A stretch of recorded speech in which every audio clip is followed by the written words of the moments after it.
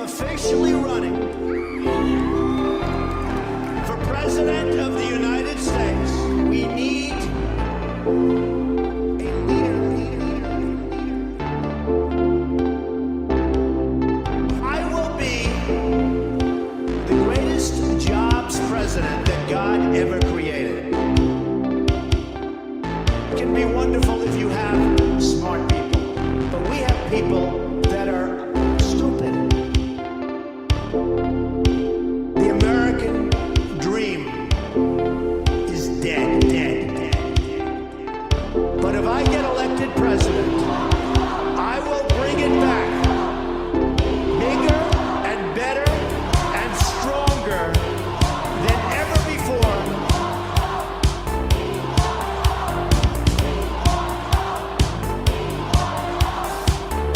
The American dream.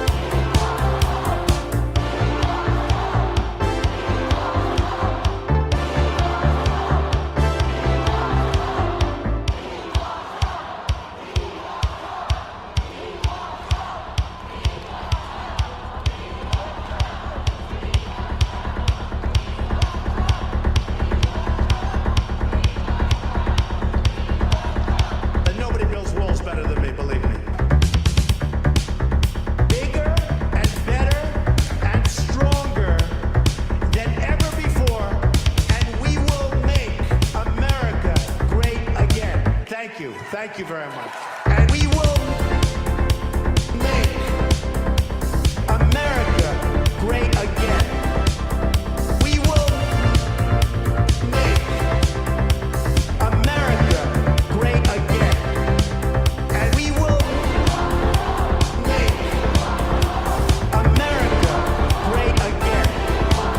And we will make America great again.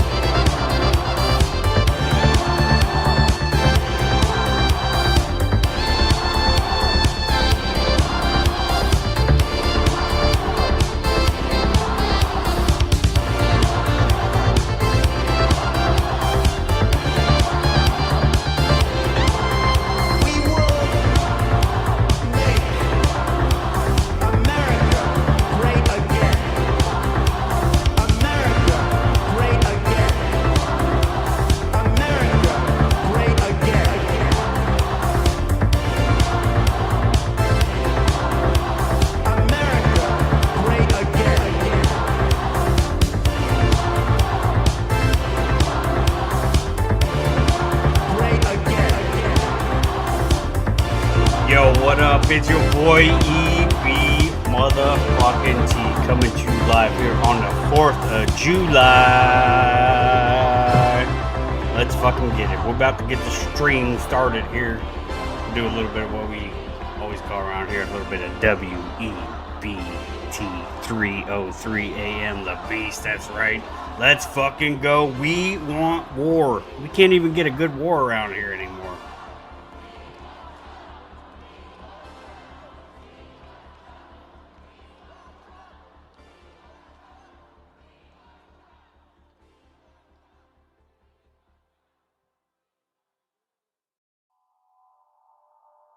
My fellow Americans, for our movement, for our children, and for our beloved country, and I say this despite all that's happened, the best is yet to come.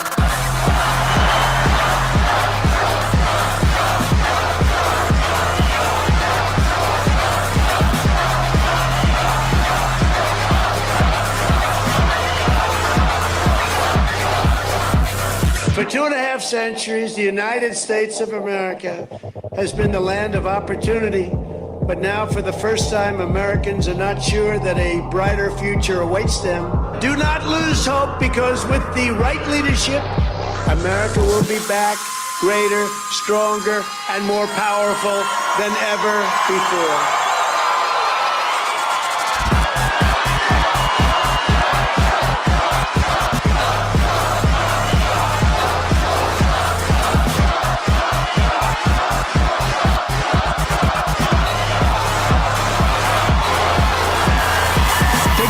Standing up against some of the most sinister forces, entrenched interests, and vicious opponents our people have ever seen. Our biggest danger is not from outside coming in. Our biggest danger is from the sick, radical politicians wanting to destroy our country. But no matter how big or powerful these corrupt radicals may be, we used to know war. We used to be the best at war. We were the best. Nobody knew war like we knew war. We were the best at it. But now nobody knows war anymore. Now nobody's no good at war no more. That's my terrible Trump. My Trump might get better as the night goes on, but we'll see how it goes. Anyways, welcome to the show. It's your boy EB motherfucking T coming to you live on the 4th of Joo Lie. Good to see you guys here. This possibly could be a Truth or Barbecue tailgate pre-show, as I've alluded in the title of the video. We'll see what happens here, but stream starts shortly. Stand by. Thank you all for coming. Thank you. What store, Mr. President? You'll find out. Give us a hint on your answer. Thank you, everybody.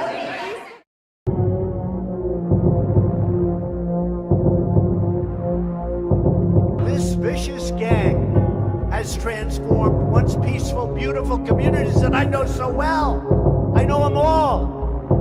Into blood-stained killing fields, savagely murdering, raping, and mutilating their victims.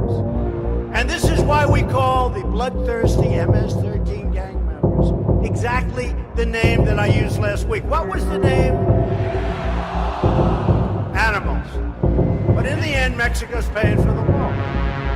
They make all of this money, and they do absolutely nothing to stop people from going through Mexico, from Honduras and all these other countries, the caravan, all of this stuff. They do nothing to help us. Nothing. They're going to pay for the wall, and they're going to enjoy it, okay?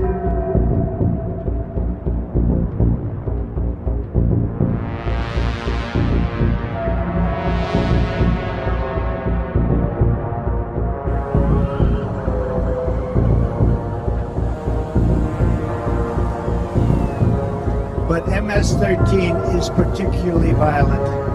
They don't like shooting people because it's too quick. It's too fast. I was reading one of these animals was caught and explaining they like to knife them and cut them and let them die slowly because...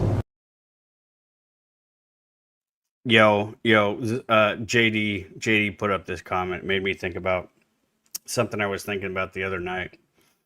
I was standing out in the driveway. It was a clear night. I was looking up at the stars, and I saw these series of stars, and I'm looking at them, and I'm just, in the back of my mind, I'm just praying that they're into ICBMs inbound. I'm looking up at these stars. I'm like, Lord, please let these be ICBMs inbound right now, please. Let's get it started. Let's get it popped off. You know what I'm saying? Let's get it going. Let's have something happen. Fuck.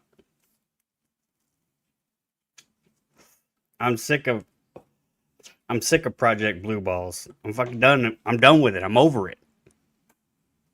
No more. These fucking cats are the cats are already trying to sabotage my fucking stream.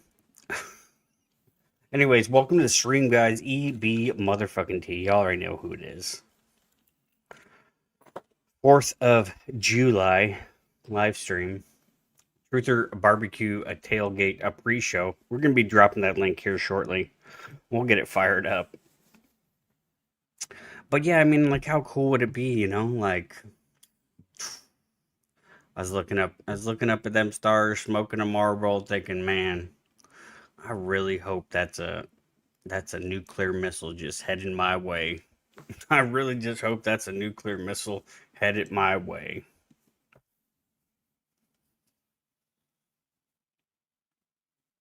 But it wasn't. It was probably fucking Elon's fucking, what's that shit? Stargate. I don't know what it, you know. Starlink. Nothing ever happens. Nothing ever fucking happens. Maybe nothing ever happened. Maybe nothing ever happened is kind of where I'm at right now. But anyways, we'll get back to the show here in a minute. That way it's more painful, and they enjoy watching that much more. These are animals.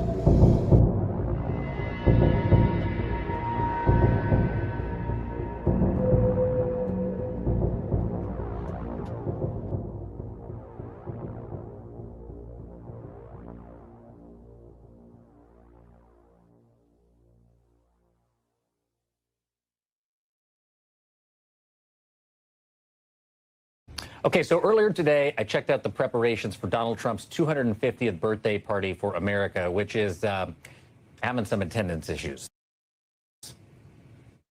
Happy early birthday, America. We're celebrating already at the Great American State Fair. Man, we've got thousands of people celebrating this birthday with us. Sometimes the pictures really don't Son tell of the full story, because if you look behind us, you see, okay, there are a couple hundred people back there, but the truth is, when you make your way over here and you're in this... The time for action has come. Our country needs a truly great leader. That's We right! need somebody that literally will take this country and make it great again.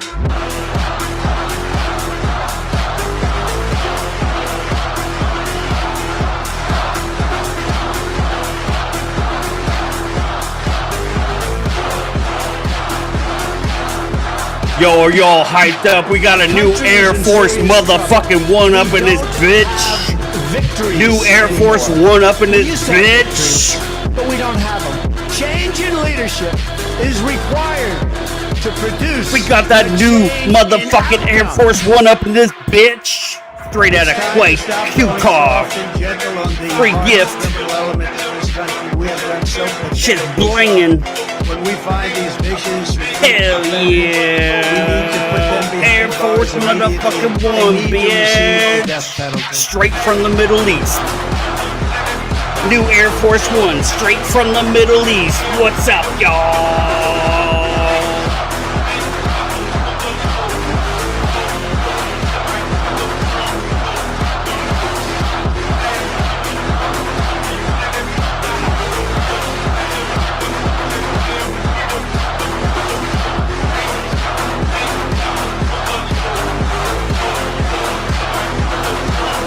You know that motherfucker's not leaving office without that thing, right? That's his motherfucking airplane now, bitch. That's his motherfucking airplane. America safe again, and we will make America broke. We will make America broke again. I love you.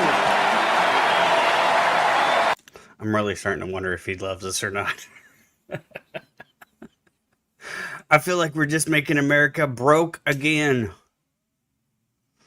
I mean, at least the new Air Force One was a free gift from the Middle East. I mean, fuck, at least, you know, it probably only cost like $1 billion to make it Air Force One, but at least the plane was free at first. I mean, right? I mean, like, that can't be a bribe at all, right?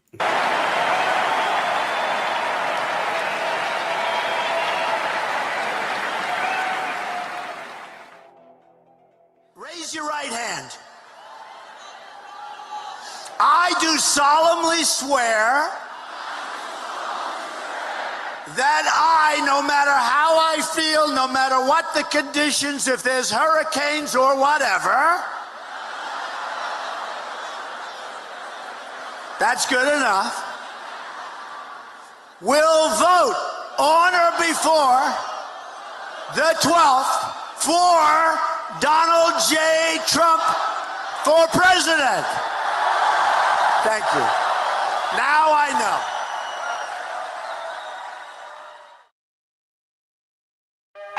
know. A small group in our nation's capital has reaped the rewards of government while the people have borne the cost. The establishment protected itself, but not the citizens of our country.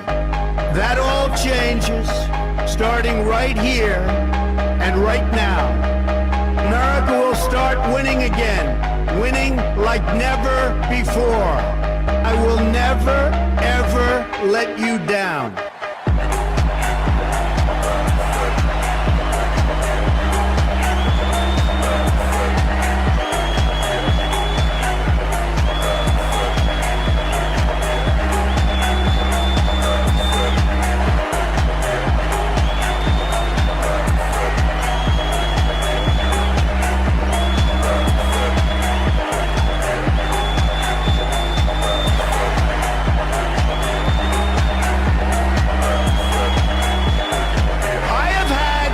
Truly great life in business.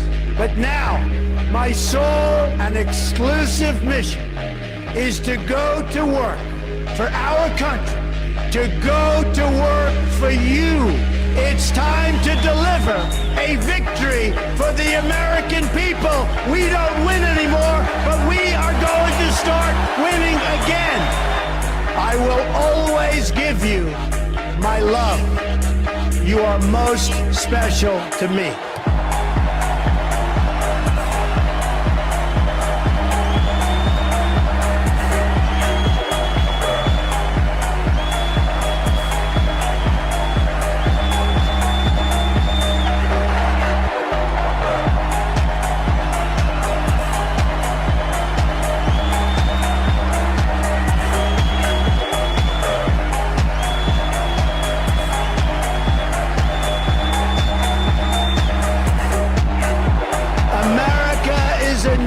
Of believers, dreamers, and strivers that is being led by a group of censors, critics, and cynics.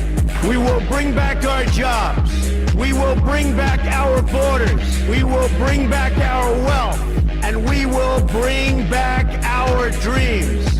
From mountain to mountain, from ocean to ocean, hear these words.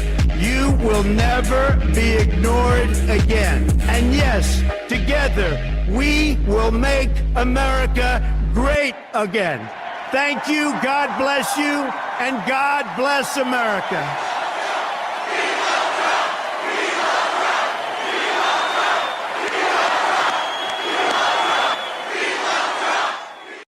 Thugs. They just told me a little while ago, 6 have been arrested, and they cut.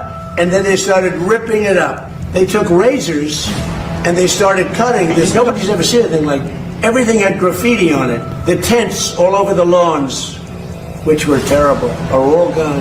And they cut patches like that, 350 feet long. They poured acid on the grass. Because, you know, grass has a life just like people have a life. A lot of them are like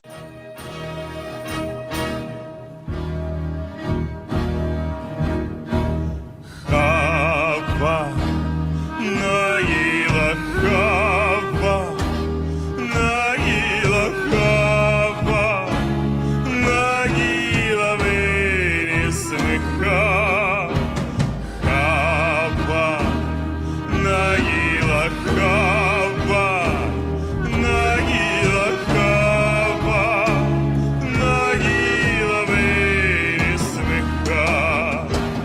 Хава неранена, Хава неранена, Хава неранена вейни смеха. Хава неранена, Хава неранена, Хава неранена вейни смеха. Урвагим голосами, урвагим голосами, урвагим голосами, урвагим голосами, урвагим голосами.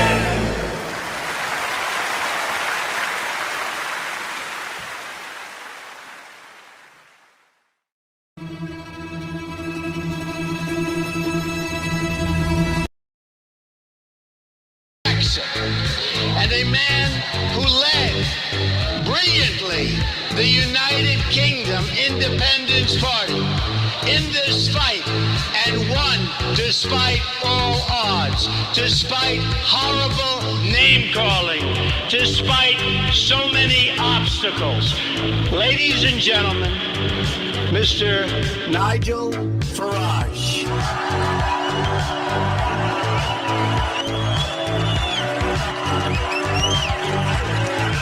Thank you very much. Well, thank you. Good evening, Mississippi.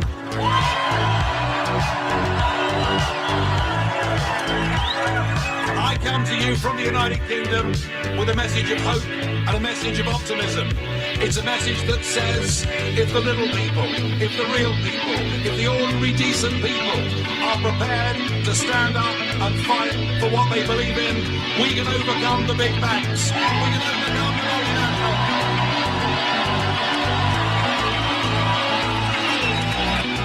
And we did it. We made June the 23rd our Independence Day when we smashed the establishment. And we did it. Everybody said we'd lose. And what did we see? We saw experts from all over the world. We saw the International Monetary Fund. We saw Moody's. We saw Standard & Poor's. We saw global leaders giving us Project Fear, telling us that if we voted not to be run by a bunch of unelected old men in Brussels, yeah, well, it's okay. They don't like me either, so it doesn't really matter, does it?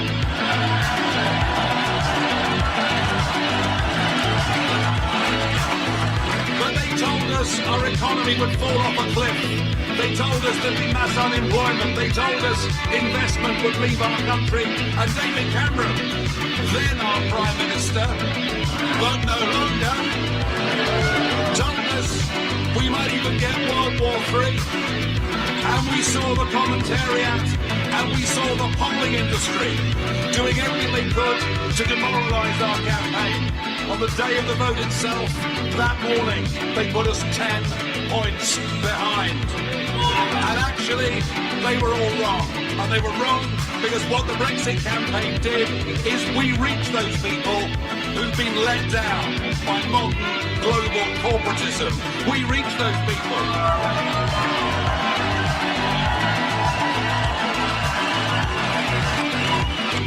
We reach those people who have never voted in their lives, but believe by going out and voting for Brexit, they can take back control of their country, take back control of their borders, and get back their pride and self-respect.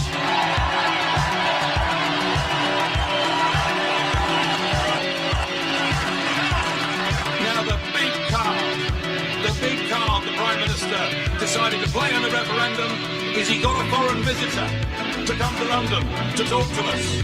Yes, we were visited by one Barack Obama.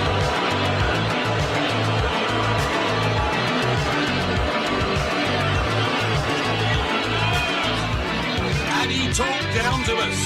He treated us as if we were nothing. One of the oldest functioning democracies in the world. And here he was telling us to vote Remain. So I, having criticised and condemned his behaviour, I could not possibly... The United States will continue to enforce our laws and secure our border. There are legal methods by which migration can and should occur. But we, as one of our priorities, will discourage illegal migration. And I believe if you come to our border, you will be turned back. I want to be clear to folks in this region who are thinking about making that dangerous trek to the United States-Mexico border. Do not come. Do not come. I'm gonna come.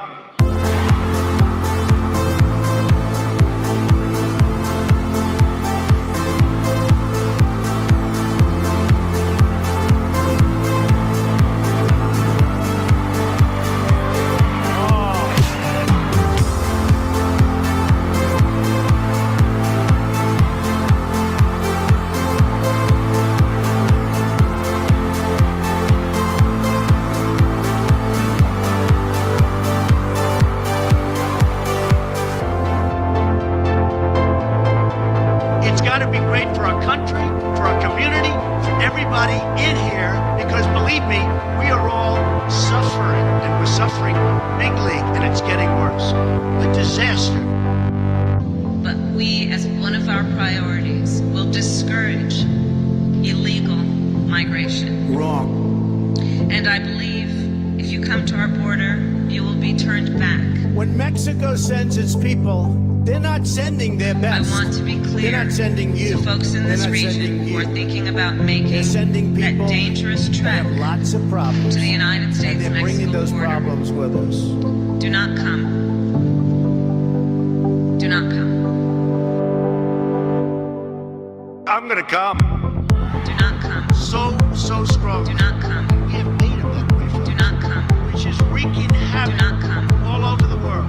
Do not come. People are scared. Do not come. You're going to see some real good things. I'm going to. Do not. I'm going to. Do not. I'm going to. Do not. I'm going to. Do not. I'm going to. Do not. I'm going to. Do not. I'm going to.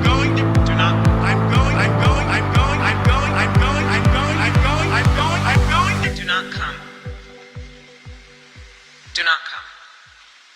I'm gonna come.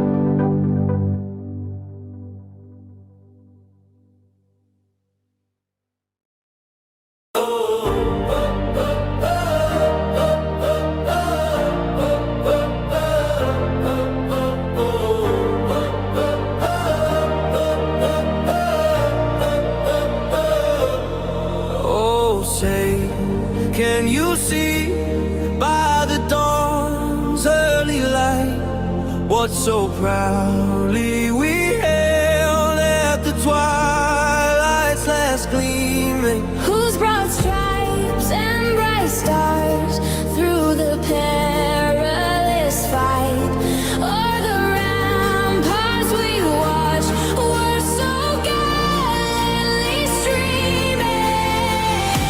The rocket's red glare, the bombs bursting in air, still shining, still flying, our flag still there. Let's go!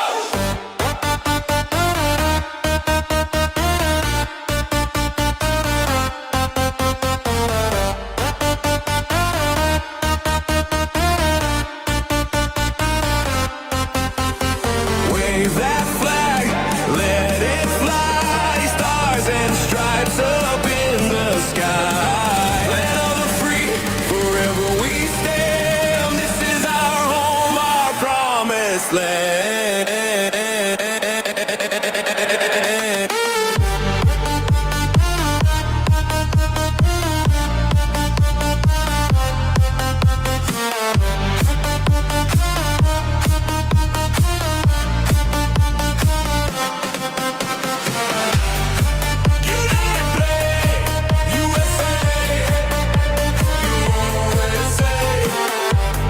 Freedom forever, never fade away.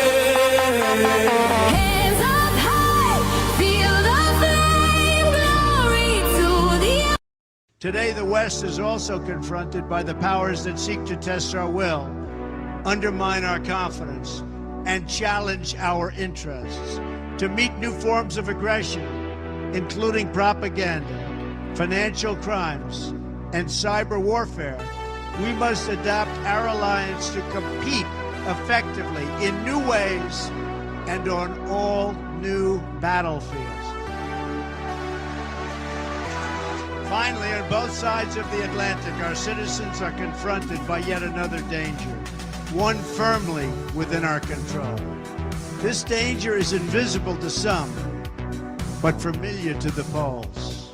The steady creep of government bureaucracy that drains the vitality and wealth of the people. The West became great, not because of paperwork.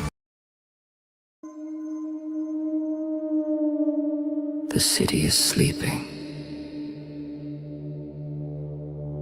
but the ground still speaks. The walls remember heat. The air remembers screams.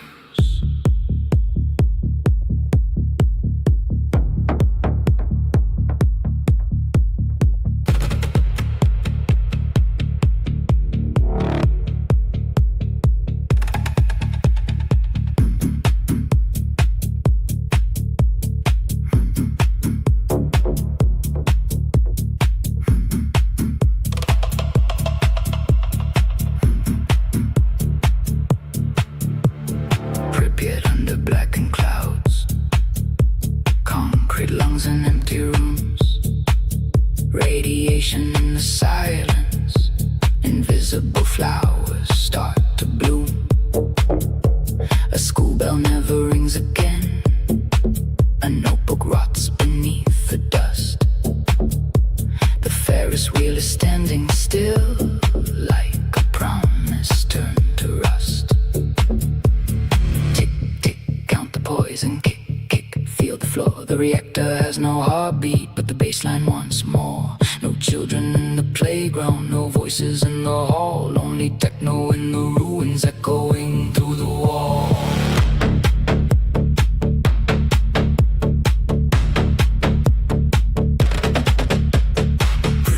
The night is radioactive. The shadows move alone. The silence is addictive. The ghost city has a techno soul. The air is full of warning. The dust becomes the sound.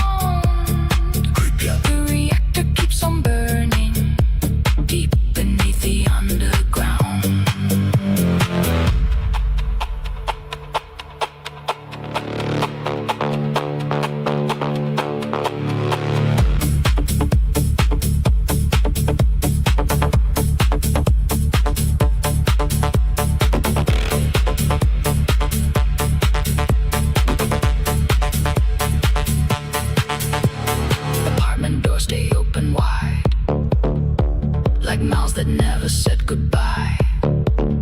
Pictures fading on the table underneath the poison sky.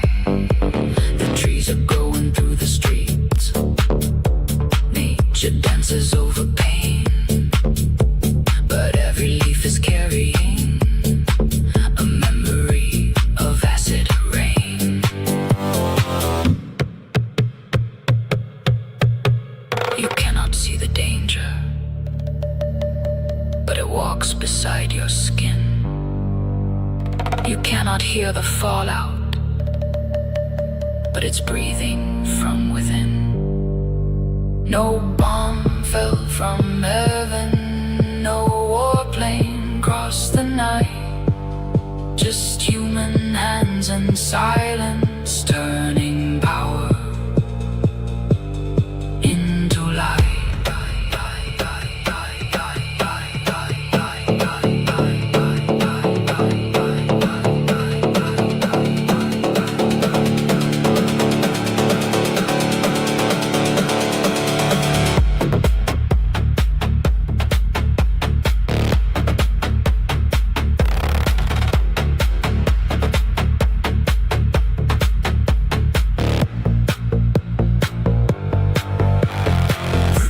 The night is radioactive.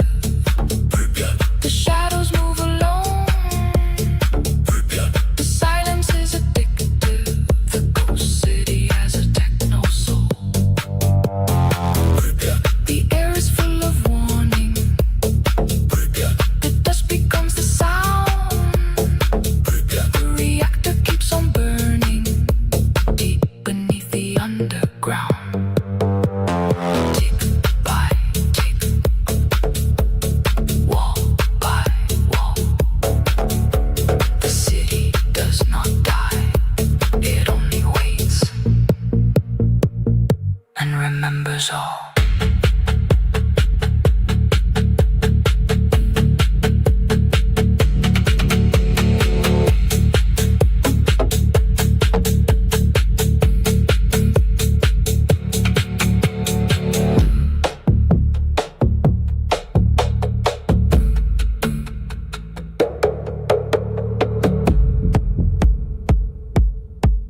They thought I was weak because I didn't shout. They thought I was broken because I stayed down. But silence is not surrender, and patience is not fear. I have been walking through this war for year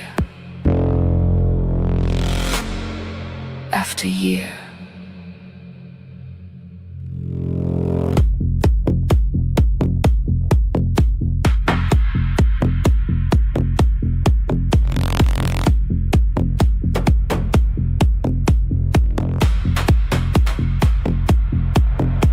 They laughed at my shaking hands. They counted every scar. They said I would never stand.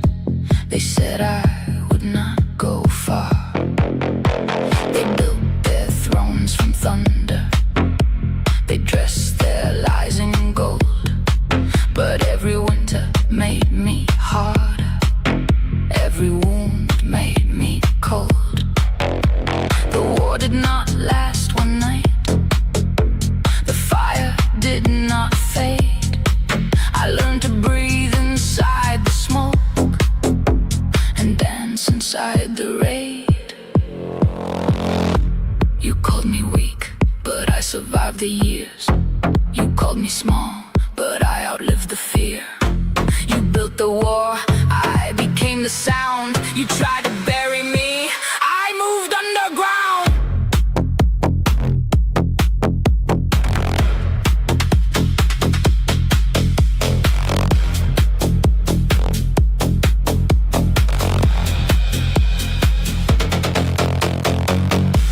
They thought I was weak, but the war is still here. They thought I would fall, but I disappeared.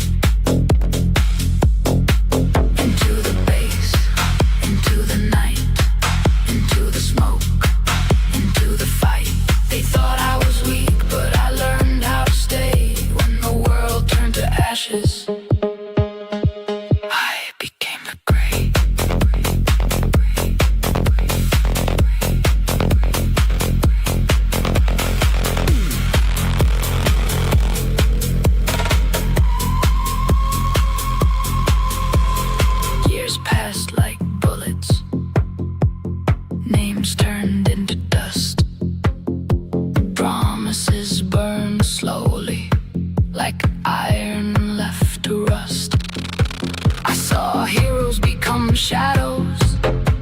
I saw cowards wear crowns. I saw the loudest men tremble when the silence came around. They wanted me on my knees. They wanted me erased.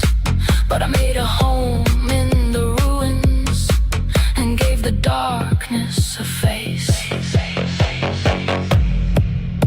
I was not weak. I was waiting.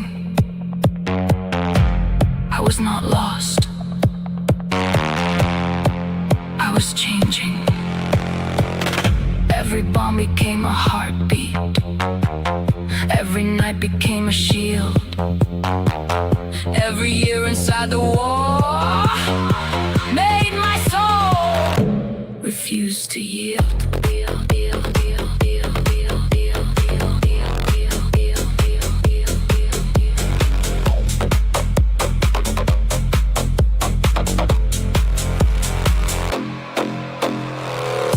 They thought I was weak. The war is still here. They thought I would break, but I became the fear.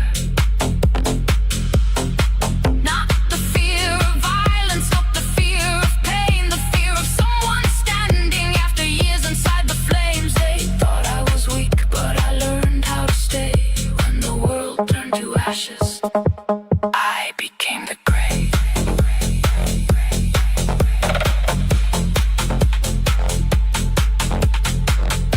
Year after year, stone after stone, they called me weak, but I survived alone. No crown, no mercy, no applause, only war, only time, only techno in my blood.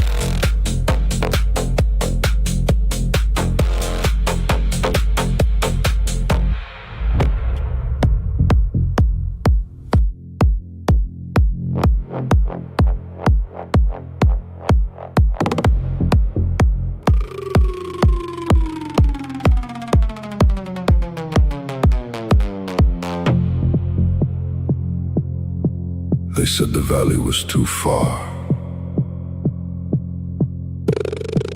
They said the mountains kept it safe.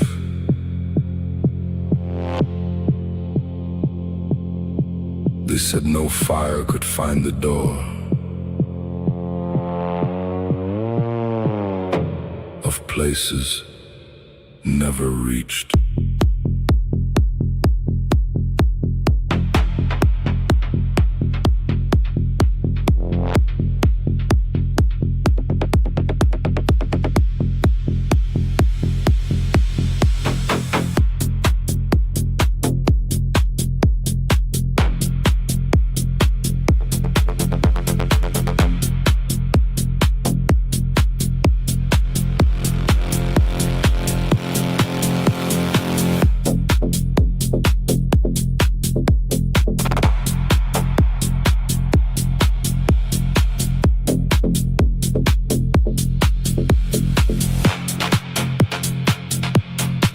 Above the roofs, no footsteps came, no marching boots, no human face, only a shadow without a breath, a silent machine carrying death. The village slept, the lights were low, then metal crossed where men don't go. No warning, no hands, no eyes, no chance, no soldier, no sound, just fire from the clouds.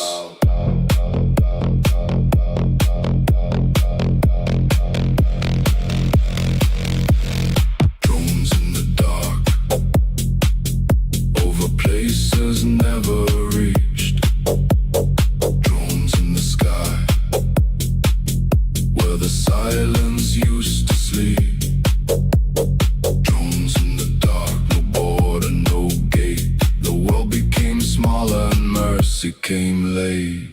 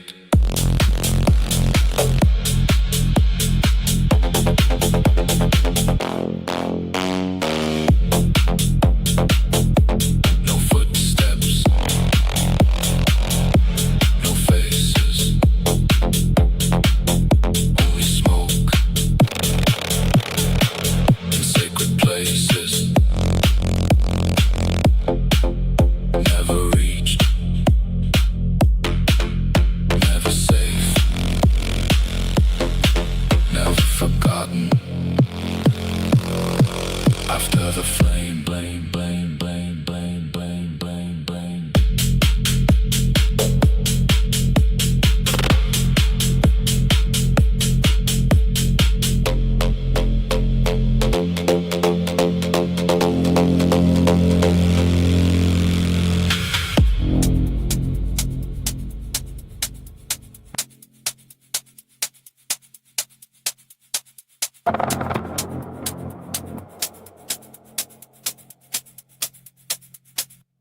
The first night came without a name, no warning on the door, no moon above the houses, just thunder from the war. A child held a candle, a mother held her breath. The city learned a new sound, the rhythm of death. They told us it was freedom. They told us it was pride. But freedom doesn't burn a home with families inside. They told us it was glory. They told us not to cry. But glory doesn't answer when the innocent ask why. War has no flag. War has no crown. War has no winner when the walls fall down. War has no saint. War has no throne. Only empty windows and children walking alone.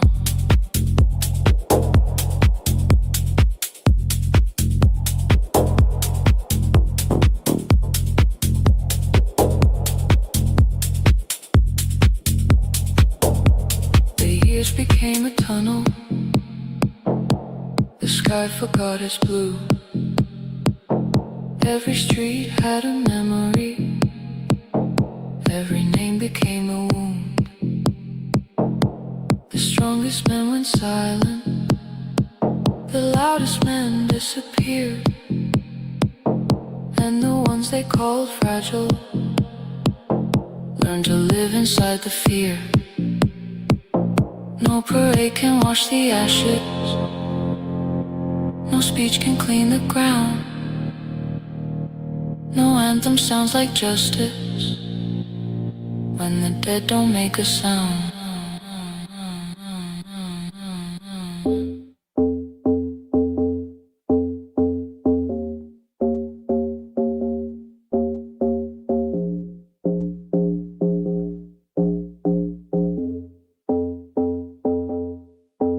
To the hands that signed the orders, to the mouths that sold the lies, to the eyes behind the screens, watching cities burn at night.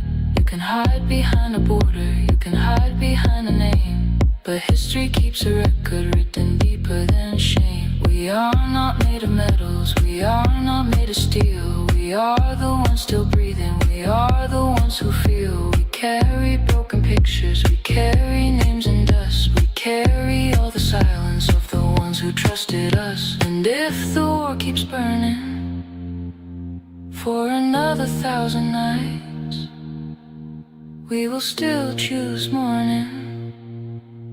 We will still protect the light.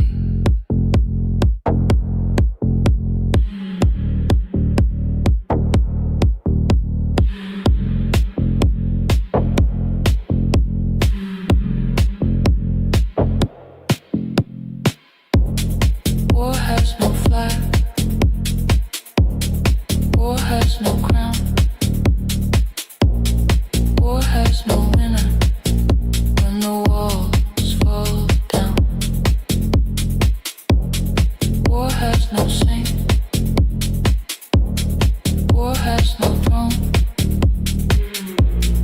Only empty windows and children walking alone. We don't praise the fire, remembers the pain. We don't call it victory when only ghosts remain. After the smoke, after the flame, someone remembers every name.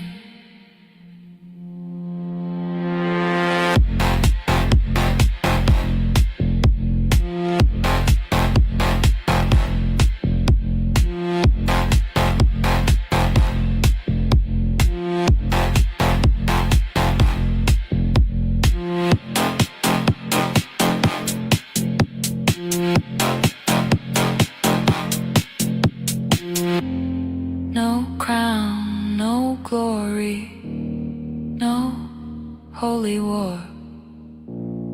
Only silence asking, what was it for?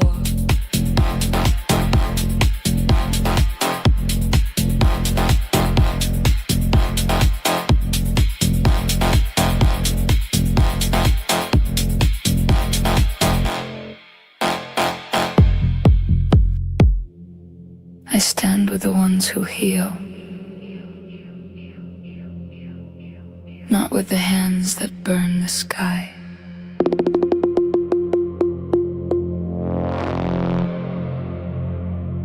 I stand with the hearts that feel, not with the men who teach the world to die.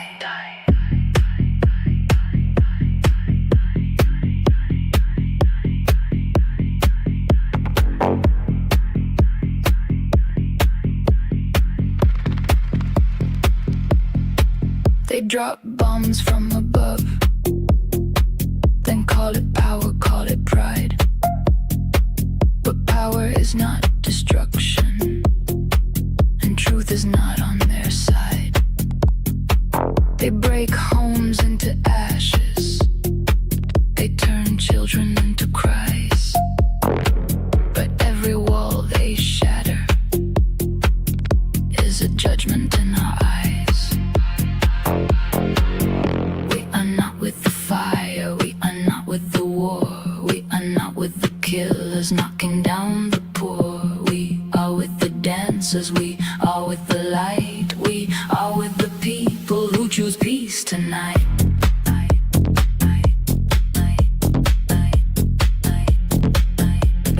Peace tonight.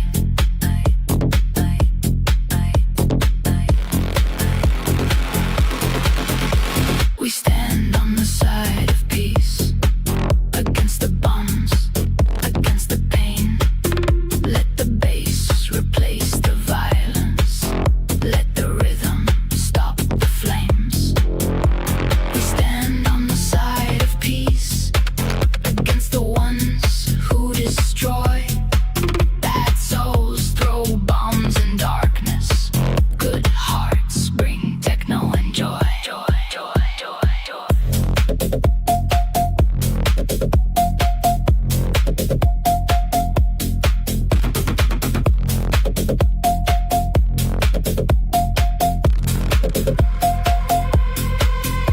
No crown can clean their conscience, no flag can hide their shame.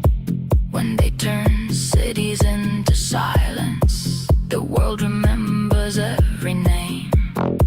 They may command the thunder, they may celebrate the blast, but every empire built on ashes falls into its past.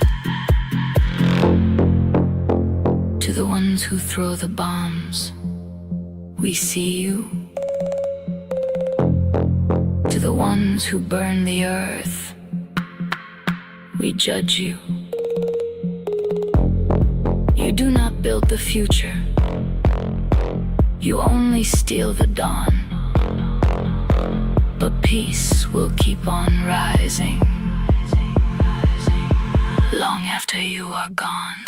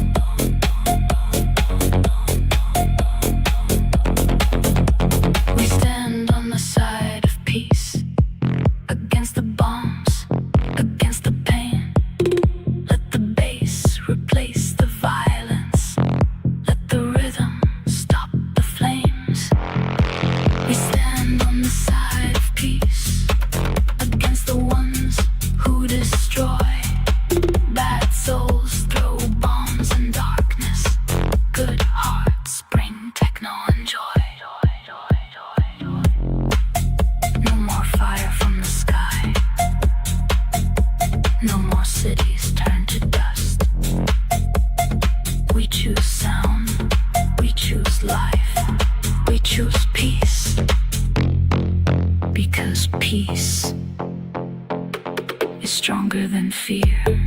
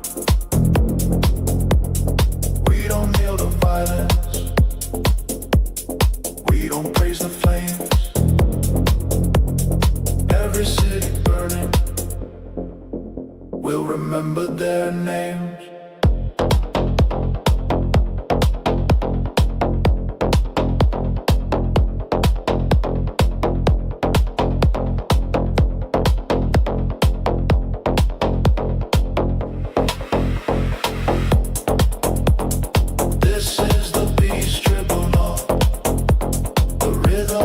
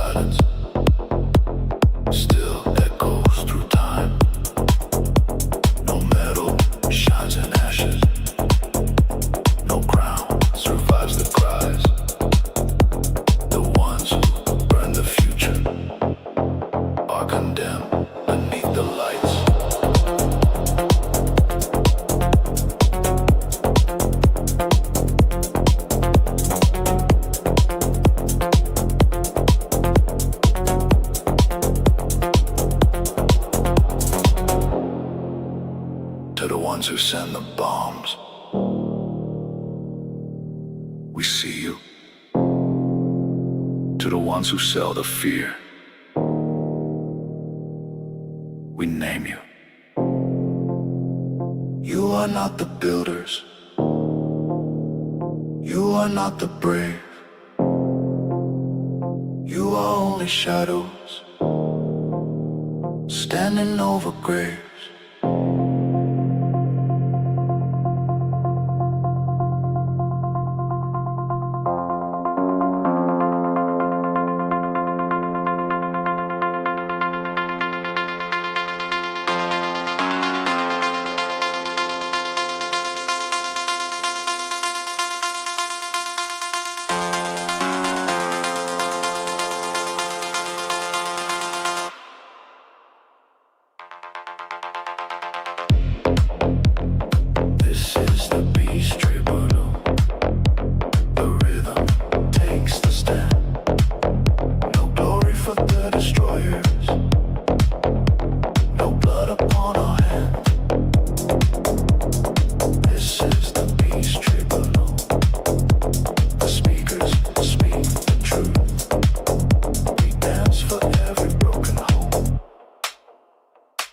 Every stolen youth.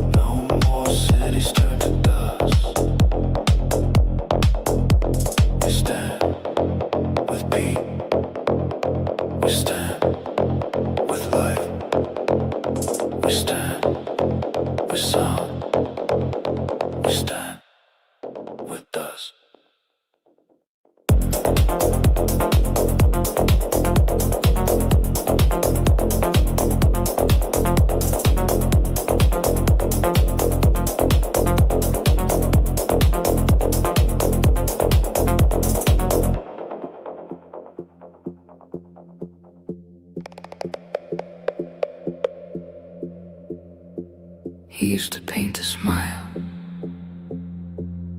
over every scar, made the children laugh under broken stars. But tonight the circus is empty. The lights don't know his name. The clown has stopped smiling and walked into the flames.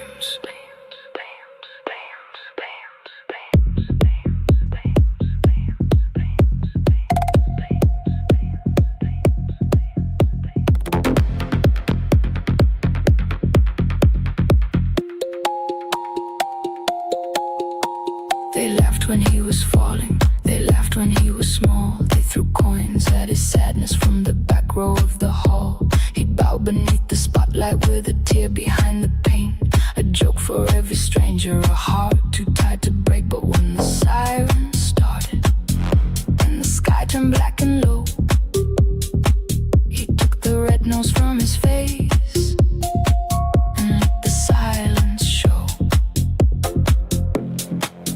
No more tricks, no more lies, no more painted paradise, no more laughter made of pain, no more dancing in the rain.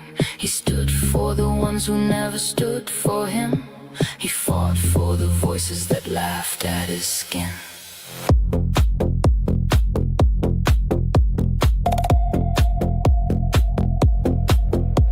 The clown who stopped smiling walked through fire for them all. For the hands that pointed at him, for the mouths that made him fall. The clown who stopped smiling carried techno in his soul. When the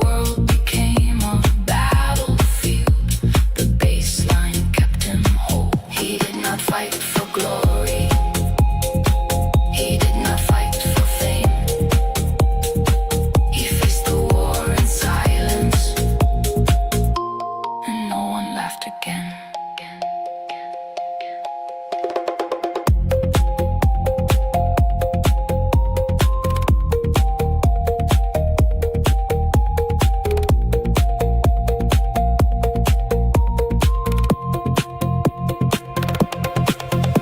His coat was full of ashes, his shoes were full of dust. The stage became a shelter for the ones who lost their trust. The same crowd that mocked him now whispered out his name. They saw the man behind the makeup walking deeper through the flame. He held no crown of power, he wore no hero's gold, just cracked white paint and sorrow, and a heart that would not fold. They laughed at his sadness, but he protected their fear. They turned him into a joke, but he still kept them near. He was not born for war, he was born to make them smile. But some souls become soldiers when the world becomes too wild.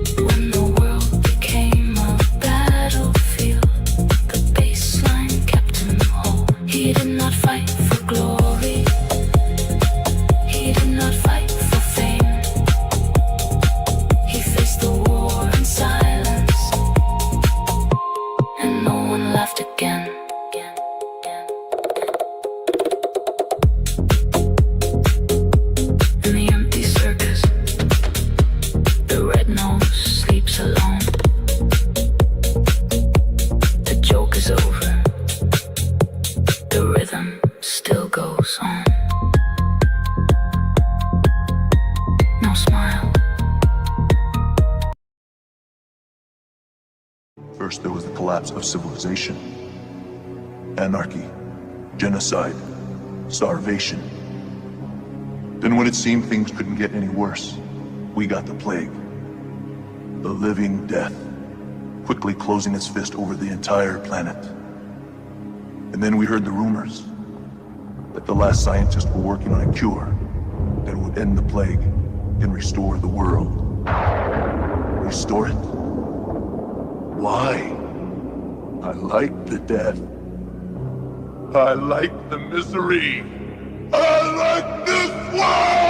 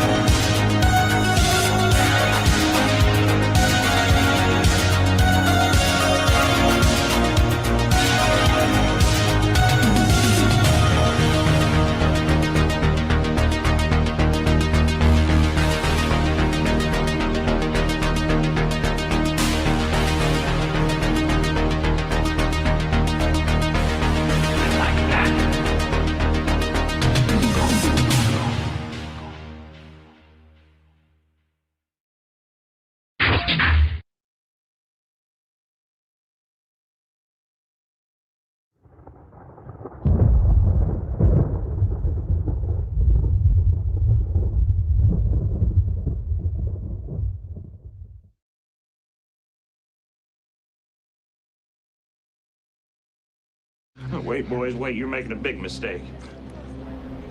You made the mistake. No, you gotta listen to me. I thought you boys understood. It's business. That's all it is. You still don't get it, do you, boys? There ain't no countries anymore. No more good guys. They're running the whole show. You do it to your own kind. What's the threat? We all sell out every day. Might as well be on the winning team.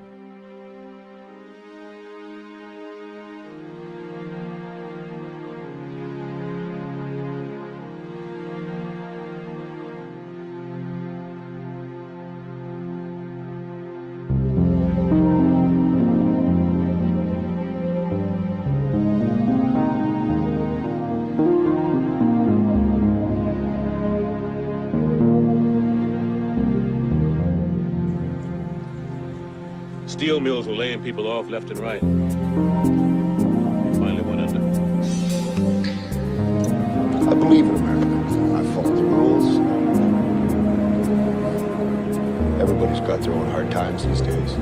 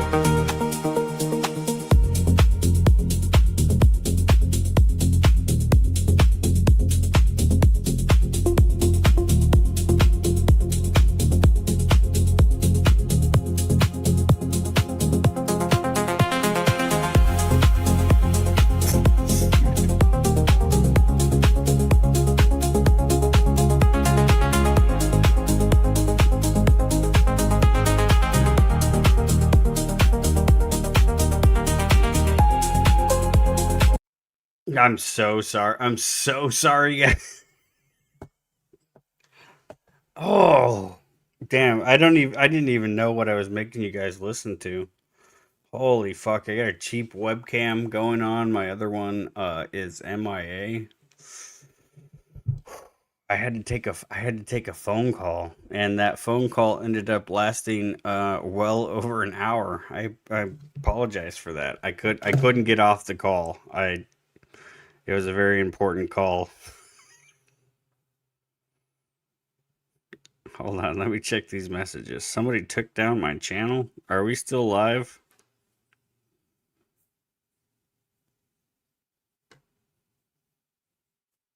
No, no, she's talking about Snow is talking about Andrew Wilson. In case you guys don't know, Andrew Wilson is terrified of me. I was up there in the chat the other night. I said, Andrew Wilson, you need better debate opponents. Where can I put in my application? And he said, I can't do an Andrew Wilson impersonation. Hold on, let me smoke a cigarette. Well, EBT, you're not very good at debates. That's not even a good impersonation. I don't know what I'm doing here.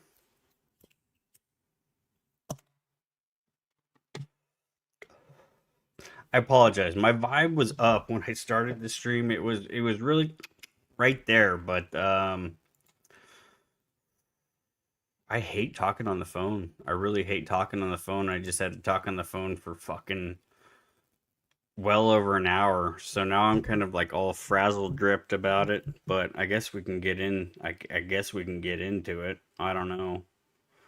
I don't really like the camera placement or the lighting or any of that stuff. You can see my elf ears. You guys know, you guys can see my lineage. I'm clearly elfin of the elf lineage. That's a thing, isn't it? Elf people. Isn't that like a truther thing? Elf people. I think it is.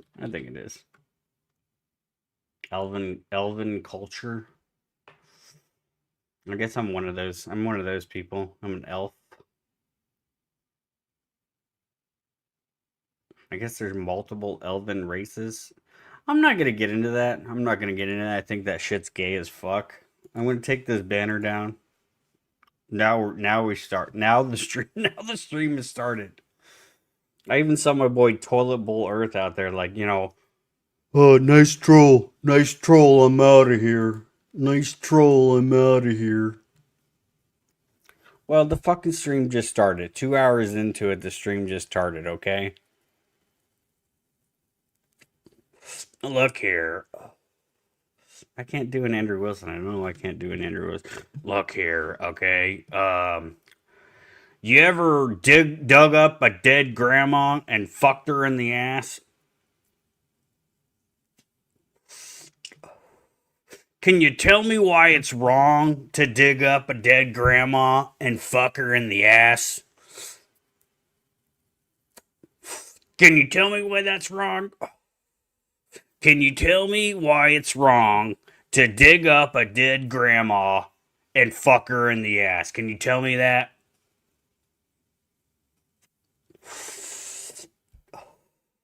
That's all I'm asking. Tell me why it's bad to dig up a dead grandma and fuck her in the ass. Tell me why that's wrong.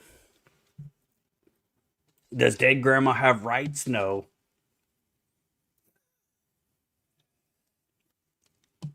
Must sound manly. Yeah.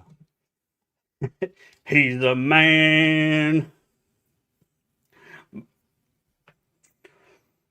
Fuck, I'm all like discombobulated after that phone call.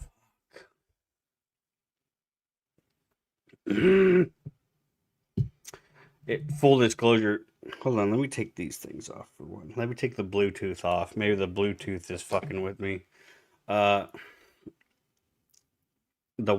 was the wife. The wife is away with the kids, and they had a little bit of an incident tonight, and then so she had to call and discuss said incident, and then it turned into a whole conversation.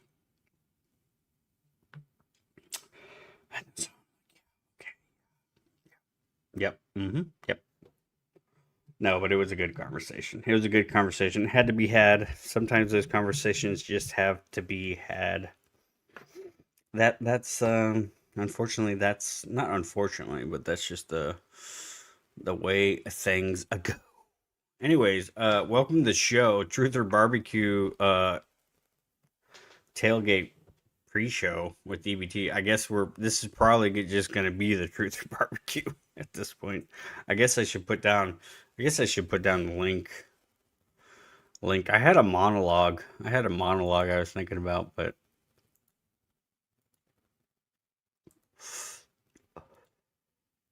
honestly, I can't remember the things that I was going to say.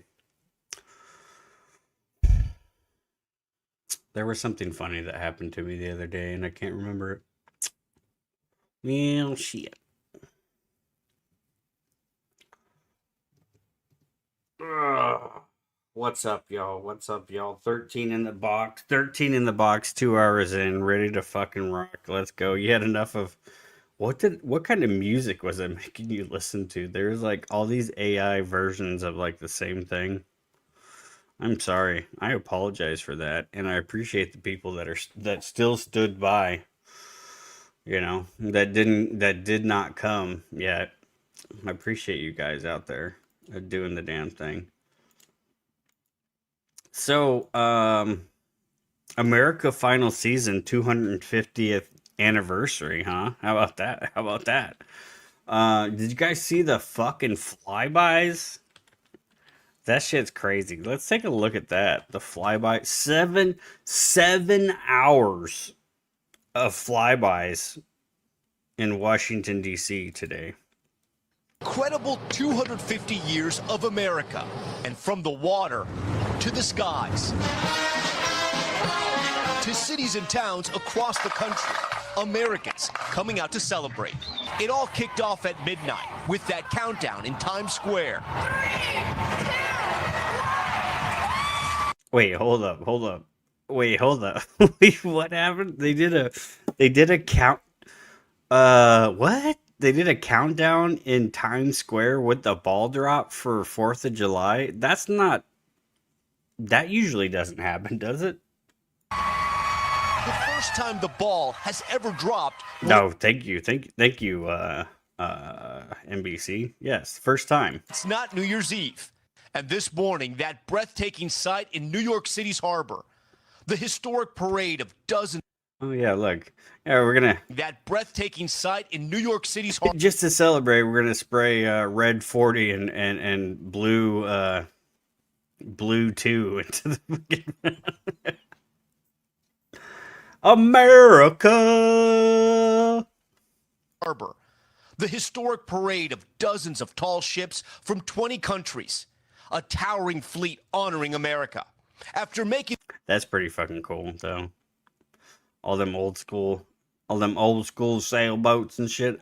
When I was in Boston, I went on the USS Constitution, which is technically the oldest ship that's still commissioned in the United States Navy.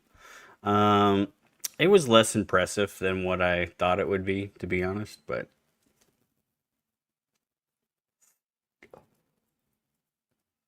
still kind of cool.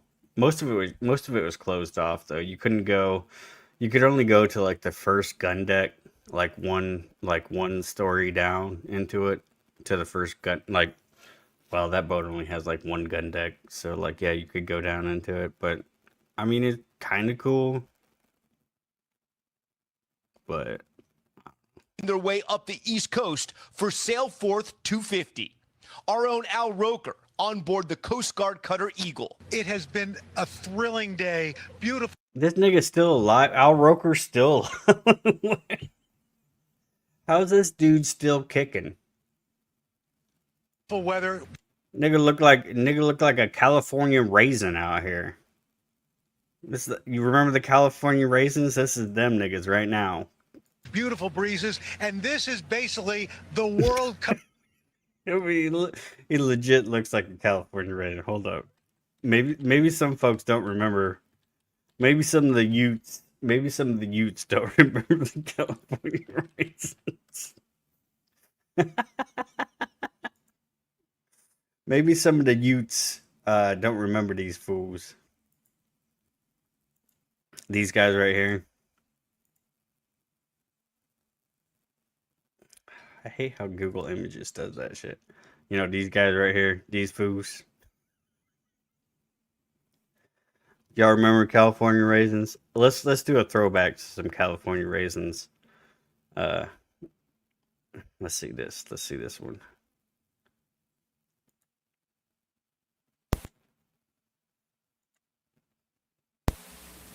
Gotta click YouTube.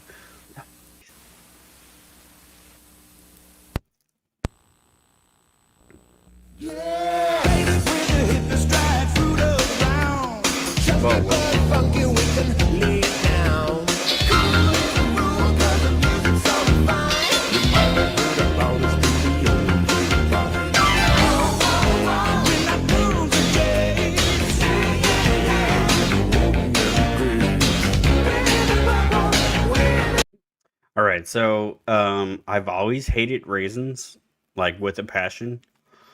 I fucking hate raisins. The most disgusting thing I think imaginable are fucking raisins. You know, like when you get the trail mix and it has raisins in it, I gotta pick the raisins out of it. I can't fuck with no raisins. I can't fuck with no raisins. But I was a big fan of the California raisins. I think I had California raisin action figures for some reason. I don't know. They were probably like a Happy Meal toy at some point in time. I don't know.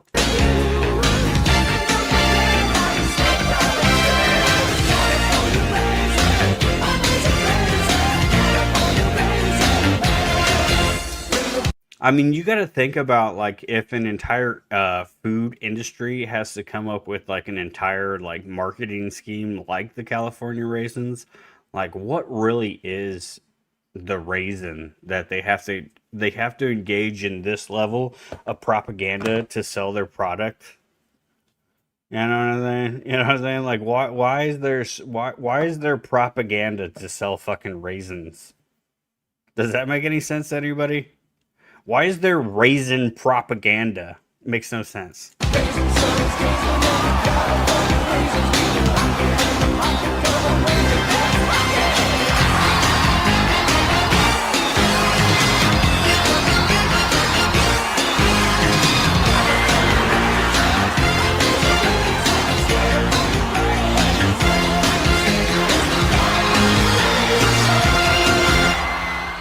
Woo!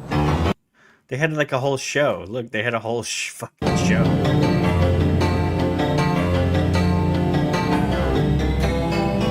Sure she hasn't checked in or called Mrs. Lulu Arberman?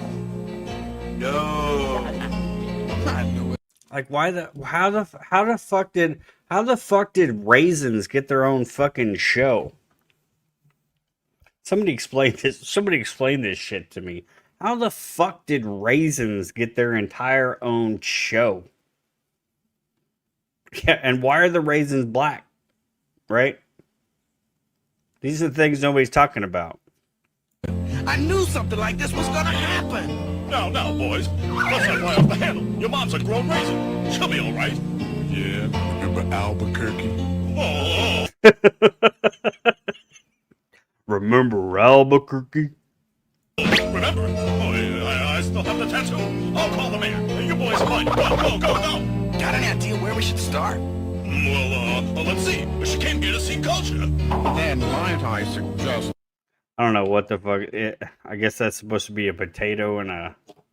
I don't know if that's supposed to be a carrot or something, or fucking turnip. But anyways, back to America. Cup of the maritime world.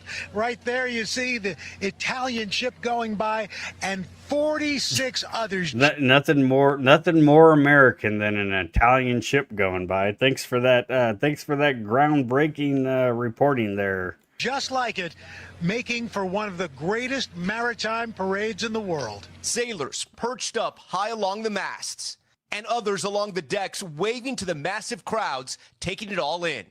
watching the largest maritime gathering in American history. Oh my gosh, I loved it.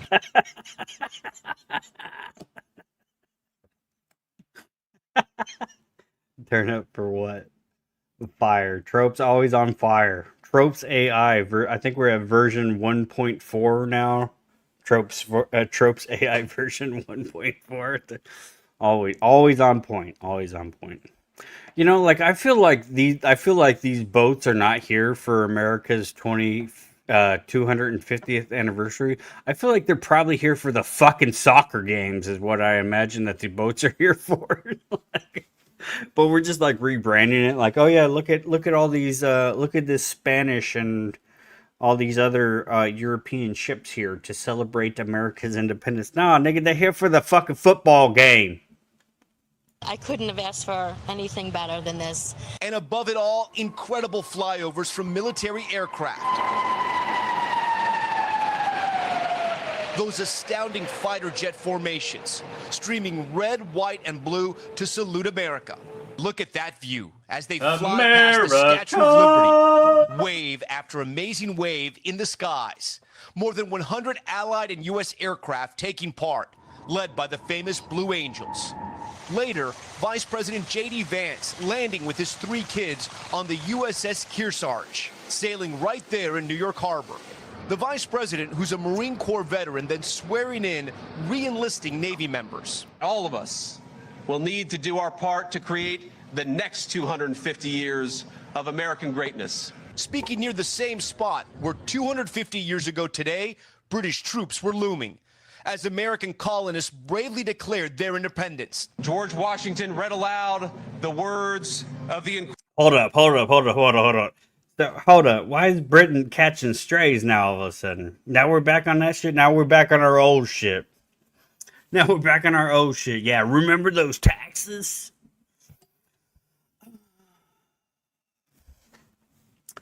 I remembered how much my grocery bill was yesterday when I went to the store. I remember that. I feel like that's cause for a goddamn revolution. You know what I'm saying? Credible declaration. We hold these truths to be self-evident. That all men are created equal. That they are endowed by their Creator with certain unalienable rights. And that among these rights, are we sure about that? Are we sure about that?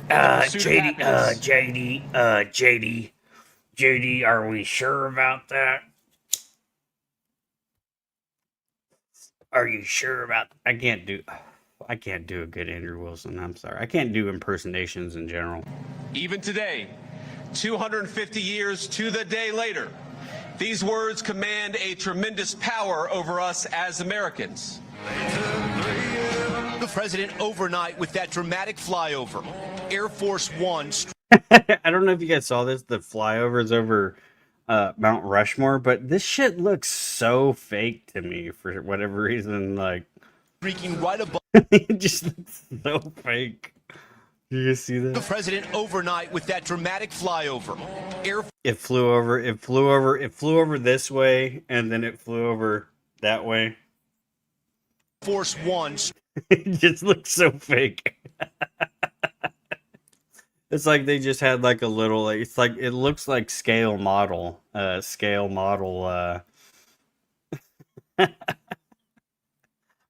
don't know if you guys ever been to Mount Rushmore. It's literally in the middle of fucking like nowhere. And you have to like walk up this big fucking trail, and then it's like, oh, there's some white dudes on this mountain. Okay, pretty cool. Pretty cool, I guess. I don't know. Streaking right above Mount Rushmore in the Black Hills of South Dakota. President Trump with a passionate tribute to American values and achievements. At 250 years, America is the oldest republic on earth. We are the freest people on earth.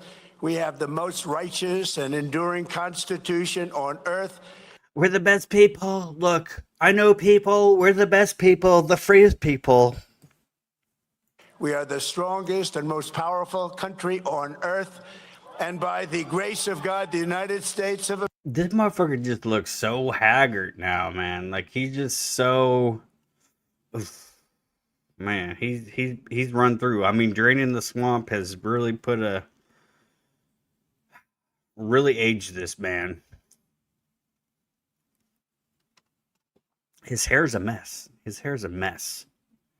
America is the most successful, most accomplished, most exceptional nation ever to exist in human history. Yo, And man. it is great to be your president.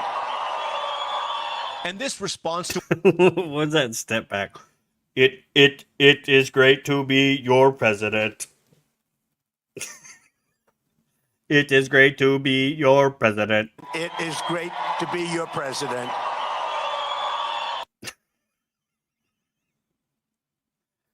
Got him. Mission accomplished. We got him. and this responds to what he calls the unfair criticism of the U.S. As for those who peddle Marxist lies about our heritage, or tell our children that we live on stolen land or that our heroes were oppressors, they're doing something much worse than slandering our past. They are slandering. And you know what we're going to do to those people? We're going to bomb the fuck out of those people that say that we're oppressors. We've got a Hellfire missile with their fucking name on it. How dare these people say these things? Slandering and attacking our future. Fireworks! Yay! Yay! Yay! Fireworks! Oh, flashy things! Flashy things! Oh, so cool! Then a spectacular fireworks display over that stunning monument to our greatest presidents. Also overnight, Gatlinburg, Tennessee, marking the first 4th of July parade of the weekend, bringing out this massive 250th birthday cake balloon. America 250. It wasn't that massive. Why did we cut to Gatlinburg? Why did we fucking cut to Gatlinburg? Can we cut to Dollywood?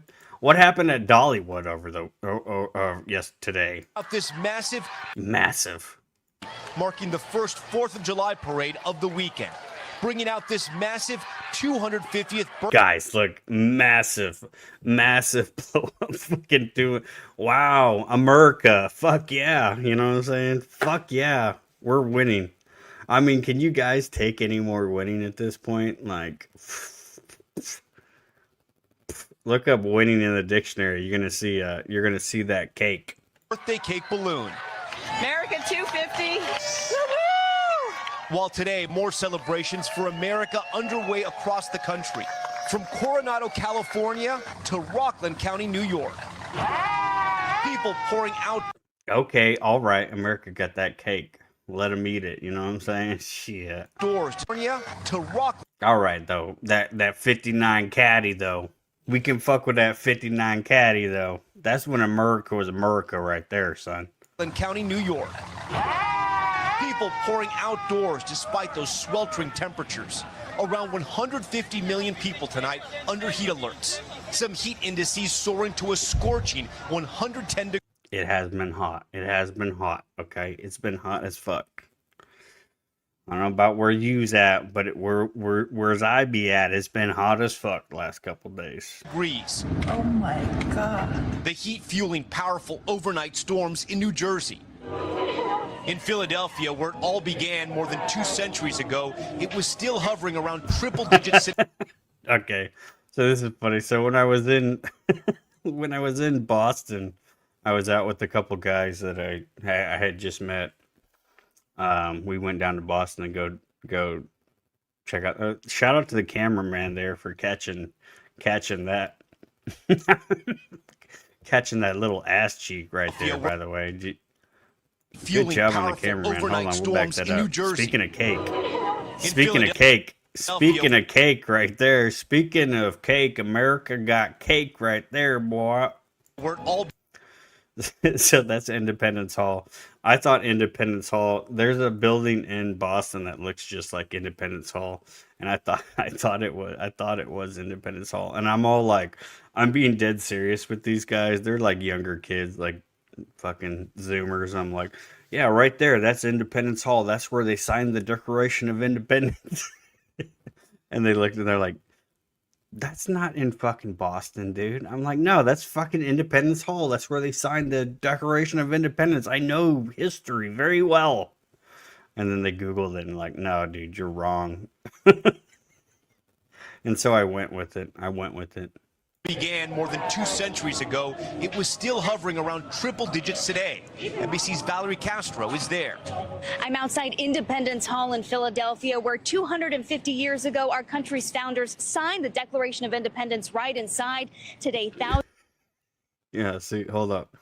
I gotta land the joke. I gotta show my short to land the joke. Hold on, stand by. Live truth reading. Freedom Hall, motherfuckers. That's where the Independence Declaration was signed, right there at Freedom Hall. What's up, EBT from Boston? We're out here in Boston tonight. Anyways, that was EBT in Boston, if you guys remember. Thousands gathering to celebrate in America's birthplace. Including Jeff Wilkins, who came out dressed as a Revolutionary War-era American militia member. A lot of people want to take pictures with you. It's emotional. Yeah, it really is. It's just overwhelming, really, to be part of the, the nation's birthday today. Damn, this guy served in the Revolutionary War. Damn, he's old as fuck. I'm humbled. Earlier in Philly. As a guy that dresses up as a revolutionary, I'm so humbled. As a guy who dresses up that plays a guy who plays a guy that played a guy, I'm very humbled. He survived the Revolutionary War and the Holocaust. God bless his soul.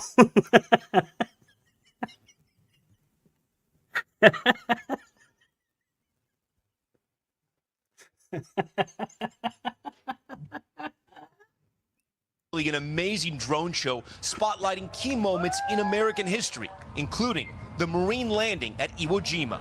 Okay, that's and officials cool. bearing a time capsule right there in front of Independence Hall with artifacts. They always got the creepy ass fucking time capsules. Why they always got to pull out the creepy ass fucking time capsules? From all U.S. states and territories. What the fuck is in that time capsule is what I want to know. They need to be there. What the fuck is in that time capsule? That's the Epstein. That's the fucking Epstein files. There you go, folks. There's the Epstein files going into the time capsule. We'll pull them out in 250 years. A snapshot of today's America, to be opened in 2276. Out west, a massive American flag draped over the Hoover Dam. And that's the Declaration of Independence projected onto the Sphere in Las Vegas. In the skies, one pilot in a Cessna. Yeah, I've seen this too. Like, I've seen this on the. I follow some of these channels that just like watch flight radar. But yeah, this guy did a flight path and he outlined USA 250th aircraft going viral, tracing a message for America's 250th birthday with this flight pattern over Ohio, see on flight radar. And NBC's Maggie Vespa is in Chicago. America 250 fever is alive and well in the Midwest. Massive crowds have been packing Chicago's iconic Navy Pier ahead of tonight's fireworks display, the largest and longest in the show's history. And they're even honoring America's big birthday in Tokyo with an extravagant fireworks display. What?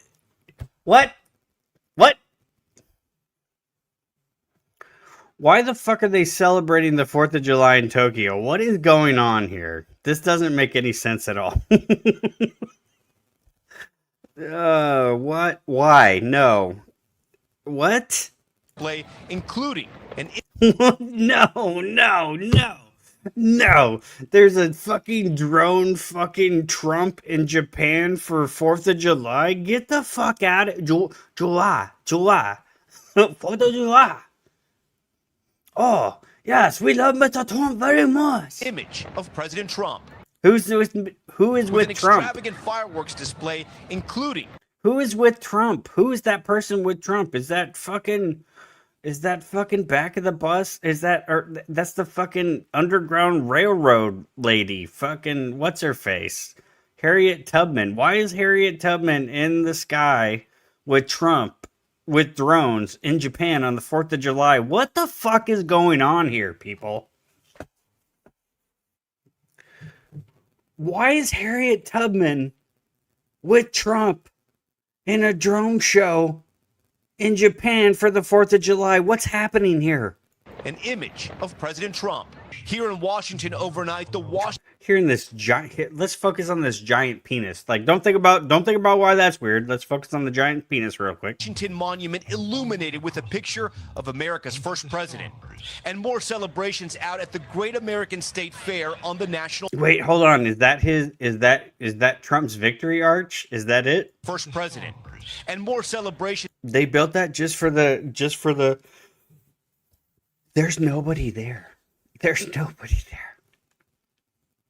Out at the Great American State Fair on the National Mall, including even more impressive flyovers by military aircraft. Everybody needs to experience the 4th of July in Washington once in their lifetime. Crowds braving the heat and prepping for that historic fireworks display tonight. A record breaker, so we'll be shooting over 850,000 pyrotechnics. It's going to be the best. We think more like pedo techniques, if you know what I mean.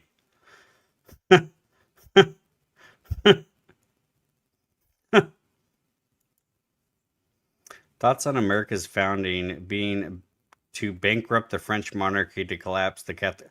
Yeah, I 100% agree with this. I believe so. Like, the Revolutionary War was just a proxy war in the ongoing French and British war, for sure. Yeah, I mean, I agree with that.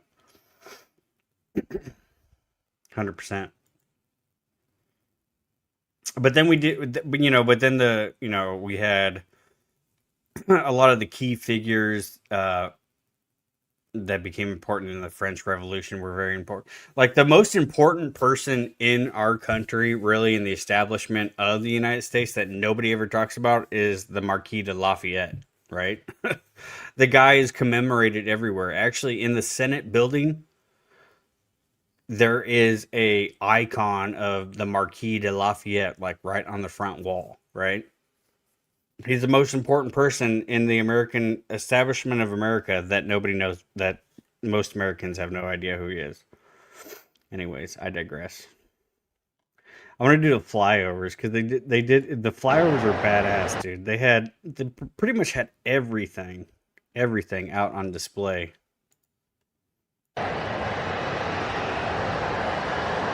We got F-35.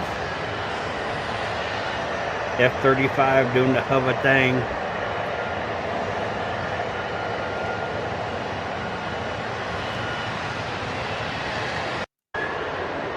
F-35 still hovering. F-35 flyby. More F-35. Look. Oh my God. We got a B-2.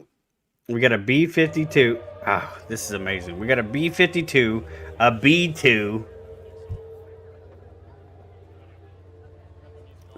Look at all the pollution pouring out of that bad boy right there. This is the B-52 that has not had the Rolls-Royce engine upgrades yet.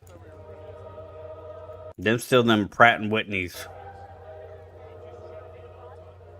Look at that. We got a B-2 out in front. We got a B-2 out in front. We got a B-52 and we got a B-1. This is so cool. I wish I could have been there to see these flyovers. That's an epic flyover right there. I've never seen a B-1 or a B-2 in flight, actually. I've seen a B-52. I've never seen a B-1 or a B-2 bomber in flight. That's so cool. Look at how cool that is. Damn, that's badass. That also cost, like, the amount of money it costs to do these flyovers is disgusting. It's fucking disgusting how much this cost. Good evening, ladies and gentlemen. Welcome to today's performance featuring the U.S. Navy's 5th generation stealth fighter aircraft, the F-35C Lightning II. Major John Rogers, callsign Corby, hailing from Bowling Green, Ohio, will be at the controls for this tactical demonstration as he displays the impressive flight. How do you donate to America? I think we all do. It's called taxes. Characteristics of this advanced warfighting machine. You've been inside of a B2?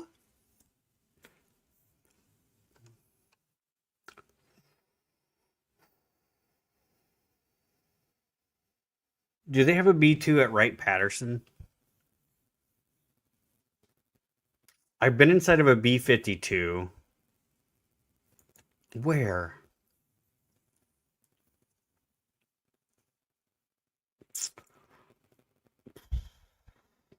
I don't think I've ever been up close and personal to a B2 ever. Serving as ground safety officer, we have Lieutenant Kyle Mathesor. Good evening, ladies and gentlemen. Beholder just like revealed his Fed status. You've been inside a U2 as well? U.S. Navy's 5th generation stealth fighter aircraft, the F-35C Lightning II. F-35. Yes. You'll both hear in if you would like to donate, Jesse Smith, I do have a buy me a coffee. Let me put that link in there.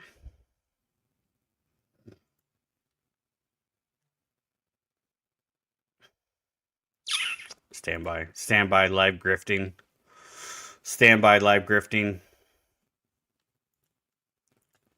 I don't know if the link works. You can do buy me a coffee / enslaved by truth. You could also do Cash App.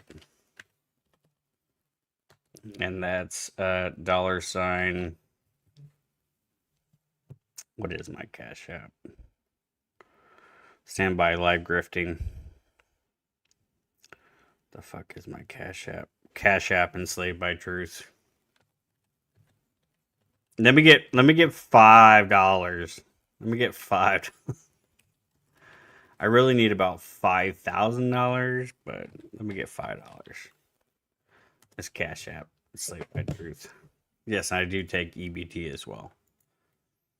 Field the jet as he passes Show Center and Max Afterburner. Take note of how smoothly this aircraft cuts through the air as Corby provides you with a planform view of this incredible stealth fighter. From the right, on a knife's edge, the F-35C. We got F-35 again, garbage, waste of money airplane. Let's see what else we got. Let's get that. We got the Osprey CV-22s.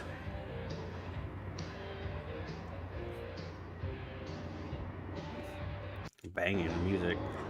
We got the Osprey CV-22s, garbage.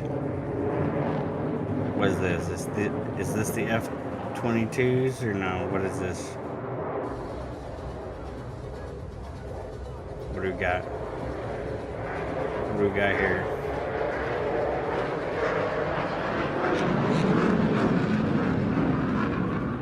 Is that F-35 again? Targeting pod and its ability to carry weapons internally. Woo! F-35 again? As it passes you, you will notice the aircraft's ability as it appears to almost drift through the sky, demonstrating its ability to rapidly change its energy. They're really trying to sell the. They're really trying to sell that thing. The rear of the aircraft, which yeah, don't pay attention how much of a giant waste of money this airplane project was.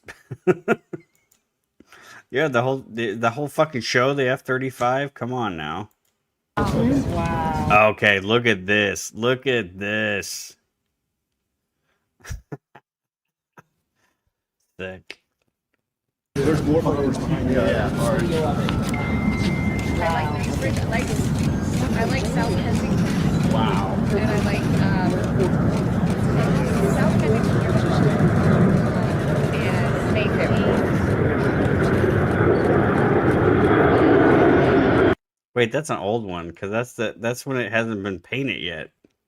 What was that? What was that? What was that? Oh fuck yeah! Look at the drones with the fucking. Tell me this. Please don't tell me this is AI. To celebrate America's 250th birthday, we're going to fly 2,500 drones tonight. This is the largest 4th of July display that has ever happened. We're so excited to be celebrating communities all over America, celebrating America 250, and tonight we're kicking it off with our largest show of the 4th of July season. Sit back, relax, and enjoy the show.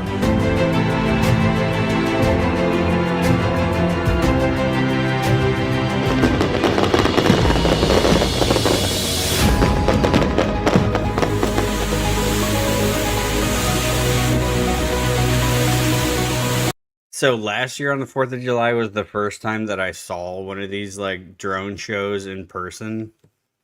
And it was like really hard to like, it was really hard to even comprehend it. Like, honestly. Like, cause I'd seen them before, like on YouTube and everything. And I was like, part of me was like, oh, I don't know if that's even fucking real or not. Like, kind of seemed fucking bullshit. But last year at one of the local cities' big 4th of July shows, they did a whole drone, whole part of the show was drones, and it was fucking crazy. It was nuts, but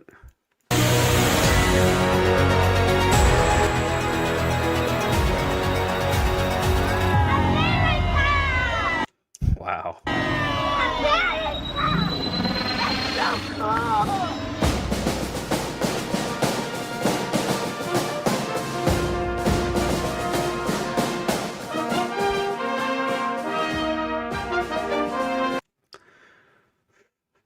Wow, the amount of money to put this white motherfucker up in the sky. Come on now. And to put another white motherfucker up in the sky.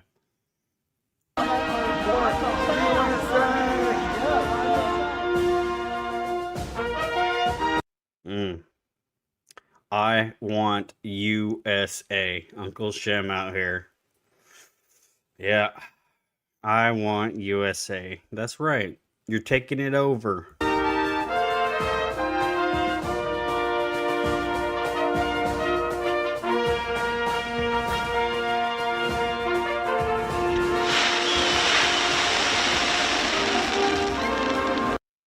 Okay. Okay. That's cool. That's cool. What are those P-40s? Those look like P-40s. Okay, I gotta pull up this. I gotta pull this up because I saw this earlier today and it was so fucking badass. But they have... Dude, the production on this is so fucking badass. This is Soaring by the Sea Foundation. They got a P-40 Warhawk and they got the guns going and everything on it, but the production value on this video is like second to none. Fucking badass. This is the most American thing I've seen in the last several days. So what we're doing this weekend is we're taking the P-40 up, which hasn't fired guns live from the air in over 80 years, probably since the end of World War II. Some people would say leave these airplanes in museums. They're too rare, too historical, too valuable to fly. What's your opinion and answer to that? You know, that's the thing that I hate to hear the most, because there's already tons of these aircraft in museums. Every museum that wants a non-flyable P-40 pretty much has one. There's lots of these aircraft behind glass where that's all they are. They get covered in dust. I'm here to do this and get it to fly. Machines and the men that did this and everything they had to sacrifice for us. Fuck yeah. So the team we put together to do this event, they're the best in their field. No matter what job they have, they are the best we could possibly find for this. And a year's worth of work is riding on these next 2 days. This has not happened for 80 years. I would say it is. Hey, Nana, I was hoping you were going to be here to see this. I wanted to share this with you when I saw it. I was like, oh, Nana, I know who would love this. Nana would love this. But this is so cool. This is so cool to me. I geeked out on this today hard. Very rare, but that would be an understatement. You know, these were kids. I mean, they're 19, 20 years old, sometimes younger, lying about their age so they could go off to combat. they got less than 100 hours of flying time, which is, most people that are pilots think, my God, at less than 100 hours, they put me into a P-40 or a P-51 or one of these high-performance airplanes to go off to fight a war. I had to grow up very quick. I'm not sure my dad wanted to let me drive a car at that age. Yeah, like how cool was this generation? Like we talk shit about the boomers, but how fucking cool. I mean, I guess we use boomer in a different context really and technically now, but I mean, like, how fucking cool was this generation, man? Like, just everything was so awesome then, like everything was like kind of new and like it's just amazing. Like, you do connect with them, especially whenever I get in this airplane. And raw. Everything was just raw. That's what's so cool. Everything was just raw. Everything was raw and fucking badass, and you had to be. It seemed like everybody was just a manly man. It was like a whole generation of Andrew Wilsons out here. And not even saying with all the guns, just to go fly it on any given day, it is iconic. And anybody that knows their aviation really would love to be in my shoes to get in one and go fly.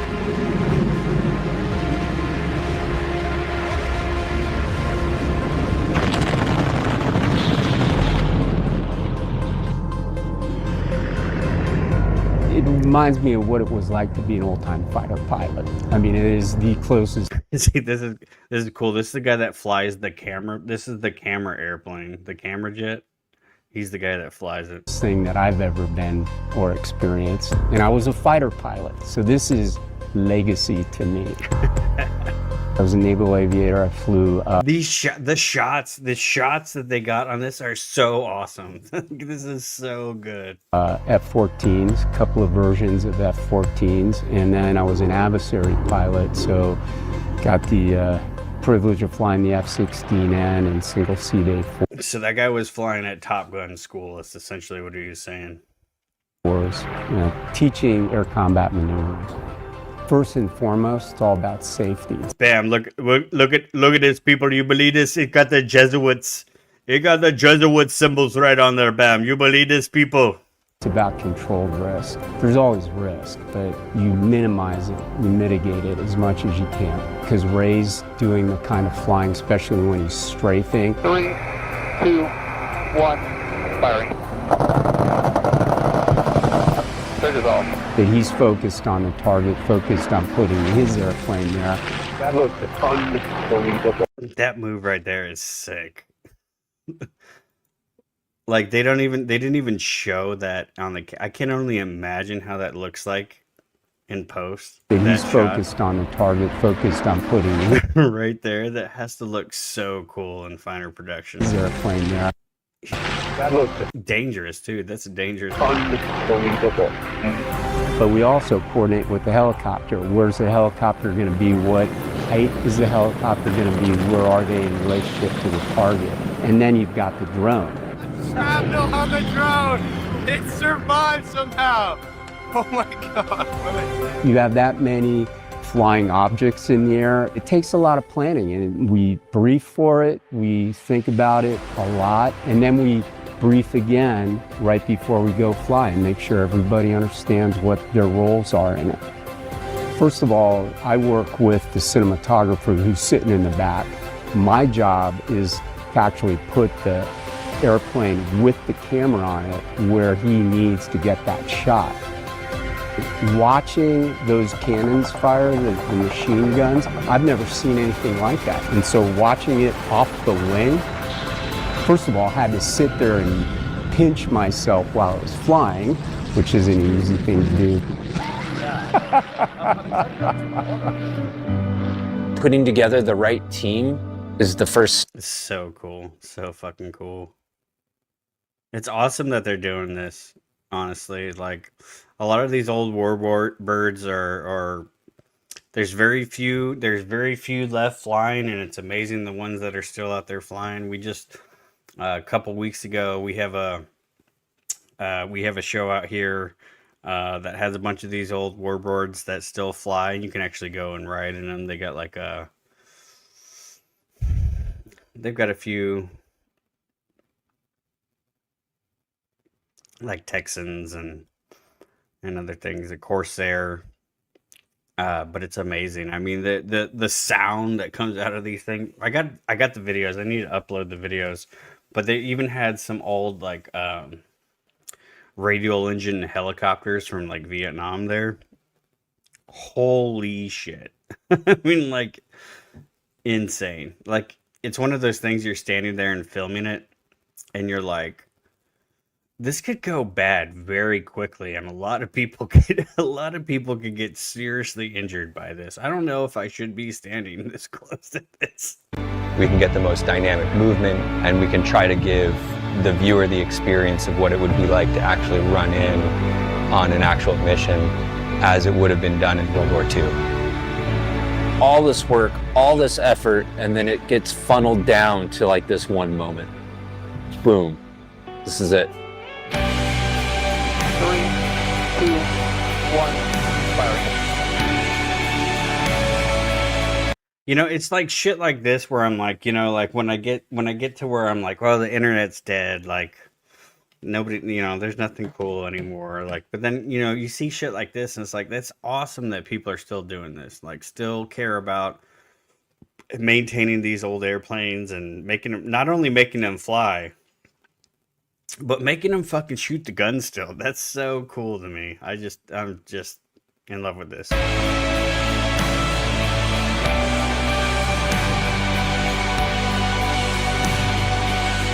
Our mission is to keep these things going and use them. Like, air show displays are great when you're going up and doing rolls and loops and all that in a P-40, and it's a great way to showcase it, and the only way you can really showcase it at most air shows.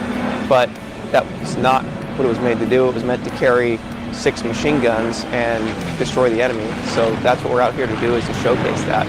And at least be able to share it by video with everybody so they can see it in high def and really understand what it was like.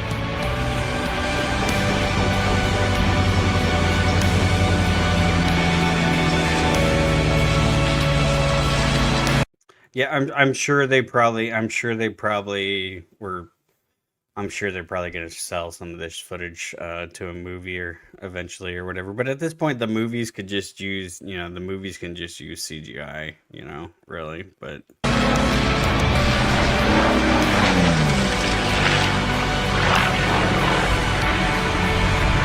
how sexy is that thing?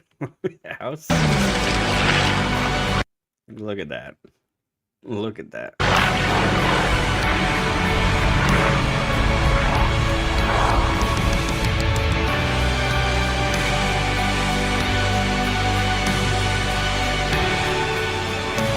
Probably that P-40 targeted. Badass. I just wanted to share that with you guys. Anyways, back to the drone show.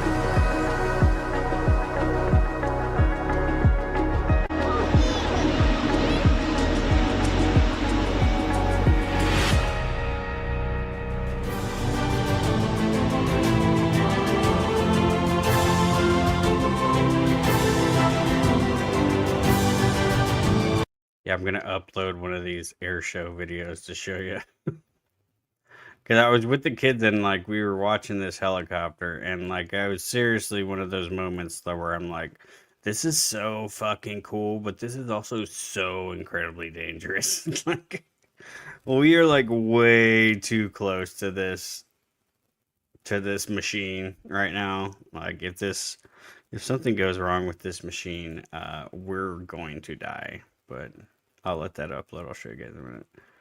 Yeah, this is. Yeah, we're talking about blue balls, but here's blue beam. Blue beam is the fucking drone.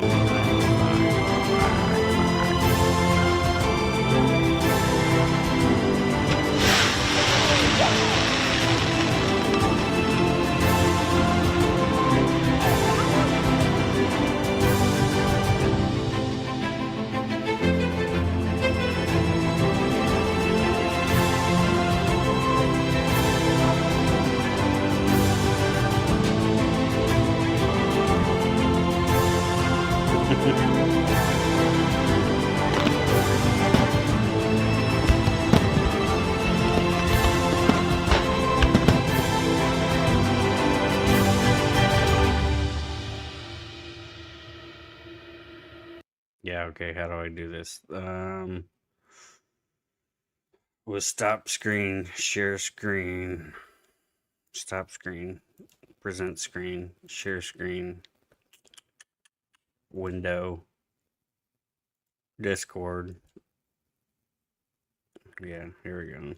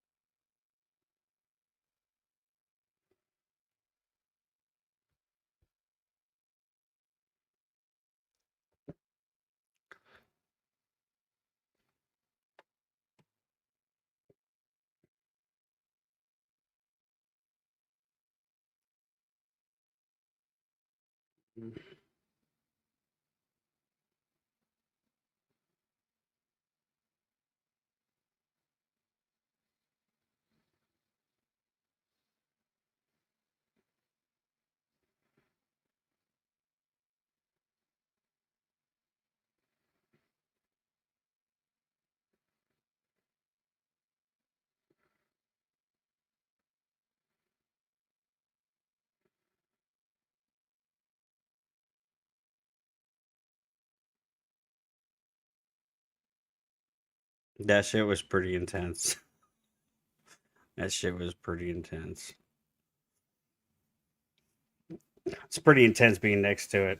Oh, there's no sound? Fuck, hold on. We got to do it with the sound. If you don't have the sound, then you're not going to get the full... You're not going to get the full effect. Hold on. We're going to have to do it again.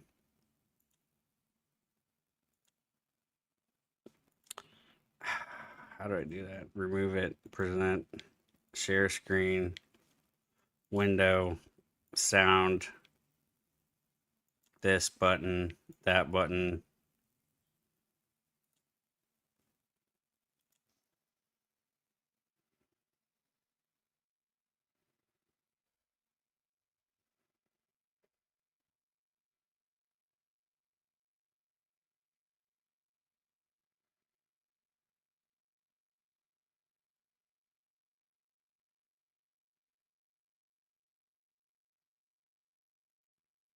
Is it even showing now? The fuck? Hold on.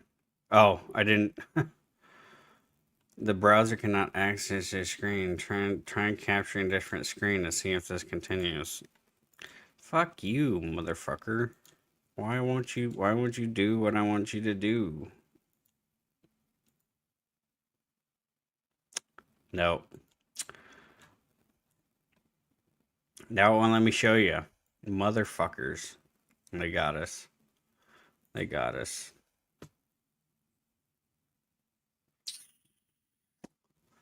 It's not cool without the sound, man. The sound's intense. Big ass radial engine helicopter, man. It makes a lot of cool noise. It makes a lot of cool noise for sure. Anyways, back to the regularly scheduled programming. Where were we at? Where are we at? America 250. Did we cover America 250? Let's see what Matthew McConaughey has to say about America 250. Let's see what this guy has to say about it. He says, "Howdy, America." 250 years young. Yeah. Yeah. Howdy, America. And to a lot of people, that may seem like a long time to be a country, but it's really not. But I tell you what, it's definitely not too long to be. It's not too long to be an idea, which is what America is. A land that has never been yet. And that yet that we're seeking and chasing. Nobody's tried real America yet. Real America has not been tried yet, folks. That's the whole thing. It's a place we're never going to arrive at. And that's not yo, Nana, I know that channel. I know that channel. He flies the little bird on the I don't know what kind of it's like, I think it's like tuna boats or something. I've seen that. He flies barefoot. Dude, that pilot is so good. Insanely good, that guy. That channel's amazing. I know which one you're talking about. That's by design. And think about it, we didn't start this country on any kind of proof. We started it on a belief that was worth fighting for, a wager that was worth betting on, an act of faith that a self-governing people could be something worth being and becoming. And here we are 250 years later. The bet's still on the table, folks. We have not cashed in, and let's hope we never cash in. We need skeptics, yes we do. We do not need cynics. One cares enough to question, which we should, and the other one's already quit. We don't need you. So here we are celebrating 250 years of independence. We look around. What have we built? What have we restored? What is still standing? What has fallen by the wayside? What's gone forever? In the best of us, I see 250 years of showing up at least. Arguing, loving, losing, forgiving, starting over, believing in who we are and what we can be. That's the yet we're chasing. So here we are today, lighting the fire, breaking the bread, raising a glass to our family and friends, and maybe even to the neighbor that we don't agree with. Today, we're gonna let the fuck is this nigga talking about? Kids run barefoot after dark, baby. That's the celebration. Not that we've arrived anywhere, but to the fact that we are still on our way. Take inventory with the one in the mirror and together. Here's to more dancing in the home of the brave. Happy 250th, America. Nigga, diesel is $6 a gallon. I spent $100 fucking at the grocery store and got like 5 things the other day. The fuck you talking about, America? Get the fuck out of here with this bullshit. Is he even in America filming this? This guy's probably in some fucking he owns a fucking private island somewhere fucking offshore. The fuck are you talking about, Matthew McConaughey? This probably fucking AI Matthew McConaughey. It's probably not even real Howdy America. Howdy America 250. Let's look at the comments. Are there comments? Where the fuck do they put the comments now? You have to scroll all the way to the bottom to get to the fucking comments. That's so gay. Canadian. First comment. Canadian here. Happy 250, my American brothers and sisters. Happy 250th birthday there, America. Happy 250th birthday to this amazing country. I'm an immigrant and a naturalized citizen. Oh yeah, we don't want you people here. I don't think most of us don't. At 250 years old, America is all right.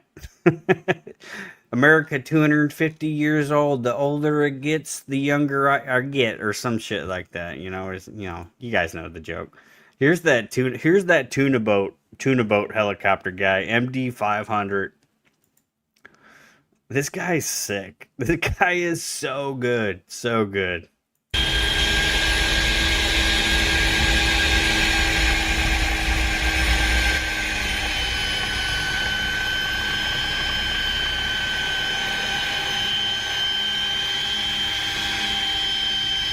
And this was something I didn't know about until I stumbled upon this channel. I didn't know that that they had helicopters on these tuna boats, because like they send the helicopter out to like spot fish and shit. Kind of cool.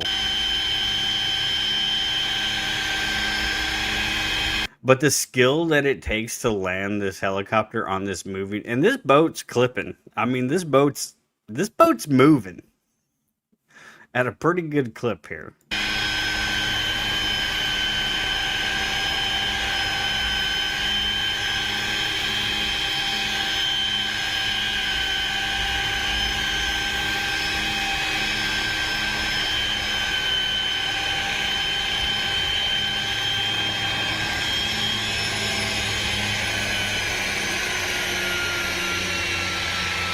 That's not easy to do, folks. And he's barefoot. He's barefoot. The guy's out here living his best life. Living his best life. Who's this? Who's the Alves? I'm not subscribed on this channel, but we'll go ahead and give him a like. But yeah, look, it's amazing life. How cool.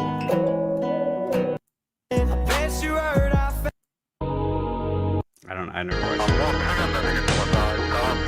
it. Look, he just flies around and looks for fucking fish.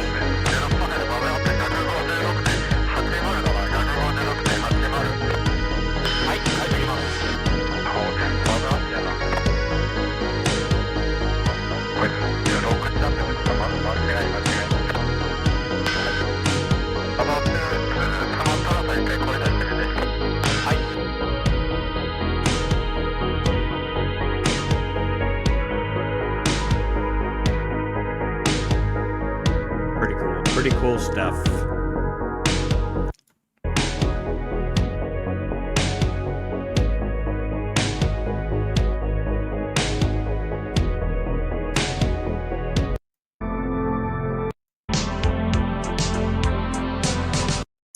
Pretty cool. That video's not as good, but yeah, he has cool videos. He has a lot of shorts and stuff, I think. But yeah, pretty cool. Pretty skilled pilot. I didn't know that tuna boat helicopter pilots was a thing, but apparently it is a thing. So there you guys go. Matthew McConaughey. You know who we need to check in on our boy.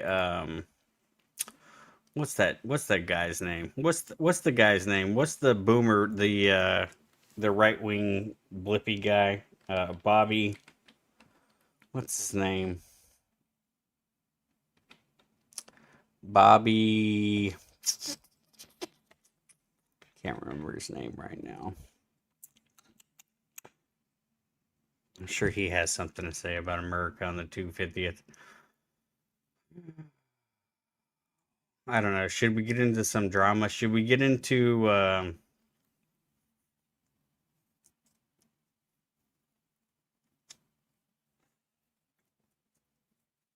should we get into the whack drama? Should we get into Andrew Wilson becoming the brain trust of... Hold on. I got distracted. Hold on. I got distracted. I think we're going to have to click on this. Only because I'm super interested in protein pancakes. Let's see what she has to say about protein pancakes. And I know what you're thinking. Ew, gross. No, yuck. I don't want protein. I don't want cottage cheese in my pancakes. But hold on. That sounds terrible. That sounds terrible, but the cottage cheese. Explain to me. So let's start. All right, let's begin. So in this bowl, we have 2/3 cups of flour and 1 tablespoon of baking powder. Quickly mixed together. Yes. Done. Put this to the side. Wow. Next, you're going to grab a blender cup. Well, protein pancakes. Okay. Okay. All right. I think I can fit maybe. Oh, okay. All right. Interesting. We'll start with 2. Nice technique. Let's do 2. Let's just do 2 big ones. Let's do 2 big ones. Yeah, let's just do 2 big ones. Okay, sorry, folks. Got distracted. Fuck.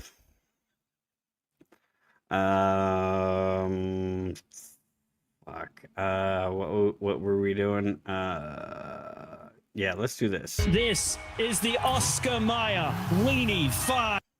I wanted to cover this in May, and I didn't get a chance to, so we're gonna cover it now. We're gonna, and I don't remember this ever being a thing at the 500. I don't know if this is the first inaugural version, but the weenie race, the inaugural. They raced the Wienermobiles at the Indianapolis 500 this year. 500. This isn't your typical backyard barbecue. It's on brand. It's on brand for Tooth Barbecue. 14,000 pounds of perfectly seasoned goodness on the Indianapolis Motor Speedway, an icon racing on an icon. If you know my Indianapolis theories right there, they just showed you right in your face. Whoever edited this video had watched my shit before. 14,000 pounds of perfectly seasoned goodness. 14,000 pound wieners. Indianapolis Motor Speedway, an icon racing on an icon. If you can't handle this heat, this kitchen ain't for you. We've got smoked buns. It is all on the line. Maxed out. It's gonna be close. Hold on to your buns. This is the Weenie 500. I can't believe they did this.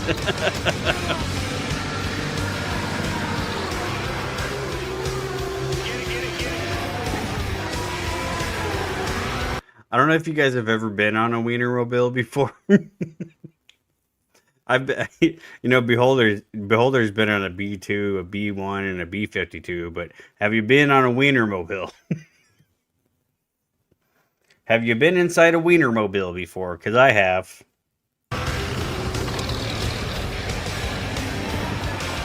Mankind has always yearned for more, to explore, to learn, to grow. I mean, this is like pure American. This is pure fucking American. It doesn't get more American than this. To evolve, to push beyond our known limitations. Today.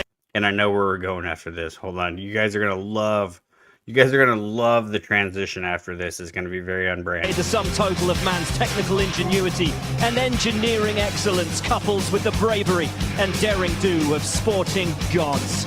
Prepare to have your racing appetite assuaged as the elite race their meat. It's the 2nd annual Weenie 500, live on Fox. Well, hello, folks, and welcome to the Indianapolis Motor Speedway. History was made 12 months ago on this hallowed turf, this legend. I don't know why they got a fucking British guy out here announcing. Like, why did we not get fucking boogly boogly boo? Why did we not get Derek Waltrip out here? Why did we not have Michael Waltrip out here announcing this shit? Why do we got some fucking British guy? God damn it. We didn't fight a goddamn war against the British to have them announcing our goddamn fucking Wienermobile races. Racetrack, and guys, I'm so excited to be back here. Did you ever think you would be so excited to be faced with so many wieners? I dreamed. I thought about this day for over 300.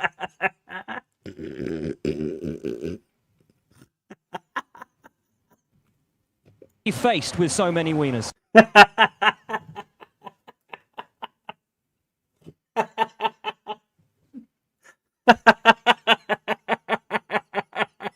I dreamed.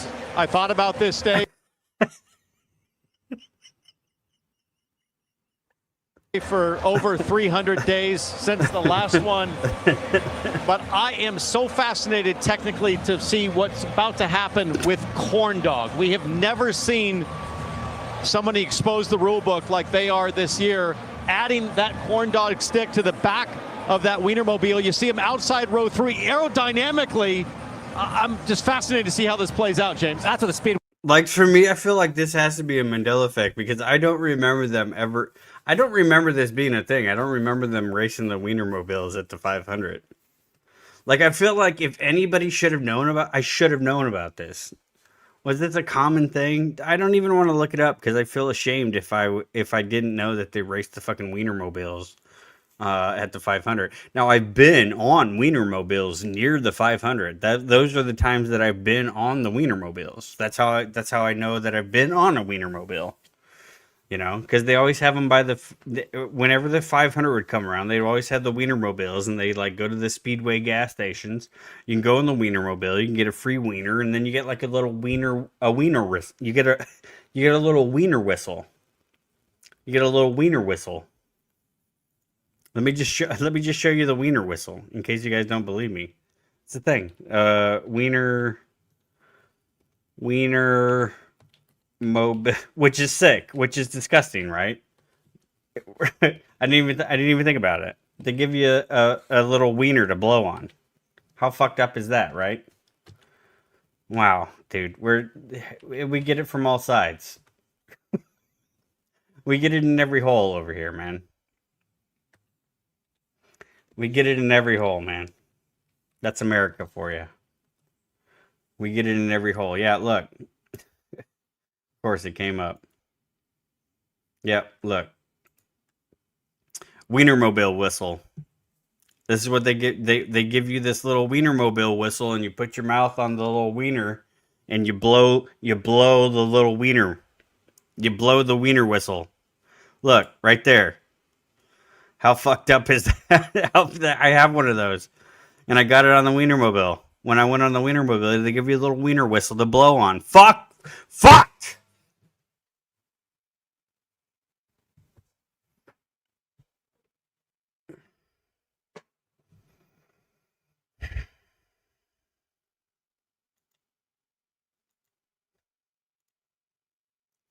Fuck, man. They get you in every end. Speedway's always been about, Townsend. It's about pushing the boundaries, pushing the engineering limits. And look, guys, for me, we know the Indy 500's coming up, but the Winnie 500 here on Carb Day's always been one of my favorites. Once they add in a bit of protein, it's made it even better. Cannot wait to get this race going. Well, why don't we have a look at the technical specs of the Wienermobiles coming into today's race. 6 will take part in the second annual Weenie 500, and they really are quite incredible creations. Carl Meyer, of course, designed the first. Dude, the amount of emotional damage that I've experienced from all these events. I didn't even know that was emotional damage until now. Now I have all this emotional damage about my Wienermobile experience. You know? Fuck. Yeah, look, they even brought it up. The wiener whistle, dude. The wiener whistle debuted in 1952. Fuck! Wienermobile back in 1936, he being Oscar Mayer's nephew. The Wiener Whistle debuted in 1952. And I didn't even know it was that big of a thing. Yeah, apparently that's a whole fucking thing. Whole fucking humiliation ritual, fucking emotional damage. You get on the Wienermobile, they give you a fucking whistle to put your lips on and blow. Fuck! As we should know by now, Wiener drivers are called hot doggers. The height of the Wienermobile, 24 hot dogs. Weight, 140,500 hot dogs. Length, 60. Width, 18. And guys, really, when we're talking about wieners, girth is so critical. Come on now. To execution, particularly on a place like the Indianapolis Motor Speedway. How do we think they're going to handle around this place today? Well, we saw last year the incredible draft that was created by that girth that you just talked about. It's not just the girth, it's the length as well is truly impressive. But aerodynamically, like I talked about earlier, it just creates a massive draft to slot in, to fill in, James, and slingshot's what it's all about. That's what we're going to be seeing all day long, guys. Can you keep your wiener at the front of the pack? Can you time that crucial pass? We know drafting is going to be a big thing here today. Do you want to lead coming off 4, or do you want to be in second place? It's all about how you handle your wiener at the end of the day. We've got a rookie in the field this year, a lot for them to learn. Why don't we head down to Kevin Lee, who's on pit lane standing by with our wieners. And also with Georgia Henneberry. And as you mentioned,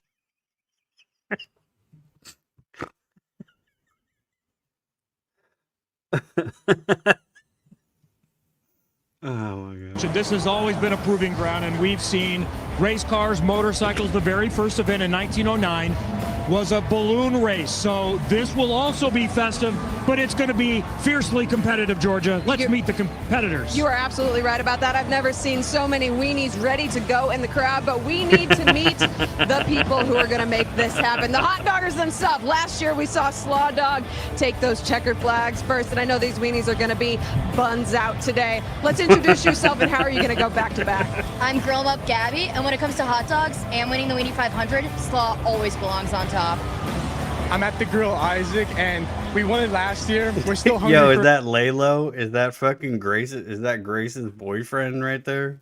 for another win. So we're going to do what we need to do and come out on top as well. That is Slaw Dog. Remember their faces. They're going to be trying to go back to back. Kevin, there's an underdog in this race. There's an underdog. There is a new competitor, and a lot. She's really filling out that fucking racing suit, ain't she? She's the extra plump weenie driver. Weenie, what did they call him? What's the A lot of controversy involved with Corn Dog. What is this? I'm not seeing this on the other Wienermobiles. Have you skirted the rules in any fashion? We're starting from the back of the grid. We got to get creative here. The aerodynamics are simple. We're hoping it gives us downforce in the corners, keeps people out of our slipstream on the straights. We're going to fry up the competition and prove that we got that dog in us. Where do you want to be coming out of the last turn 4? We're looking to stay comfortable. Obviously, whoever's going second place, we want to go a little faster than that. We know exactly who we are. Corn Dog is... No.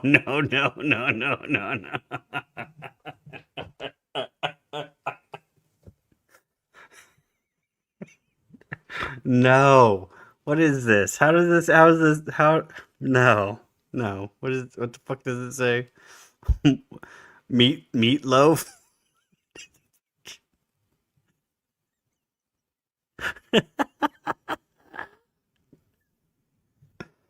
Oh. What is this? Really shaking. What the fuck is that?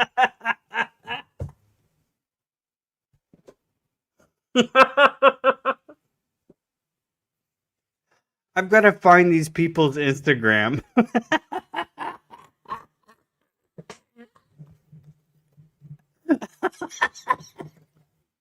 I gotta find these people's Instagram.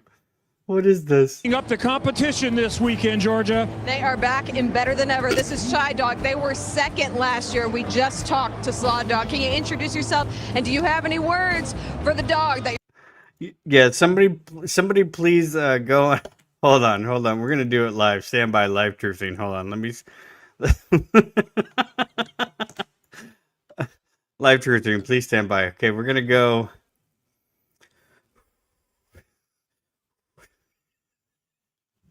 Hold on. We're gonna go to the Epstein. We're gonna go to the Epstein files. We're gonna go to the Epstein files. We're gonna go to the Epstein library. Yes, yes, we're 18 years old. Okay, we're gonna type Oscar. Now there's a Mandela effect here. How do we spell it? My name is Anna S-O-S-C-A-R. My last name is S-M-E-Y-E-R. Right? Is that it? Is that how you spell it? Oscar. No results found. Okay. All right. Well, I guess Oscar Mayer's safe from the. Unless we did we spell it wrong? Is there an A? Is it M-A-E-R? Let's do that. Hold on. Oh, we got him in the Epstein files, folks. We have Oscar Mayer in the Epstein file, folks, right there. Hines and Oscar Mayer right here. Bam. We got him, folks. We got him right here in the Epstein files with Ron Paul. Human Mysteries. Right there, bam. Right there, Human Mysteries. Oscar Mayer, hot dogs are people. We searched the Epstein files for for Oscar Mayer, and right there the title is Human Mysteries. Therefore, I can conclude that Oscar Mayer is people. Anyways. You're going to try to beat today. I'm Bone Length Ben. This is Baloney Bridget. You know, we're pretty salty after last year, just like our celery salt, ready to drag those other weenies through the garbage. I don't like this kid. I don't like this kid. I hope he wrecks. I hope he wrecks in turn 4. In a fiery wreck. A fiery wreck on turn 4. Of course, including Slaw Dog. Bridget, I'm ready to win. I'm ready to win. We've been preparing for months now. Every left turn will be taken Motherfucker, is Bridget like 4'5"? What the fuck's going on here? with passion, pride, and the people of Chicago and the greater Midwest. They've never been more motivated. You don't represent Chicago. Stop. Stop. We don't eat Oscar Mayer fucking hot dogs in Chicago, okay? That's sacrilegious. Get the fuck out of here. Get the fuck out of here with this fucking Oscar Mayer hot dogs in fucking Chicago. Get the fucking get that shit out of here. We don't eat that fucking garbage. Kevin. Seattle Dog is lining up on the inside of road number 2. What's the game plan?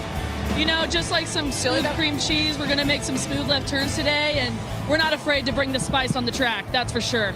We've got a chance of rain at some point. What is the game plan? How are we? Like, how the fuck do you get this job? How do you... Oh, God. How the fuck do you get the job as a fucking Wienermobile driver? In soggy conditions. I mean, we're Seattle Dog. Come on, we're ready. This is the one that knows rain. If we get some wet weather, Seattle Dog will not be sleepless. I mean, how is she, like, above it, though? Like, okay, like, I get it's, like, cringe and gay, but you literally are a Wienermobile driver. Like, you gotta own that shit. And she's like, oh, I'm too good for this. I'm too good for this interview. I'm too good for the interview. I'm just gonna, I don't know. We're from Seattle. Of course, it'd be the Seattle dogs that are gonna be like that, too. Like, I'm just here to drive the hot dog. I'm just here to drive the hot dog, sir. I'm just here to drive the hot dog. On the knows rain. If we get some wet weather, Seattle Dog will not be sleepless. Definitely lesbians, though. Definitely, when they're not driving the wiener dog, they're driving a Subaru.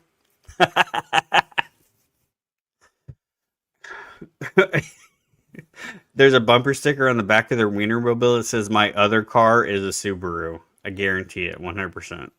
This is the one that knows rain. If we get some wet weather, Seattle Dog will not be sleepless. While some controversy here today, all the entrants have exposed meat other than corn dog. Of course, how will that play into their race, into their aero efficiency out there on track? So many questions to be answered. Can Shy Dog do the job this year? 6 dogs, 1 winner. But as always, before the biggest races, we have the pageantry and the music to go along with it. We roll you down now to the track. No.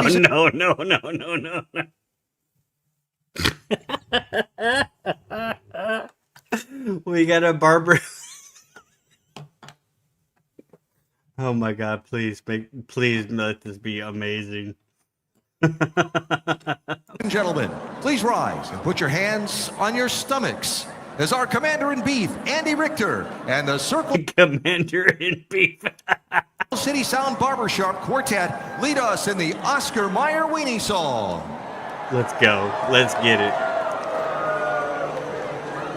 Oh, I wish I were an Oscar Mayer wiener. Everyone would be in love with me.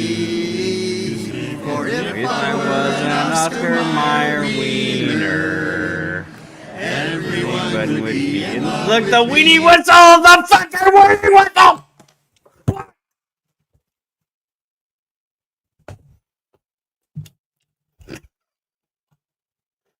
Fuck! With me, oh, I wish I was an Oscar Mayer wiener. That is what I truly like to be. What is this? No! No! If I were an Oscar Mayer wiener,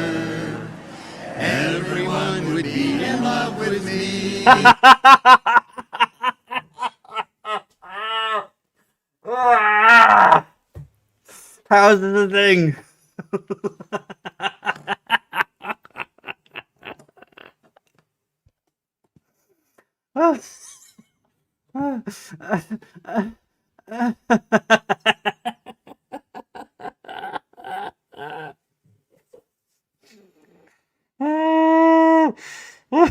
Look at the guy's face. Look at the guy's face.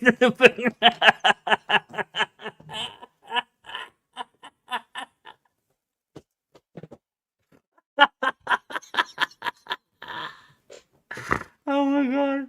And the woman. Oh, this is too good. This is too good. This is too good. Would be in love with me.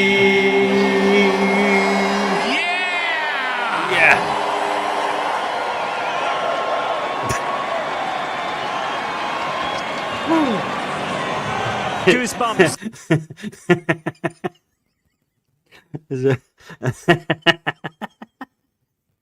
What's saying? Says nice buns. Guys, goosebumps. The Weenie 500 is just around the corner. Don't go anywhere. We'll be right back to Indianapolis. Woo!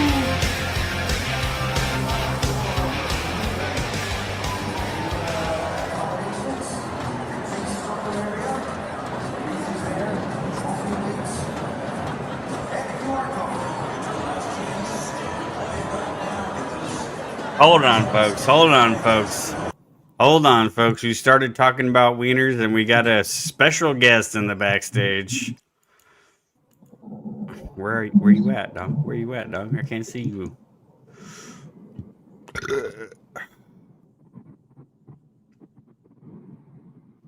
Drew's in here somewhere.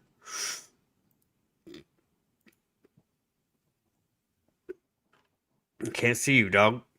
Can't hear you, dog. Yo, you be? Yo, what up? Yo, we got EBT live before we got GTA 6. Oh man, it's going good too. We on the Wienermobile race at the Indianapolis 500. Shit. You ever been on a Wienermobile? Nah, I never have. Have you? You ain't never blown the wiener whistle? Never blown the wiener whistle, bro. Never blown the wiener whistle. Well, I have. We've been discussing that. I've blown the wiener whistle. Sounds tight, bro. Yeah. That's what they give you when you go on the Wienermobile. They give you a wiener whistle and you gotta blow it. Damn, I never knew. I'll find out. I'll find out one day. It's a thing, man. It's a thing. I'm reliving the emotional damage from the Wienermobile experience that I had packed it. I repressed it. I packed it down in, and I'm kind of reliving it now. The Oscar Mayer hot dog is so fucking good. I don't know what's in it, but that shit's fire. Really? Oscar Mayer wiener and Oscar Mayer bologna. I'll fuck with the Oscar Mayer bologna, but I don't really do the hot dogs. I like good hot dogs. The thick cut bologna. I like the thick cut bologna for sure. Yeah, I fuck with that shit. Yeah, I don't know what's in that shit, and I don't care. Dude, what about fried bologna? Oh fuck yeah, dude! You get the thick cut and you fry that shit. Put some mayonnaise, some fucking mustard, some fake ass American cheese. Yeah, now I'm hungry. Shit. Mm-hmm. What's new with you, bro? You don't be eating bologna. I see you got fucking briskets and shit on the grill and acting like you eating bologna. What are you talking about?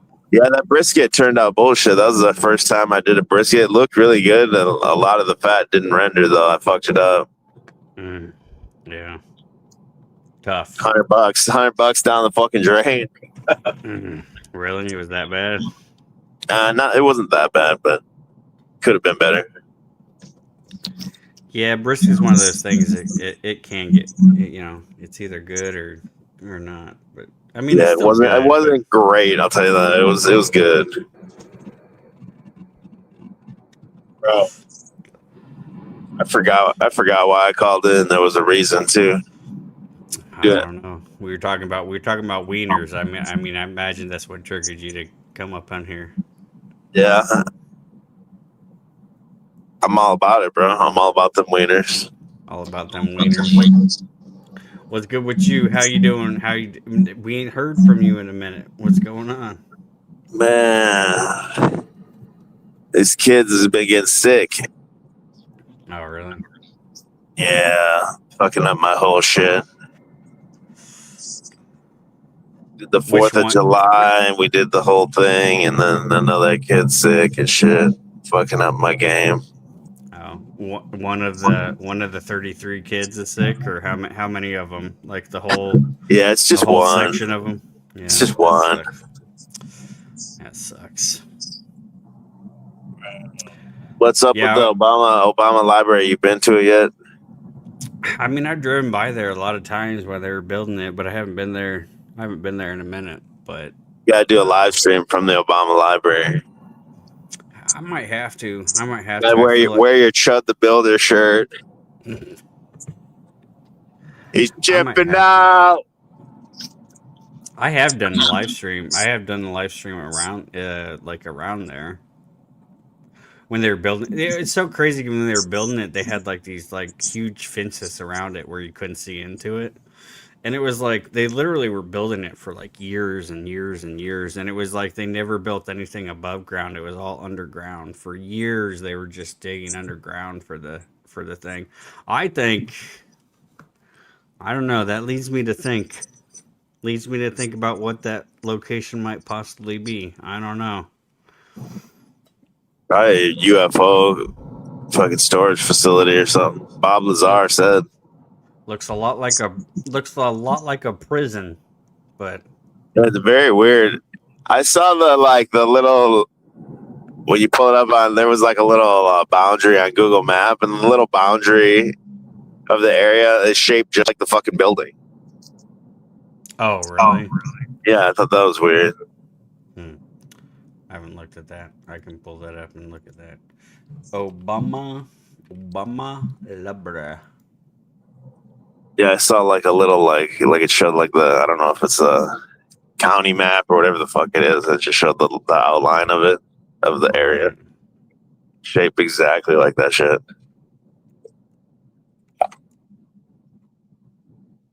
I'm not in the right view.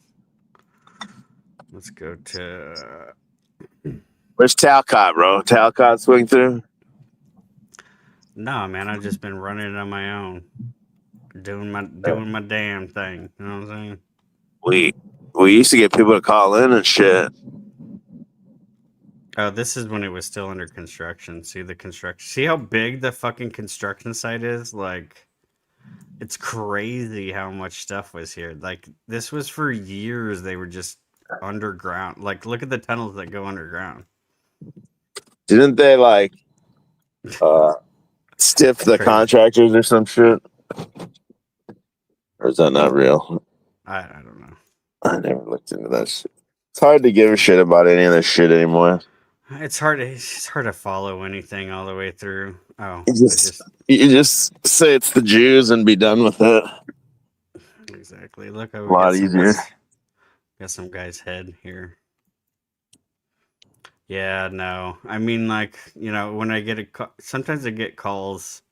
I go down here to Stony Island a lot. 71st Stony. Yeah, I go right here. I can show you. Right here. That right there. There's a moorbark right there. There's like 3-4 moorbarks right here. Right here next to where the library is. So yeah, I go there kind of often next to Jackson Park. That's where the Museum of Science and Industry is. But that's where the Chicago sucks, dude. Nah, it's the greatest city, man. I mean, it's too captured by the libs. Yeah, I don't. Yeah, maybe I don't know. That really, most of that doesn't really affect much, though. Look, holy fuck! Look at all the roads. A lot of roads. A lot of roads. Sorry, I'm Wow. trying to get my shit together here. Whoa, Whoa. whoa! I've never scrolled out that far on all the roads. That's crazy. That's nuts. Wow, that's a lot of places where a Wienermobile can go for sure.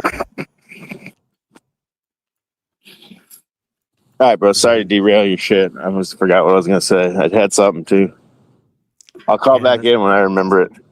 That's cool. Okay, I'm gonna go back to Wienermobile racing. All right, bro. Then.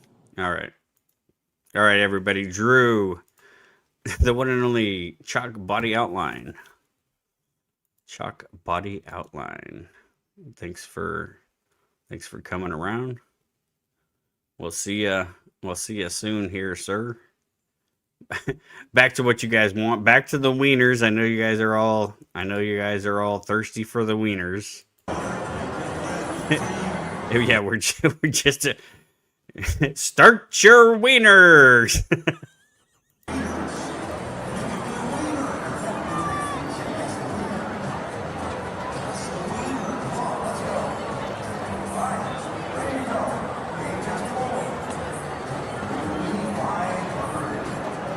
See, this is the pagoda. This thing here is called the pagoda. I've talked about this before, my Indianapolis theory. This represents the Djed. This represents the Djed pillar right here. This is the backbone of Osiris. I'm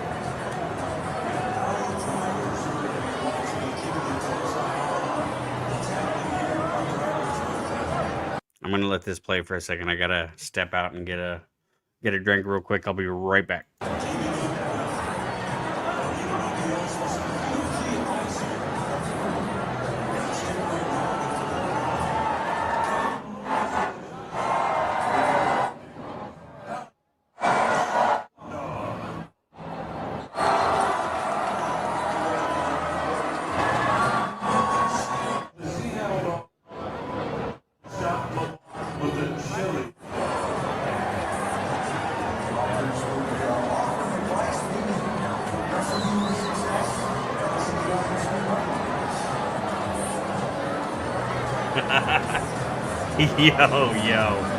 Yo, right there. Man, what is this? What the fuck is this?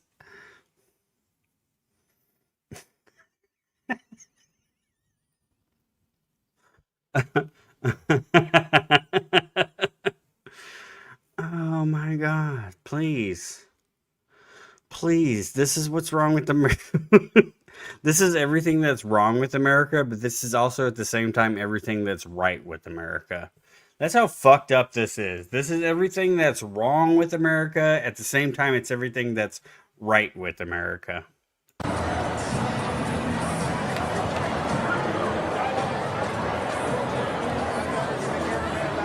I swear to God, if she pops her dentures out right now, if she pops her fucking dentures out right now, I'm gonna lose it.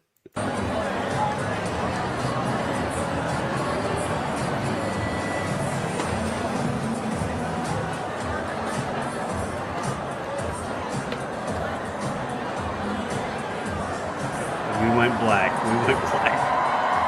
That was premium content. Premium content.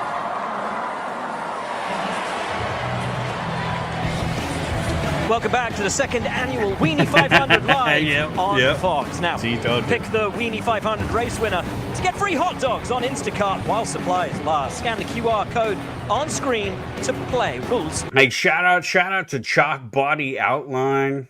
Thanks for joining tonight. He's got a sick kiddo, working man out here. He's got 67 mouths to feed out here these days. So make sure you guys go over there and donate to him, even though the streams are not as common as they used to be. We're going to get back into it, guys. We're working in the backstage. We got things coming up, folks. This is going to be we've said it before, but we're serious this year. This is going to be our year. This is the year for Outlining Our Enslavement to make a big comeback. Of course, apply. Now, of course, this year, and as ever with the Weenie 500, it's about the pomp, it's about the ceremony, it's about the Borg Weenie. Okay. This is crazy. This is crazy. So if you know, oh fuck, hold on. This is crazy. I gotta pull this up. Just so you guys know this. Okay, look. This is one of the only videos that I've uploaded on this new channel. Is live truthing Indy 500 esoteric connections. This was with Provo. Okay. I talk about the Borg Warner trophy. That's the trophy that you get at the Indianapolis 500. This is famously the only trophy in professional sports that has full frontal nudity, and it's a wiener. USS Indianapolis. It also looks like an atomic bomb, but the base so that it could be loaded on the air. I'll tell you this. So, in the official fiction, now whether or not Japan. Hold on. I'm locked in. Hold on. Let me pull this up. Also interesting. The milk gets poured on the winner. They kiss the bricks. I'm locked in. Okay, so anyways, this is the the guy on top of the Borg Warner trophy. He's naked and his wang is out. His wang is out. It's the only trophy in professional sports that has full frontal nudity. And then here they have the Borg Wiener. This is the Borg Wiener. The Borg Wiener trophy. Come on. And it's about these people. This is like, this is what I talk about. Like, our reality is being conjured.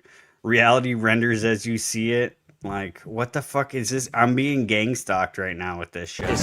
The Borg Wiener. Come on now. Beautiful, beautiful ring. What a job they have done to create something befitting this fine There's institution. a fucking wiener. The fucking wiener whistle.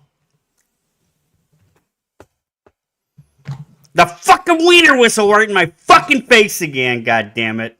And this incredible race. Now let's take a look at the starting grid for today's Weenie 500. These pilots are trying to win one of the greatest trophies in sports. New York Dog with a massive jump out to the lead. I think they're looking pretty strong. Chili Dog, the most impressive wiener of the race so far. Super fast, super professional. Seattle could spice it up. Corn Dogs found their way to the Indianapolis Motor Speedway today. It's a winning hot dog. The Chicago Dog must be so sour. It's going to be an epic comeback. Stop. The move up the inside. Go win or don't return.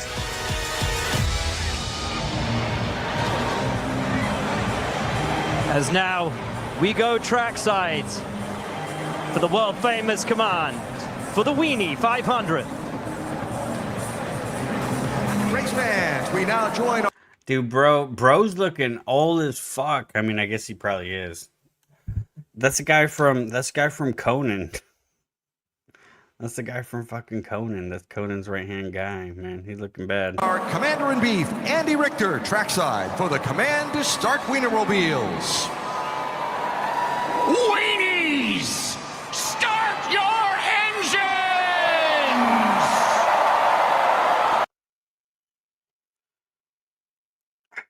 I'm curious, how much does the Commander-in-Chief position pay?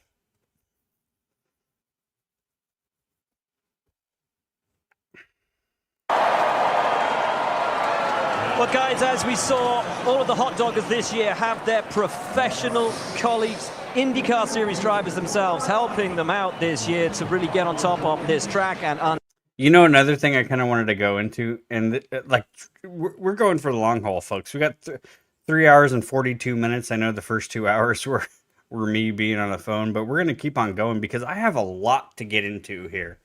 I have a lot to get into that's going to tie in. Like this is going to be master level live truthering here, folks. You please stay tuned. Stand by, because I'm going to blow your fucking minds here soon. Just stand by. IndyCar Series drive. But I was going at All of the hot doggers this year have their professional. The American 250 logo, though, this is something that we're gonna have to go deep into. Not necessarily like decoding the logo, but as far as like where is this coming from? Does somebody, is this like a corporation? Like, and then like we have Trump has his own LLC that he set up with the American 250 and shit. Like there's some serious grifting going on with this fucking 250 shit. Colleagues, IndyCar Series drivers themselves helping. That's not the mind-blowing stuff, though. That's not the mind-blowing stuff. Stay tuned for the mind-blowing stuff. I'm just thinking, like, you know, on a financial level, like this whole America 250 thing is odd. Them out. We might have to get to the bottom of that. This year to really get on top of this track and understand it. And they're going to need all of that racing acumen in order to be able to race these wieners effectively. Because, guys, these are not easy cars to control. No, I mean, they have a very high center of gravity. They're very long. They're very wide. But if you think about all of the data that the teams collected last year, I think they're going to be much more analytical about how they deploy that knowledge as we take a look at a cutaway car and a closer look at the animation of how the air moves over these.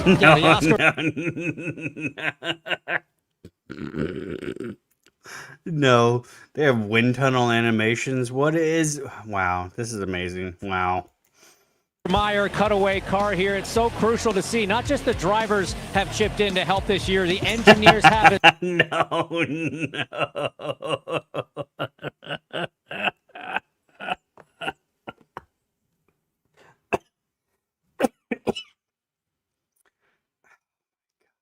As well, Townsend, and that's what they did. They put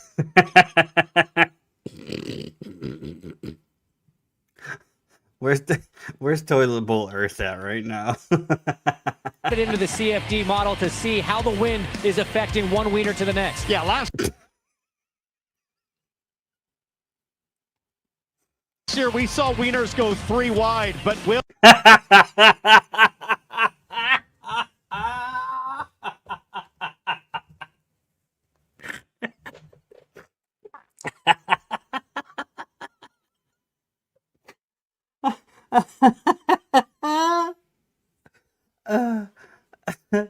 Yo, you know, the fact that I mean, like, why don't they go all out and have like Magnum and Trojan fucking sponsoring this shit? You know, really? I mean, like, why don't they just go all out? Why don't they have KY sponsoring this, fucking Magnum, fucking Trojan? You know, like, why don't we just put it all out there on the table on this, right? When they go tip to tip, that's where the magic happens. You pick up tremendous efficiency as the second wiener in line. So I think you're going to see everybody try to use a lot more strategy.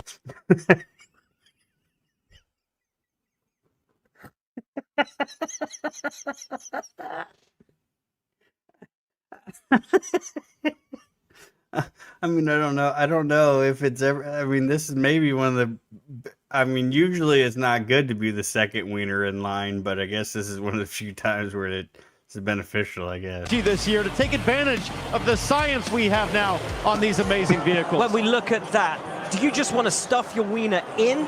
Oh.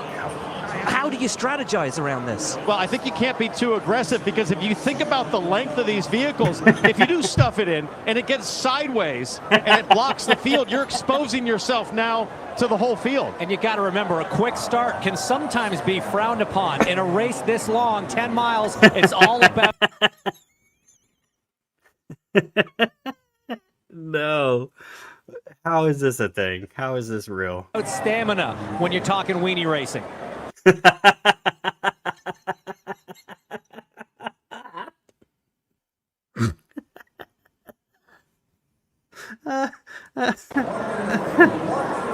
Well, we are about to get this race started. And look, no better place to do it. This is where cars are really developed. And look, you can't spell Oscar Mayer without car. This is where cars come to prove themselves, and these Weenie Mobiles are no different, guys. We got 6 of them. You know, honestly, the only place this could happen is Indiana. The only place this could happen is Indiana. Lined up, and it's going to be a phenomenal race. It's going to be a thrash, a marathon run to the finish line. Corn Dog, the rookie, against Shy Dog, Slaw Dog, New York Dog, Seattle Dog, and Chili Dog. Only one wiener. Only one will be crowned One wiener to second rule 'em annual all. Weenie 500 champion and take home the Borg Wiener Trophy. Here we go, live from Indianapolis. It's the Weenie 500. Let's go. Let's fucking go. Bam. Bam. You see the checkerboard on this? Freemason. Bam. Phenomenal start. Everybody's... You see this? You see this sodomite bullshit? You see the wieners? You know what this is. This is a penises. This sodomites. Seemingly getting away cleanly. The Whoa, wow. We had the fucking evasive moves right off the bat. rookie, Corn Dog. Woo! Wow, dude. Wow. Wow, that's actually crazy. What's going on here? Start. Everybody seemingly getting away cleanly. The He almost rolled that weenie. rookie, Corn Dog, a great start. Already one position up. I mean, Slaw Dog getting very defensive, but now Shy Dog showed as the leader there. They're blocking to the inside, James. Now, very important. Rules are you can't move in reaction to. You have to anticipate.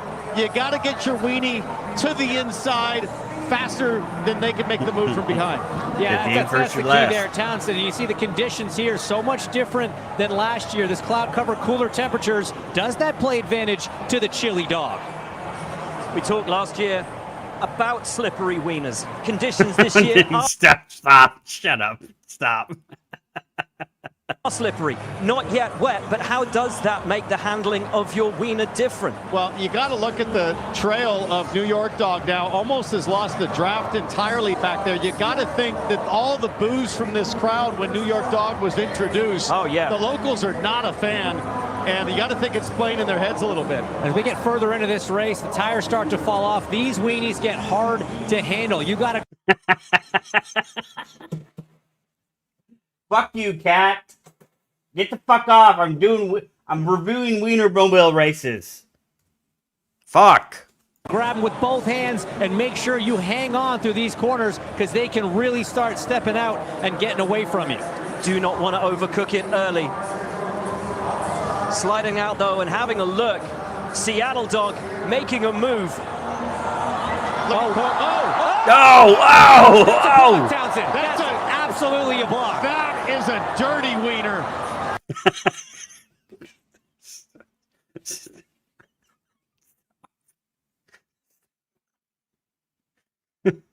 No. I don't think I can endorse that kind of behavior. They were buns to buns coming off of 2, and that was not right. That was not right. But it killed the momentum. It killed the momentum, and Slaw Dog, your defending champions, making a move. Can they stuff it up the inside? What a silly sausage. Can they stuff it up the inside?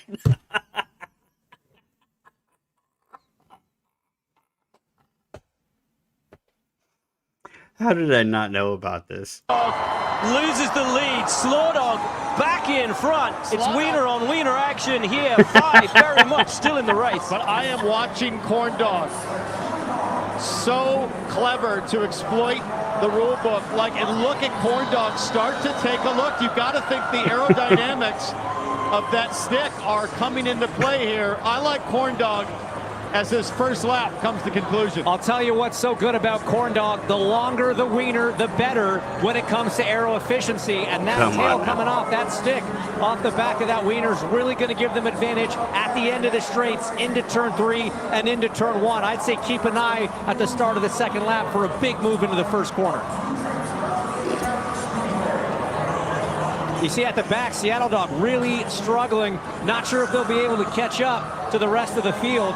It's going to be a big effort from there. James, you know what it takes. Towns, and you know what it takes around this legendary racing circuit. When you have a moment like that, on the first lap? How do you redouble your effort and get back into it? You know, I talked to some of the drivers before this, and they said it's a gentle touch with the wiener, actually. You would think it's two hands holding strong, but it's a gentle touch that really is. Come on. It's too much. It's just too much. Is the differentiator to have the finesse when nursing it through the corners. You don't want to handle this too hard. Let's take a replay. Yeah, let's go to the replay. Here's the replay. That is naughty. Wow. I'd be shocked if race control doesn't step in and have a penalty to that wiener. I mean, there's edging. I mean, you don't want to bump wieners. I mean, in this situation, you don't want to bump wieners. That's a no-no. That's a no-no in this type of situation. You don't want to bump wieners. And then there's just being blatant.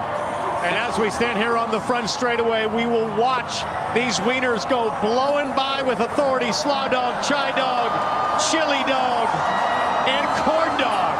Last lap, white flag, let's go. Bringing up the rear of the wiener train. It's the white flag. They're side by side. Side by side on the run down into turn one. 2 times, too wide.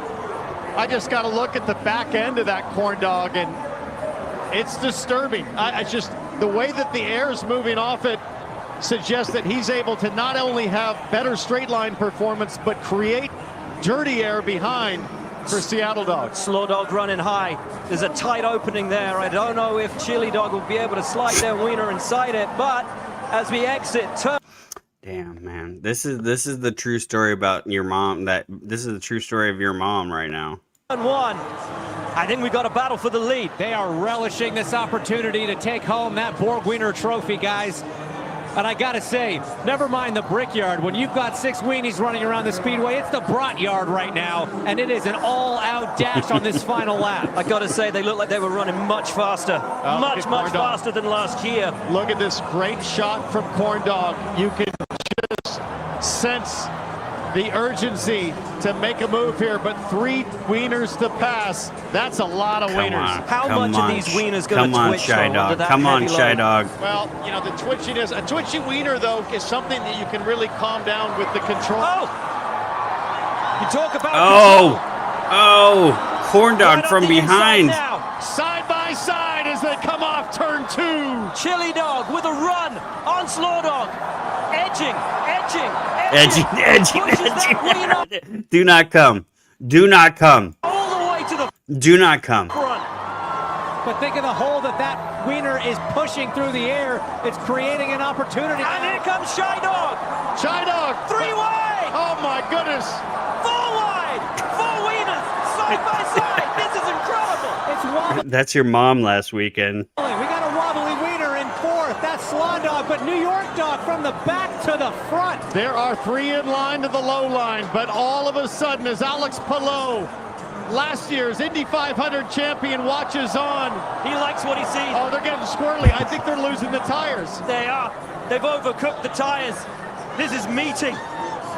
You gotta think there's a beef, though, from that earlier swerve between some of the drivers. It's about to get settled. What an incredible comeback from the New York Dog. This crowd was not a fan last year as New York faced off against Indiana. Boo, boo. But did they get too far ahead? Has that created an opportunity for that 3-car train to make a run off of turn 4? Big boos coming from the crowd. Boo, boo. Wieners through the final corners. Who's brave enough to shove it in and take their chance? You see that big lead that New York Dog has? That's a bold strategy, Townsend. Let's see how it works out for him. I'm looking at that aerial shot, and I'm seeing late speed from Corn Dog thrusting through turn 4. It's not over yet.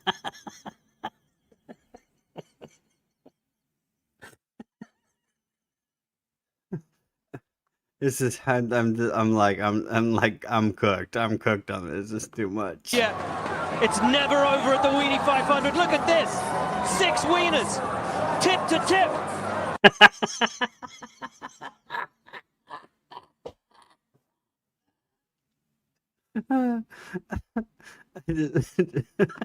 They've been pounding around this racetrack trying to settle this.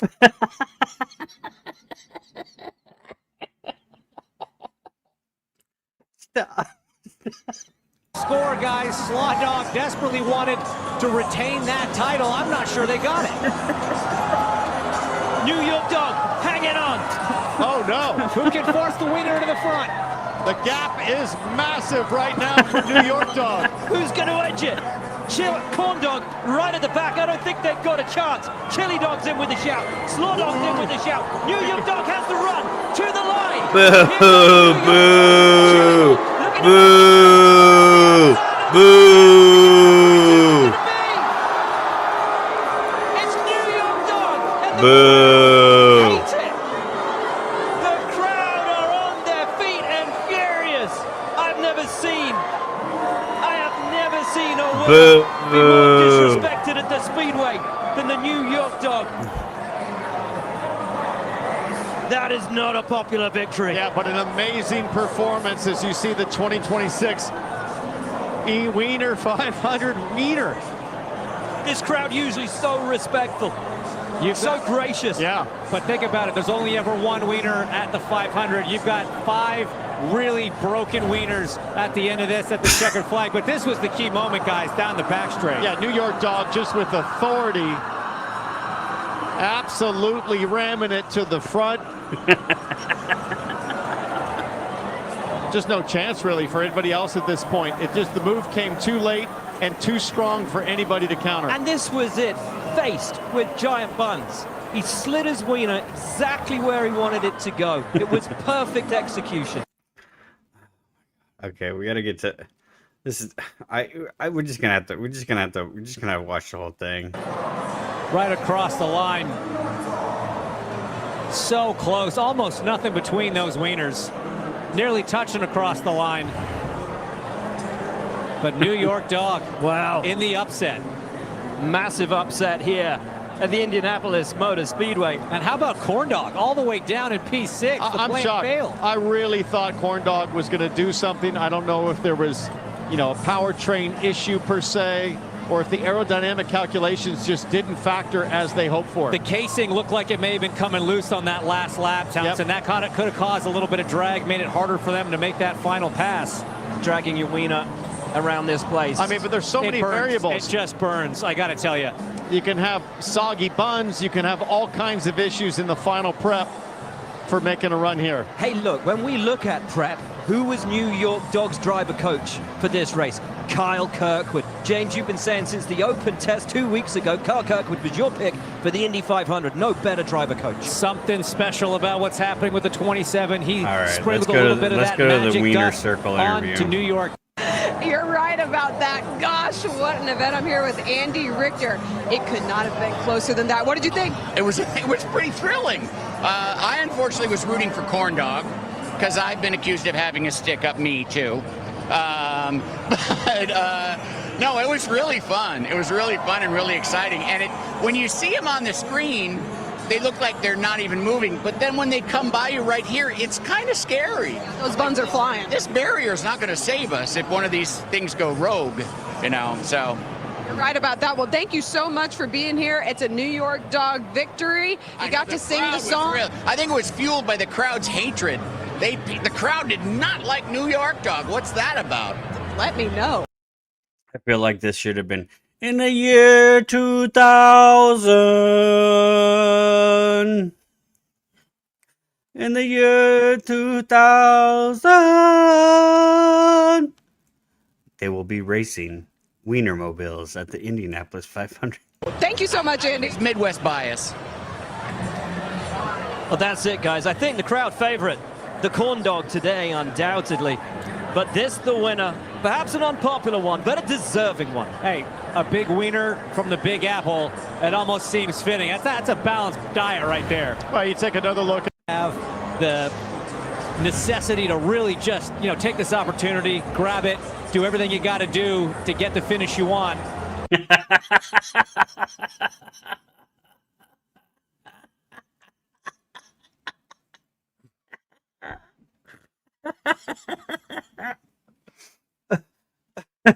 Oh my god. Oh my god, it's too much. The requirements that you have, the necessity to really just, take this opportunity, grab it, do everything you got to do to get the finish you want. It's just so challenging sometimes. The point is, one hands, two hands. You have to do whatever it takes to put your wiener at the front. Never was a truer word said. Well, what an event. What a day. The pomp and the ceremony of this great event, of this storied and historic circuit. Second year in a row, guys. I can't wait for the third. Look, this is one of the biggest crowds for any motor racing event in the States. I mean, you can see there's the winners there celebrating successfully, emerging from their wieners themselves. And this is the thing, guys. We look back at cultural moments. Think of the great movies like Jaws or Grease or Highlander. When they went on to have a sequel, they became cult classics. Many would ask why. Why go for a sequel after perfection first time round? It's this kind of day. Oh, dang. Oh, dang. Looked like she got that cake. Looks like she got that cake in that racing suit, though. It's this kind of cult classic. That's why we go for round two. It's history being made, isn't it? You can say you remember when Neil Armstrong landed on the moon. You can remember when some of these records were broken in sports. You now know where you... I will always remember when I will always remember where I was. When the New York Dog took the second Weenie 500. I will never forget. And they're getting Never forget. Never forget. Woo! Lord have mercy, folks. How about that? That was the that was quite the fucking segment right there, right? The Weenie 500. Okay, I told you I wanted to parlay that into something else, and we're gonna parlay that into something else. We're gonna go into the this LA warehouse fire thing. I don't know if you guys have flicked it. Nothing's gonna be funny after this, but I feel like I should almost probably just wrap it up after that. Like, I don't know, 17 in the box, ready to rock. But I don't know if you guys have paid attention to this story at all. Boyle Heights warehouse.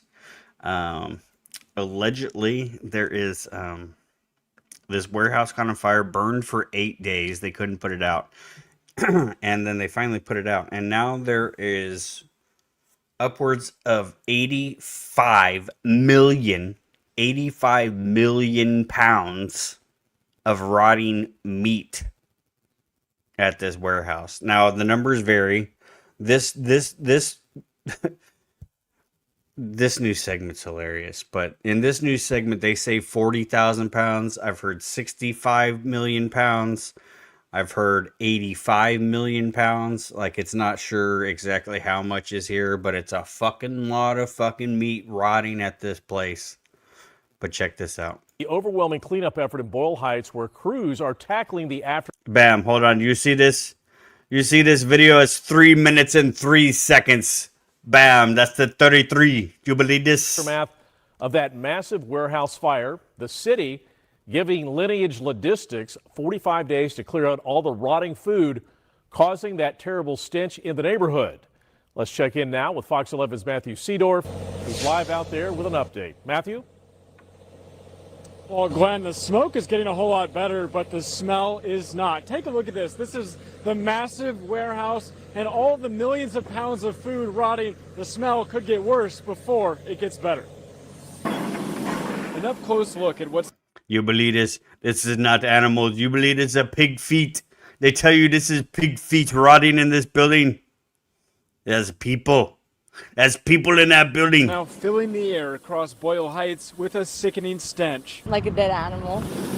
Spoiled crab meat, beef, and pig feet. Ugh. Millions of pounds of food rotting more each day. That's disgusting. Have you ever smelled anything like this before? Nah.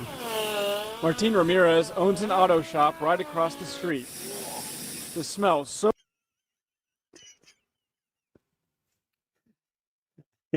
This news segment is so hilarious. They just they just cut to the guy next to his Tacoma fucking puking. So overpowering, it literally makes him sick. You smell? They're going to It's a no. It's a no good. It's no good. It's no bueno. like what's it called? You might as well just deport me back to Mexico. Man. It's no good. To vomit. Gagging. Yeah. It's not something you want to be smelling. You know, you don't want to wake up and be like, ah, it's a beautiful morning, and whiff that rancid ass dead body smell. You know. Now a race against decay, as officials warn that rotting food could create a. It's crazy too because this is like an automated, and I learned a lot about refrigerated warehouses. So this company, the company that owns this Lineage, like pretty much owns like every. It's a huge corporation. They pretty much own every frozen food warehouse, like in the country, and like even globally, but primarily in the States. They own like almost every single large food distribution frozen warehouse place. Public health and biohazard risk. But it's all like automated. So like it's like the pallet racks are up to the fucking ceiling. They unload the trucks and then it has automated to where it stacks it in the pallet shelves. So somebody's got to go in there and somebody's going to have to go in there and unload like all the, they're saying this could be the largest biological biohazard event in United States history, this one warehouse. Attracting pests and bacteria. Last week, Fox 11 first exposed rats swarming near the property. Those rats... Look, yeah. Okay, so they put out a couple bait boxes, and they put out a couple bait boxes, and that's going to stop rats from getting to 85 million pounds of fucking rotting meat. A couple bait boxes. These things don't do shit. You think the rat's going to go to this fucking bait box when there's 85 million fucking pounds of fucking meat? No, so the warehouse had solar panels on. They had just had solar panels installed on the top of the warehouse, and the solar panels caught fire. And then so when they were trying to put out the fire, the building lost power, and then so all the frozen meat thawed out. But it was also burning. It was also burning for 8 days. It was burning for 8 days. Something was burning inside the building that it's 500 square feet. 500 square feet, right? 800. Okay, so I did the math. 500 square feet, 85 million pounds of meat. That's 170 pounds per square foot. It's 170 pounds of meat per square foot inside this building. Burned for 8 days. It's now gone, replaced by dozens of traps around the warehouse. Dozens of traps. We're talking about 85 million pounds of fucking rotting meat. Smoke or this? The smell. I'd rather deal with the smoke. Are you worried about that? The smoke and breathing that in for so long? I mean, I've done drugs all my life, so you know I got. This is the best part. Worried about that? The smoke and breathing that in for so long? I mean, I've done drugs all my life, so you know, I'm pretty sure I've inhaled some worse than that. Odor blast. Facts.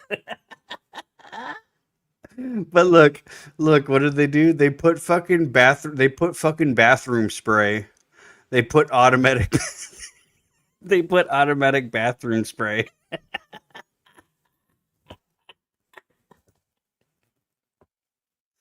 They put fucking air wicks. They put fucking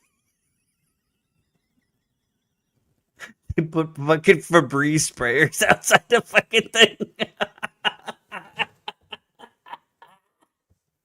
They put fucking Febreze sprayers outside of it to deal with the smell. There's spraying a perfume like mist. Inhaled some worse than that. Odor blasters spraying a perfume like mist as crews begin removing more than 40 million pounds of spoiled food. They really don't give a about us. Mayor Karen Bass issuing an executive order. Give it fucking Febreze.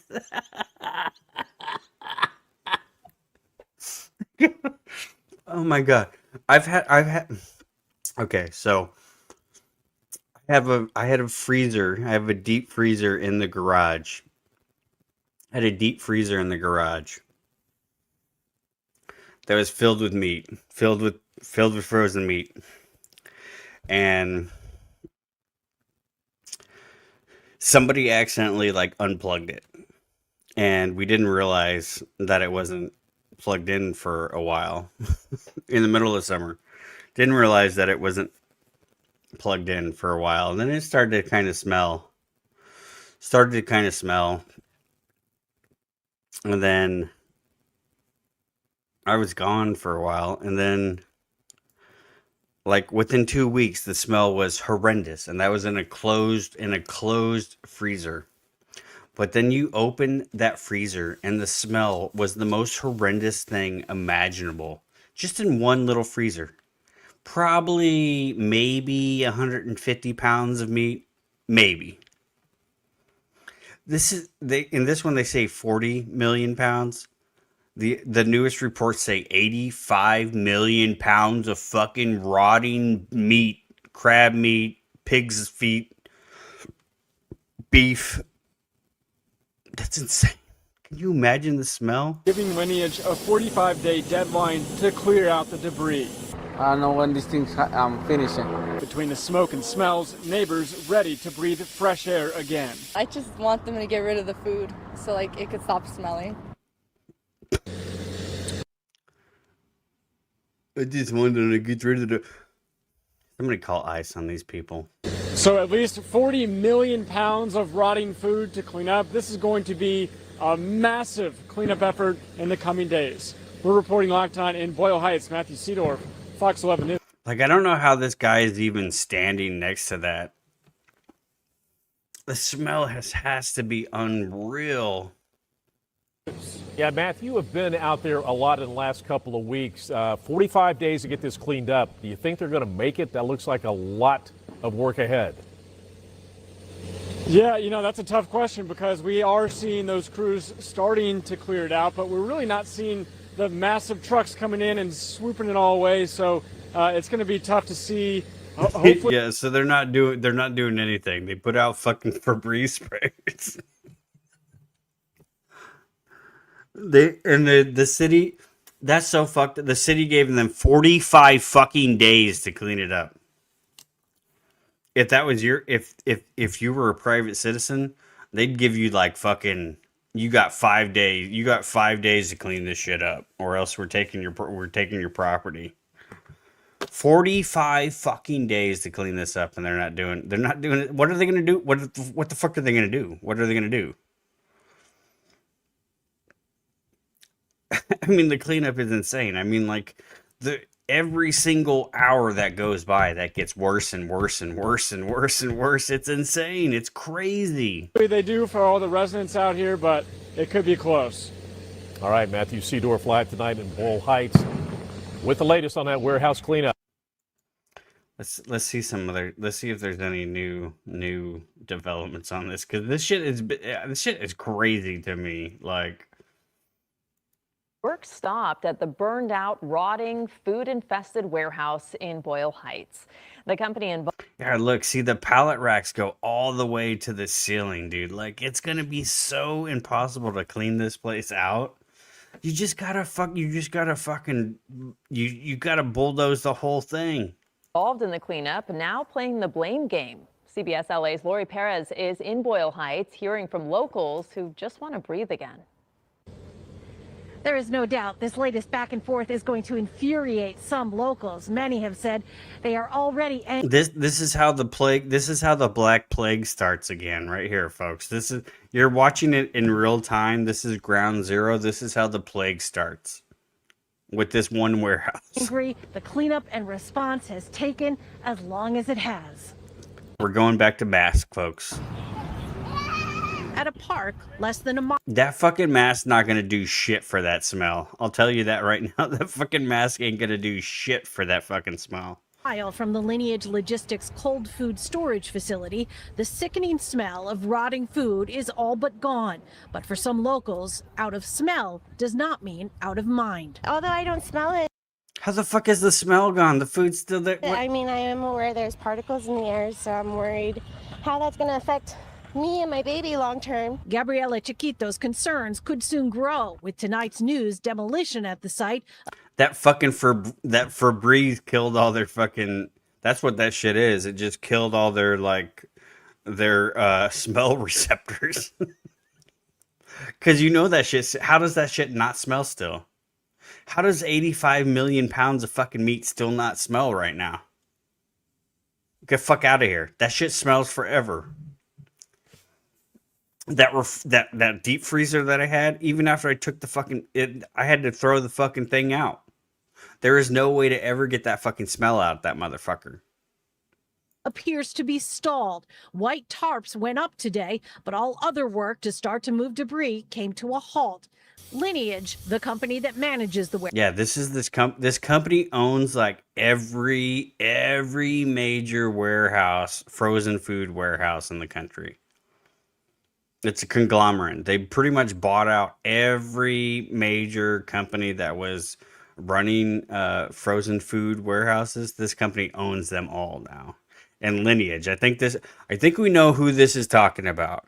I think we know what lineage this is talking about. Okay, this rotten meat was promised to these people 3,000 years ago, folks. Warehouse says Altus Power, the solar company whose rooftop hardware is suspected of starting a massive fire 3 weeks ago, is demanding a stop to demolition at the facility, despite an order from the city and LA County Public Health to tear most of it down.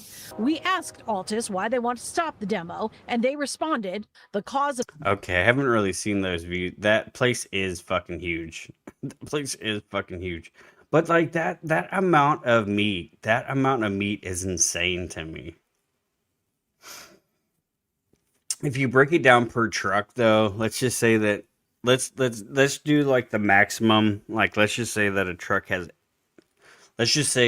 could have 80,000 pounds of meat in it, right? Like that would be the limit, right?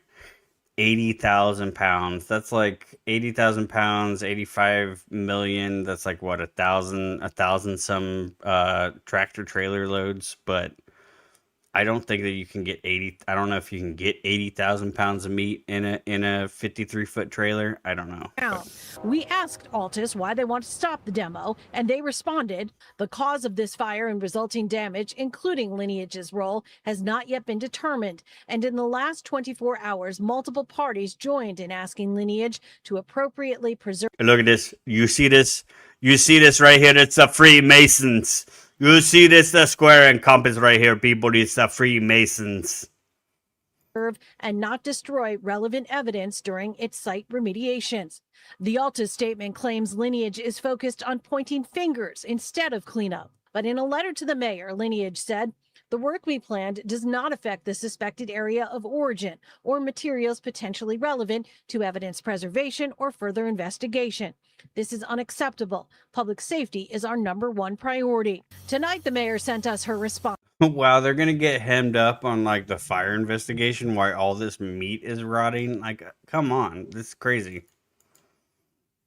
To Lineage, urging Lineage to continue work on flare-ups and removing spoiled food, saying no court order is preventing you from doing this, and it is critical you stay laser focused on clearing out your warehouse of your stored food waste and debris, since it is that food decomposition that is causing the greatest ongoing harm to our adjacent communities. However it gets done, whatever it takes to get it done, whoever is responsible for the fire is for the moment. Wow. Okay, so this is like, the solar power people cannot be wrong because they're sustainable energy. The solar power people are trying to save the environment, and you guys have evil meat. You guys have evil meat in your warehouse. How dare you blame the solar power panel people? They're the ones trying to save the environment, and you got all the meat in there. You need to get rid of the meat. Secondary to some locals looking for relief. Without it, some like Chiquito will spend the holiday weekend anywhere but here. We wanted to stay home and do some barbecue, but we were like, no. Yeah, no. I'm not sure if I'd be wanting to do any fucking barbecue if I was in that neighborhood. Probably not. Didn't know this was going to be done, when it was going to be done. So, yeah, we decided to go out. The area's council member, Isabel Jurado, says she wants action, sending out a statement saying no private party should be allowed to use finger pointing or liability disputes as an excuse to slow down cleanup. In Boyle Heights, I'm Lori Perez, CBS LA. Yikes. Now, the smell in Boyle Heights has become impossible to ignore following the massive warehouse fire that burned for more than a week. Rotting food being hauled away by the truckload. And CBS LA's Luz Delia Caballero joins us live near the warehouse. And Luz Delia, the What is firefight is still excuse me, sorry, what was her name? Luz Delia Caballero joins food being hauled away by the truckload. And CBS LA's Luz Delia Caballero joins us live near the warehouse. And Luz Delia, the firefight is still going as we speak. Yeah, you know, there could be potential for more hotspots inside. And LAFD Chief Jaime Moore was saying that he set an ambitious goal, and that was to have the warehouse handed over to the owners by today. That's not going to happen, though cleanup efforts continue. He's expecting the warehouse to hopefully be. I don't see anybody. I don't see anybody cleaning anything. I don't see anybody cleaning anything up. Within the next several days. But in the meantime, there is this unbearable odor that people in this community have to deal with. The cleanup still going on at the site of the massive lineage. It's 85 million fucking pounds. A shovel is not gonna cut it. A fucking shovel is not gonna cut it, okay?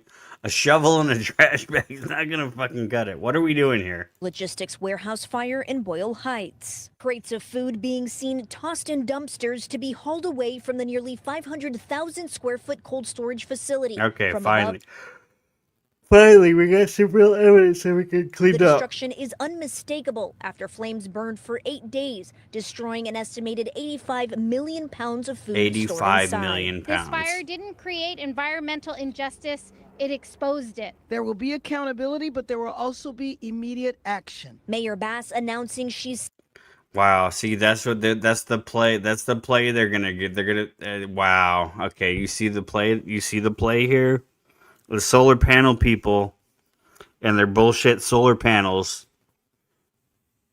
They aren't to blame. It's the meat. It's the meat people. It's the meat eaters that are to blame here, and they are gonna. The meat eaters are gonna get it. Not the solar panel people that burned the building down. They're not the ones that are the problem. The problem was that that the solar panels were on a meat storage facility. Signed 2 executive orders designed to mobilize additional resources to Boyle Heights, including mobile health screenings, mental health stations, and expanded air quality monitoring. It also directs the creation mental health stations. What the fuck is going on of here? a small business and workers relief fund. adding she's fast-tracking cleanup efforts. Look at that, dude. Look how much.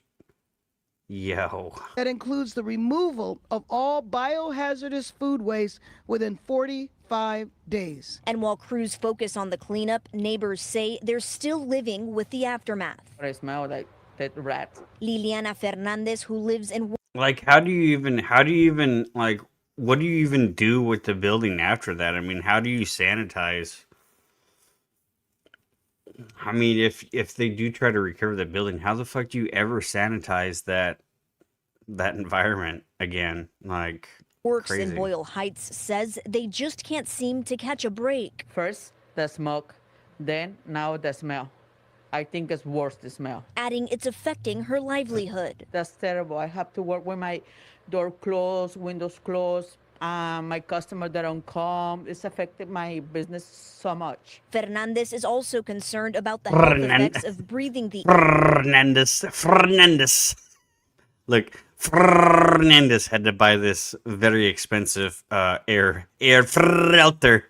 She had to buy this very expensive air filter, Fernandez. air day after day, but she isn't alone. It's too hard for me. Oscar Ramirez says the smell is making him physically sick. Oscar Ramirez. As the smell is made, but she isn't alone. Es too hot for me. Oscar Ramirez. But she isn't alone. Es too hot for me. Oscar Ramirez says the smell is making him physically Come on. sick. I have something in the noise, and my eyes is red, and so. Is that no good? Is it no good? Adding he attended an event No where mummies. air No mummies way. purifiers were being handed out, but they No ran mummies out. way. Somebody told me, hey, no more. While the cleanup continues, those affected want to see accountability. Yeah, I think they need to take consequence for this. And our partnership will continue until Boyle Heights receives the justice it deserves. The fuck? What the fuck does it? Justice they deserve? The building caught on fire. The justice that they deserve. It's a fucking issue them fines and tell them to clean the shit up. What do you mean the justice they deserve? The fuck are you talking about? It's unfortunate the building caught on fire. Fucking issue the fines and make them clean the shit up. What do you mean fucking justice? And the best way to describe this smell is what would come if you unplugged your fridge, let the food in the freezer. Yeah, exactly. You unplug your fridge. You unplug your refrigerator. Refrigerator Unplug your refrigerator. area, sit for at least 8 to 9 days after it rots. When you open the door for the first time, that's what we and people in this community are experiencing. And it's so putrid and so potent that if you open the door to your car or if you have the AC circulating, pulling air from inside, your whole car just reeks of this smell. You can't get rid of that fucking smell either. That fucking smell permeates shit. Like, you can't fucking get rid of that smell. It's there. It's there for a good long while. For a good long while, that fucking smell sticks around. It ain't no joke. It ain't no joke. That smell. That smell.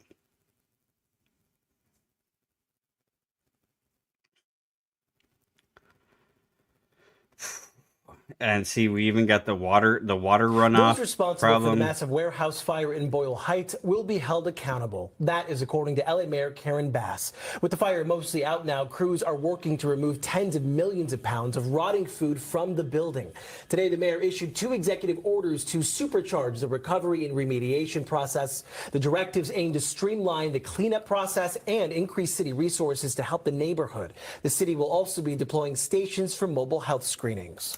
And tonight, that community is sharing new concerns about another. We got like 5 guys outside shoveling shit. The fuck are these guys doing? The fuck are these people actually doing? What are these people doing?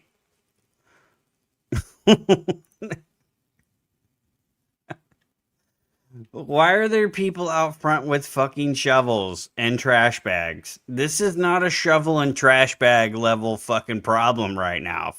Health screenings. And tonight, that community is sharing new concerns about another possible environmental impact from the fire. Experts are working to determine whether the runoff water from the firefight carried potentially toxic chemicals into the LA River. Bro, 8 days of fighting a fire? That's probably like the entire supply of Los Angeles fucking water that was sprayed on this thing, right? 4's Kenan Willer joins us live from Boyle Heights. Yeah, why didn't they just let the motherfucker burn? Why didn't they just let the motherfucker burn to the ground? And what was even burning? What was burning? It should have smelled like a fucking barbecue. It should have smelled like a delicious barbecue with all that meat fucking cooking in there, right? Shouldn't all the fucking meat be cooked? All that 85 million pounds of meat, shouldn't that shit be cooked? New tonight at 6. Kenan.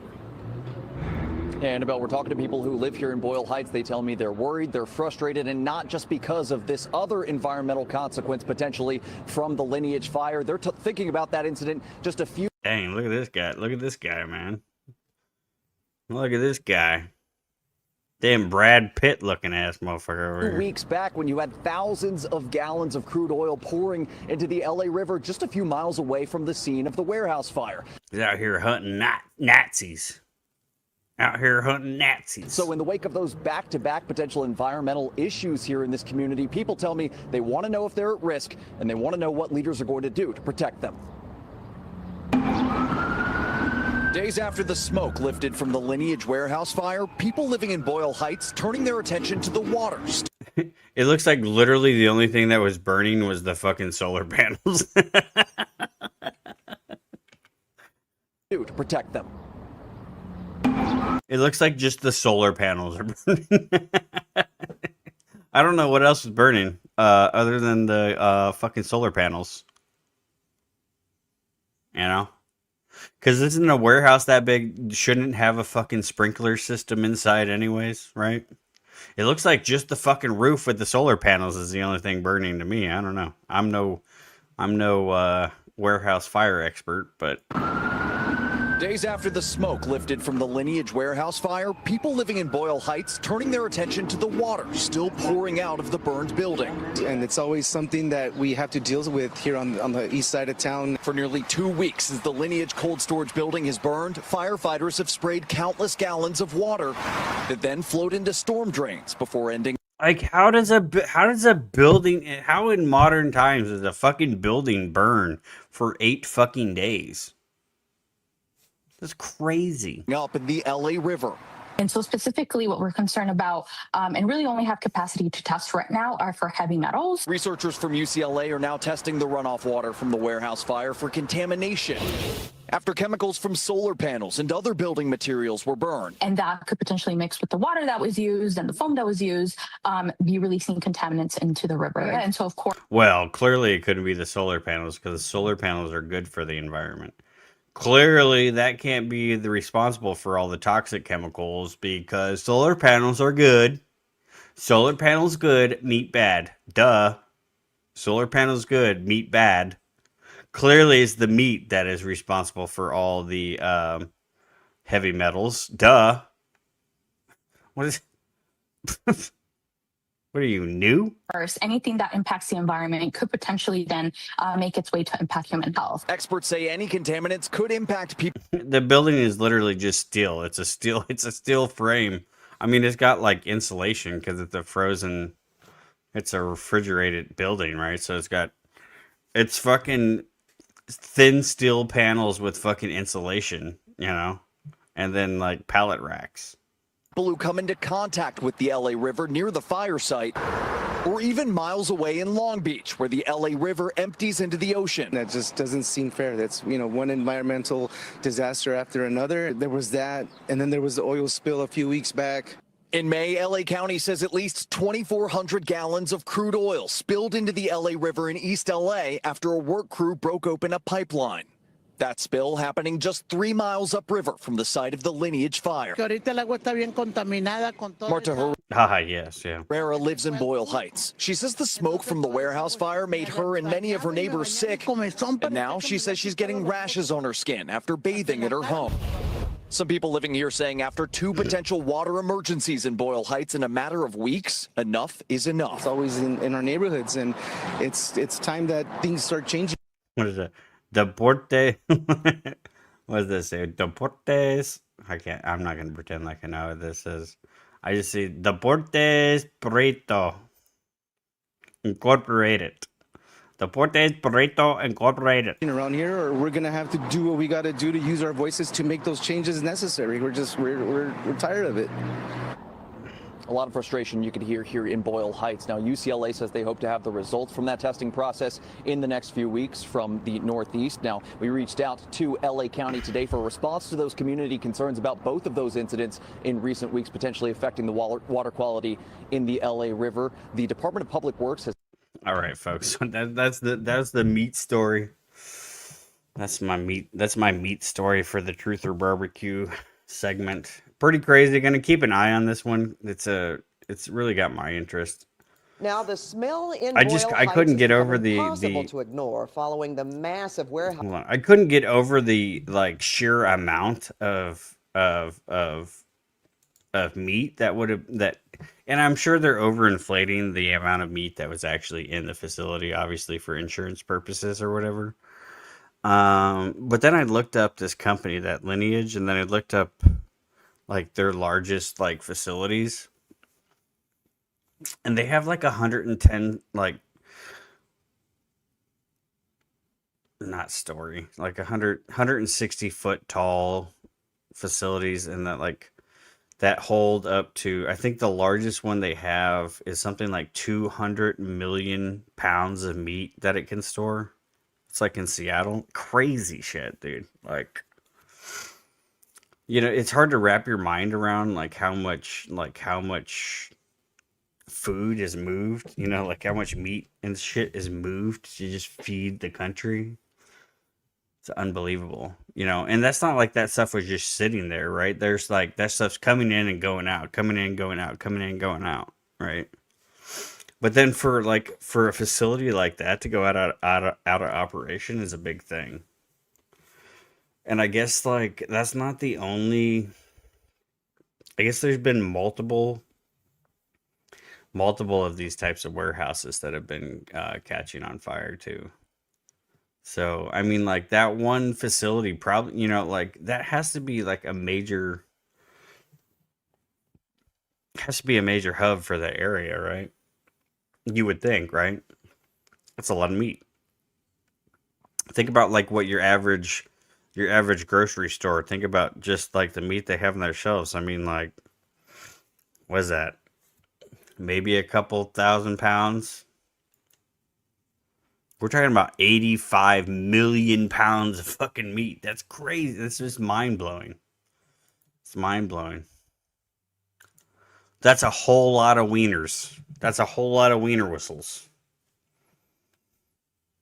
That's a whole lot of people meat. That's a whole lot of fucking people meat, man. Holy moly. Man, that shit just blows my mind. I can't get over it. I've been thinking about that. I've been thinking about that story for days, like, because I know how bad that smell is, because like my recent personal experience with that whole freezer of meat going bad. That fucking smell is so bad. And it's like everything in the garage, like everything in the garage smelled like, the garage still smells like that fucking rotted fucking dead body meat. Like, it's unbelievable. So for them to say like the meat smells, that fucking smell is not going away there anytime soon. And just think about the runoff from the fucking water and everything. Oh my god. Oh my god, it's a no bueno. It's a no bueno.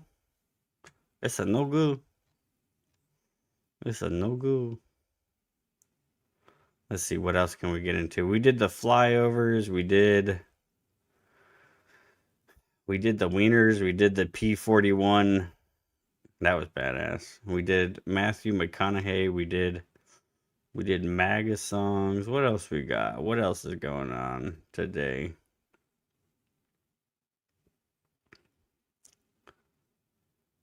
The new Air Force One came out. We kind of talked about that a little bit. I don't like the livery on the new Air Force One. I think it sucks. I think it just looks like Trump's other airplanes, and I don't think it's a very good looking aircraft. I think we should have stuck with the old scheme for Air Force One. It was just gorgeous. New one sucks. That's my opinion on it. What else do we got? Let's see here, folks. I mean, we got the Andrew Wilson taking over to Pussa. I don't know if I want to get into that today.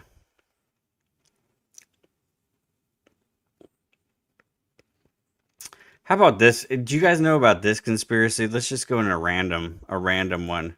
You guys know about this conspiracy about Guy Fieri doesn't swallow? A chatter brought me a theory that Guy Fieri never swallowed. Thinking that this was ridiculous, I watched 2 short videos in an attempt to debunk this theory and came up with more questions than answers. I promised a follow-up investigation where I would go live and try to not end stream until I found a swallow. This is that investigation. Every time Guy was about to swallow the food, they would cut. You never see any movement in his neck. Not that he's got a lot of neck, but like, it just doesn't seem like he's swallowing anything. And I found something in this video that I think is damning. Guy Fieri has deceived the American people for decades. He has this whole fork of potato that he puts in his mouth. He chews, he chews, he chews. There might be a swallow there. Unless... Now here's where things get crazy. Because you see this big ass potato on this fork, right? Let's slow this down a little bit. What happens if we go to, I don't know, 0.5 speed? I realize this sounds unhinged, but wait for it. You get this nice crunch. Did you see it? Did you see it? There is something on that fork, to be completely fair. But it ain't that potato. It's a very small sliver that he can hide in his cheek. He's essentially just sucking off the fork. There is nothing on the fork of substance.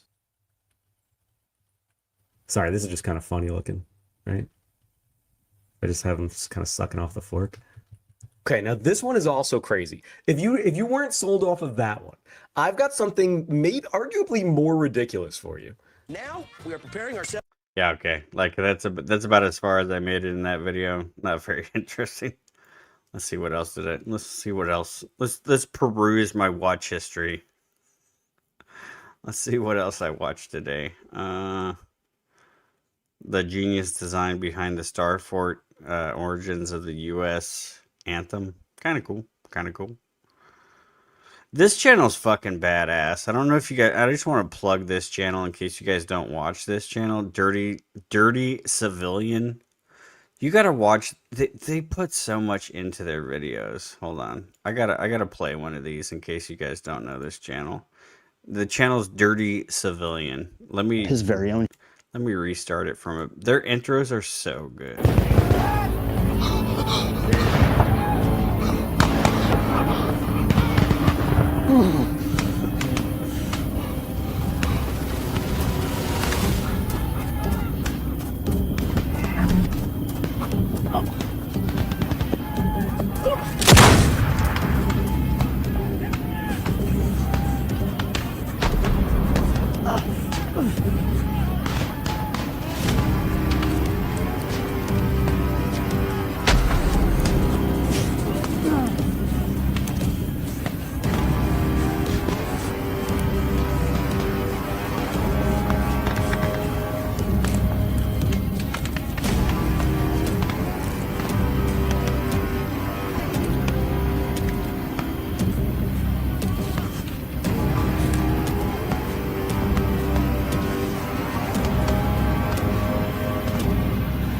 Billings, stay here.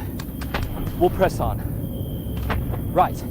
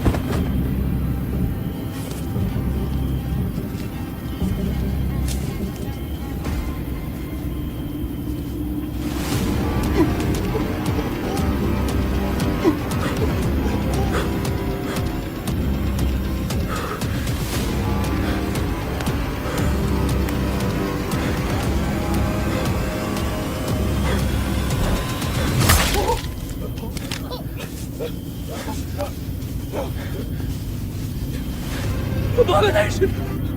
Abomination! Oh, oh, abomination! Oh, oh, oh, oh.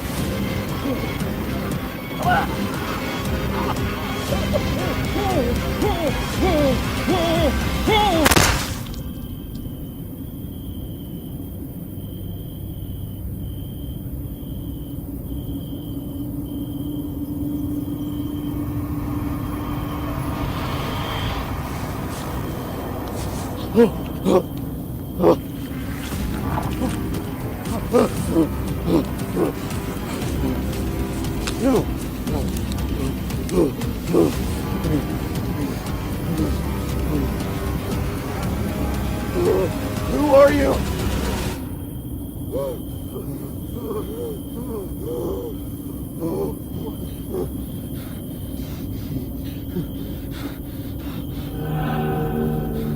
What are you?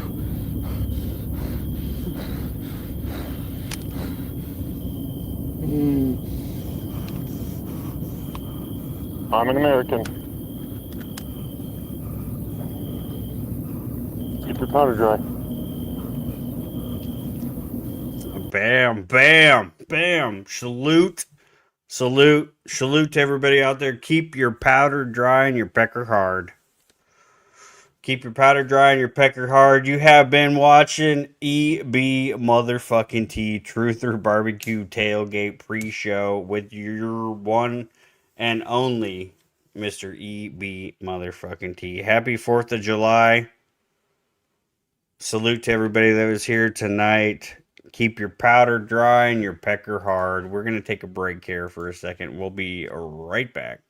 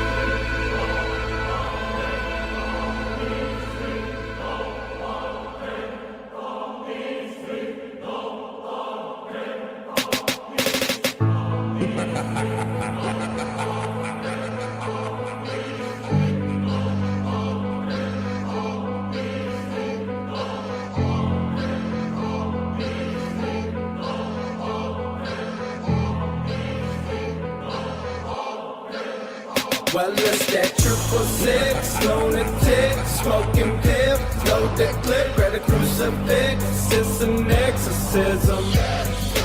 I've been hating life, suicide, who am I? Noose is tied, closing my eyes, it's my only mission. It's that scarecrow with no soul, I only ride solo. Please don't take my photo, I hate all you bitches. I'm flinching my trigger, I'm fucking your bitches. The graveyard my trenches, trust me, you don't want it. I just hit them and kill them with hell in my vision. That druggie, that junkie, bitch, give me your money. Blood on my clothes, spells on my soul. Live in hell, but I'm cold. Trust me, you don't want it when I got that motherfucking look in my eye. Got 6 million ways to commit a fucking homicide. G59 to the fucking day I commit suicide. Fuck it. All the way from hell, climbing up and out of hell, done sound. So I got my fucking neck, it's almost down. Through the prince of darkness, souls I harvest, bodies I reap it so.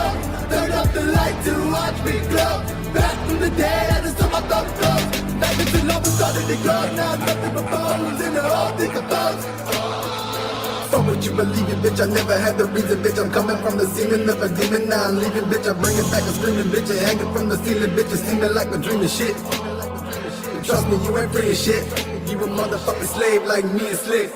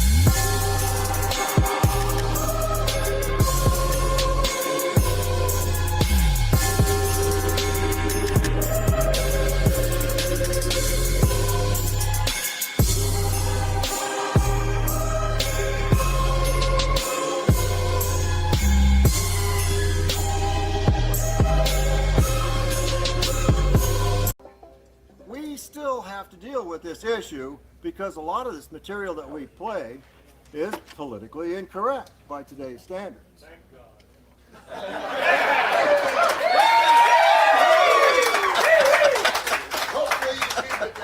All right. Our aim is to educate people into the ways and means of this music, the artistry of the music, to keep this music alive, not because of its content, but because of what it means to our historical background. Our heritage.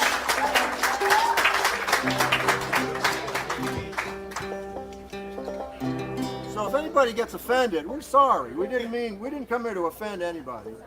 But if you do get offended, feel free to leave. There's doors everywhere.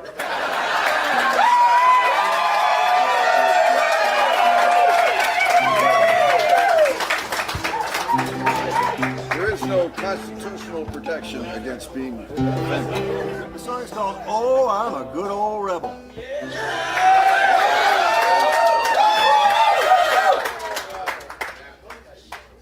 Come on, guys. Cheer up.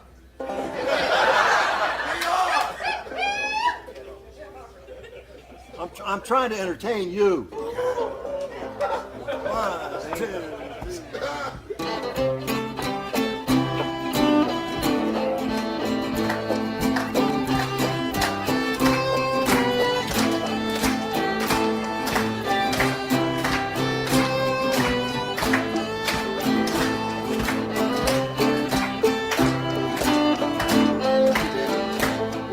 Oh, I'm a good old rebel, now that's just what I am.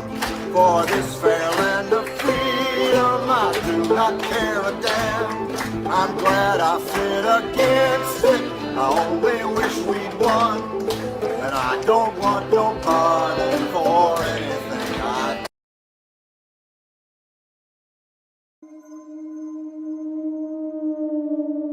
the city is sleeping, but the ground still speaks. The walls remember heat. The air remembers screams.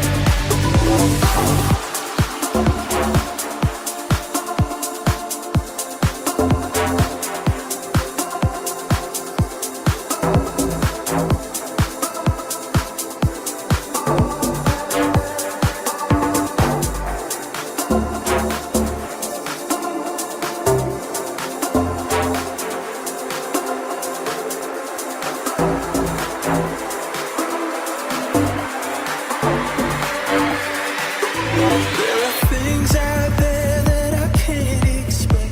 There's not enough time to show you what it all means.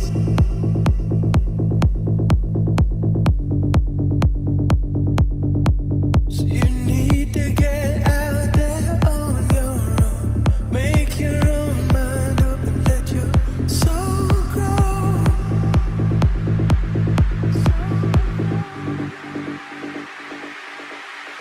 All that matters is where you lay your head. All I care about is that you're always safe. All that matters is where you lay your head. All I care about is that you're always safe.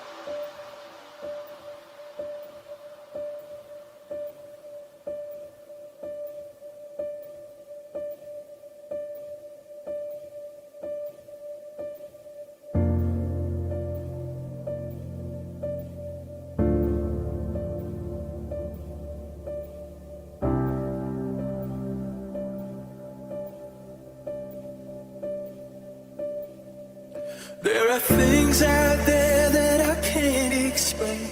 There's not enough time to show you what it all means.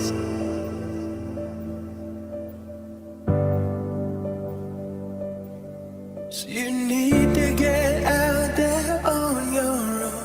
Make your own mind up and let your soul grow.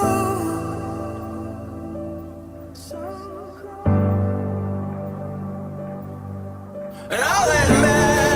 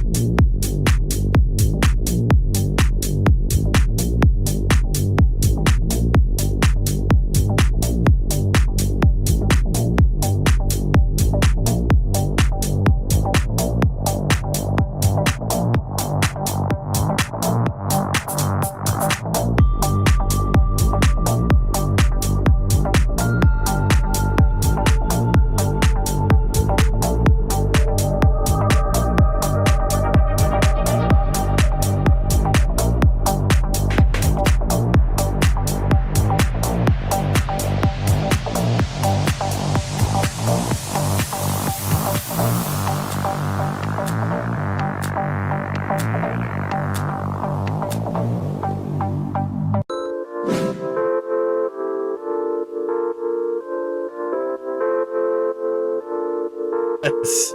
Yes, yes, yes, yes, yes. Let's fucking go. Let's fucking go. You was a superstar. All of you out there. Shout out to everybody in this. Shout out to everybody in the chat. 18 in the box. Still ready to fucking rock. I just want you to know that you're a star. You're a perfect person for a guy like me. And your eyes are shiny like a double sea. I wish you could be mine for eternity. Could you please be mine? Hey, you trapped my soul, you broke my law. I think you're fake, cause you stole my heart. Stole my heart. Trapped my soul. Trapped my soul like a superstar. Star. A superstar. Star. Cause you're my star. A superstar. Star. Cause you're my star. A superstar. Star. Keep yourself safe out there, people. Shout out to Dang. Salute to you, Dang. Keep yourself safe. Perfect person for a guy like me. And I know for sure that we are meant to be. If your heart is This song goes out to the 20 in the box or to the rock. Look. Could you please be mine? You trapped my soul. You broke my law. I think you're a thief because you stole my heart. Stole my heart. Trapped my soul. Like a Zucra star. Zucra star. Cause you're my star. A superstar. Cause you're my star. A superstar. Hey, Bryn74, keep yourself safe out there, brother. Keep yourself safe. KYS. Cause you're my star. You're a perfect person for a guy like me. And your eyes are shiny like a double sea. I wish you could be mine for eternity. Could you please be mine? Hey, I love you. I love you, Beholder. I love you, Beholder. You're one of my favorite people in the world, and I don't even know you. I don't even know you, and you're one of my favorite people in the entire world. I'll just let you know that. Not even being weird. I like you. I like you. I don't even know you, man. For real though. For real though. For real though. Keep yourself. Hey, Beholder. Hey, Beholder. Keep yourself safe out there. KYS. Cause you're my star. A superstar. Cause you're my star. A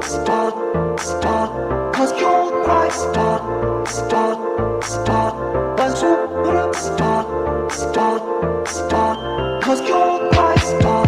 You're a perfect person for a guy like me. And I know for sure that we are meant to be. If your heart is locked, then I may have a key. Could you please be mine? Hey, you trapped my soul, you broke my law. I think you're fake, cause you stole my heart. Trapped my soul like a superstar. How can you not love this? How can you love... If you don't love this, KYS, keep yourself safe out there. Cause you're my star. A superstar. Cause you're my star. A superstar.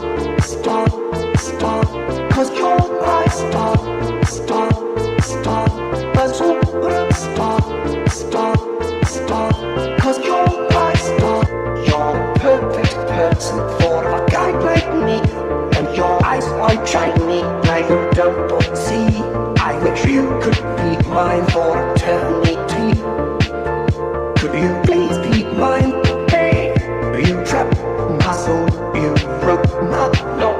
I think you're fake, cause you stole my heart.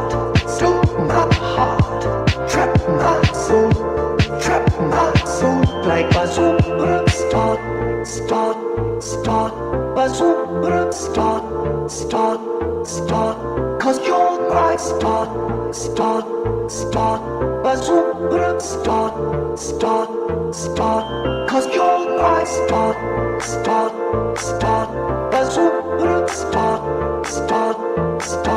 Cause you're my star.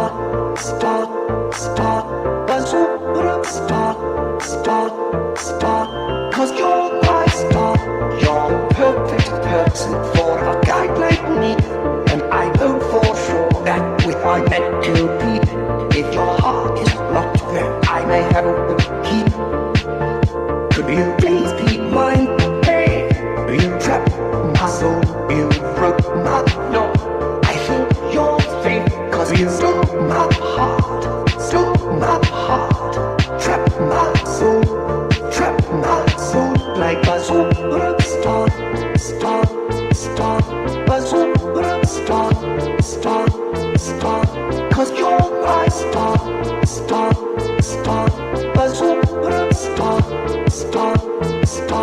Cause you're my star, a superstar.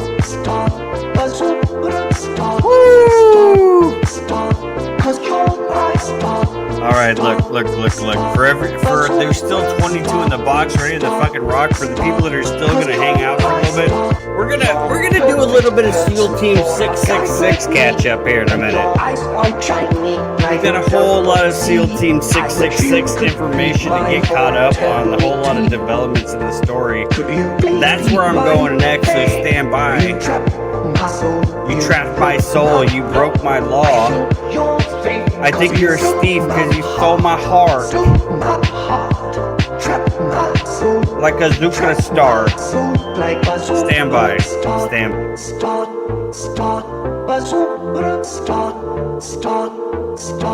Cause you're my star. A superstar. Cause you're my star. A superstar. Cause you're my star. A superstar. Cause you're my star. You're the perfect person for a guy like me, and I know for sure that we are meant to be. If your heart is locked, then I may have a key. Could you please be mine?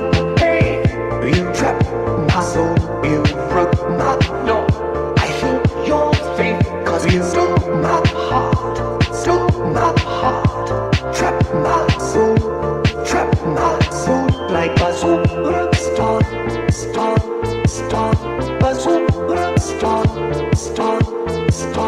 Cause you're my star, a superstar.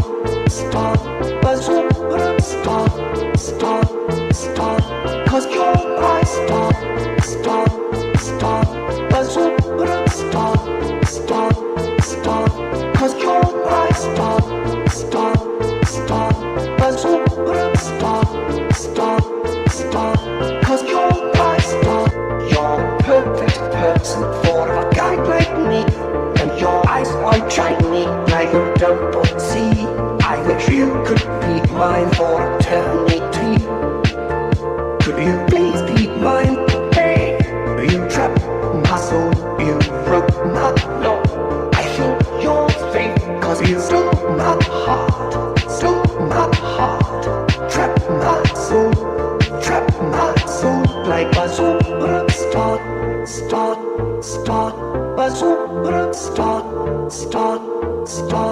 Cause you're my star, a superstar. Cause you're my star, a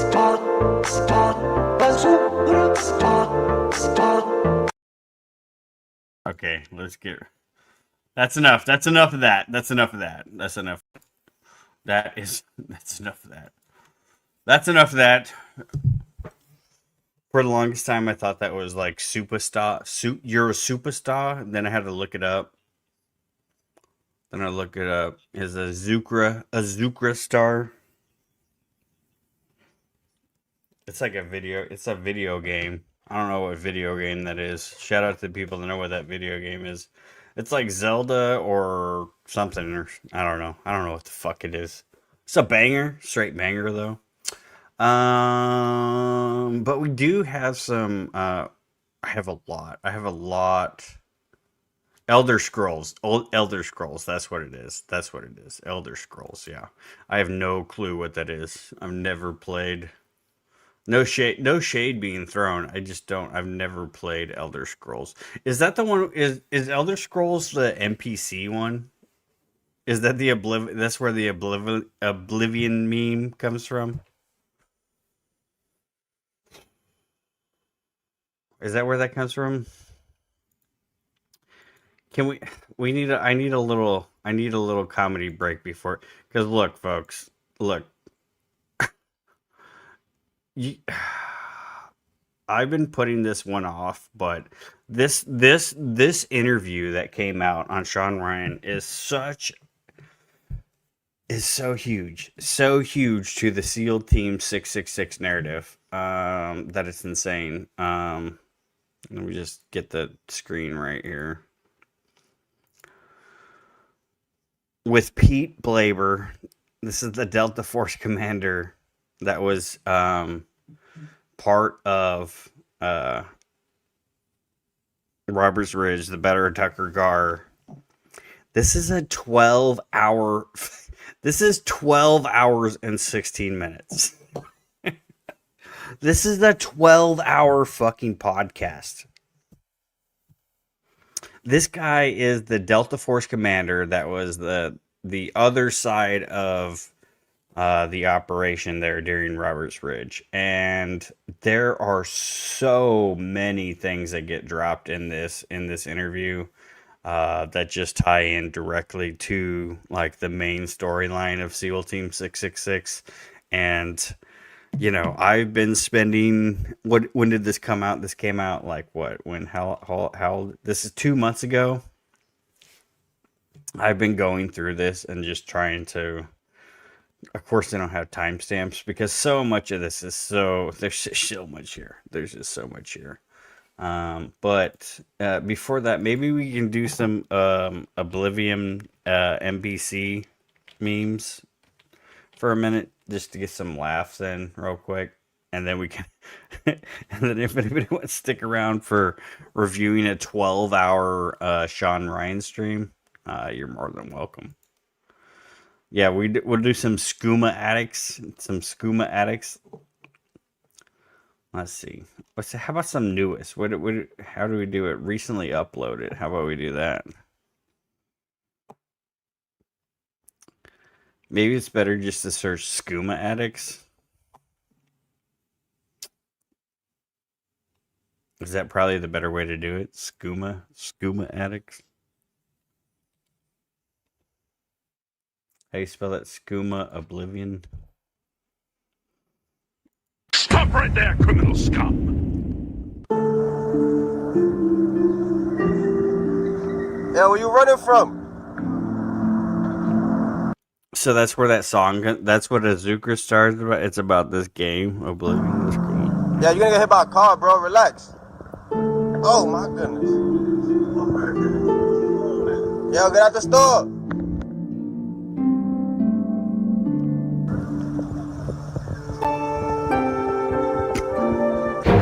Yo, go outside. Outside. Yo, where you running from?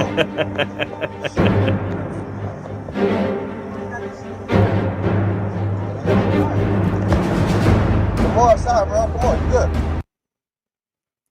Okay, well, that one's not that good. There's some way better ones. So this is. If you come over here, I can spray you right now. You better turn around. This one looks I'm not hurting you. It's water. See? Oh, this is a classic. This is a classic one. This is a classic Oblivion NBC meme. This is a good one here. If you come over here, if you know, I can spray you right now. You better turn around. If you know, you know. I'm not hurting you. It's water. See?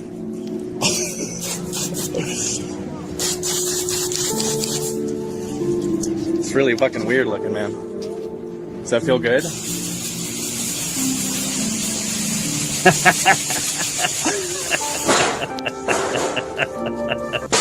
Hey, get the fuck off my property. Right now. Get the fuck off me. The fuck off of my yard. I will spray you again. Take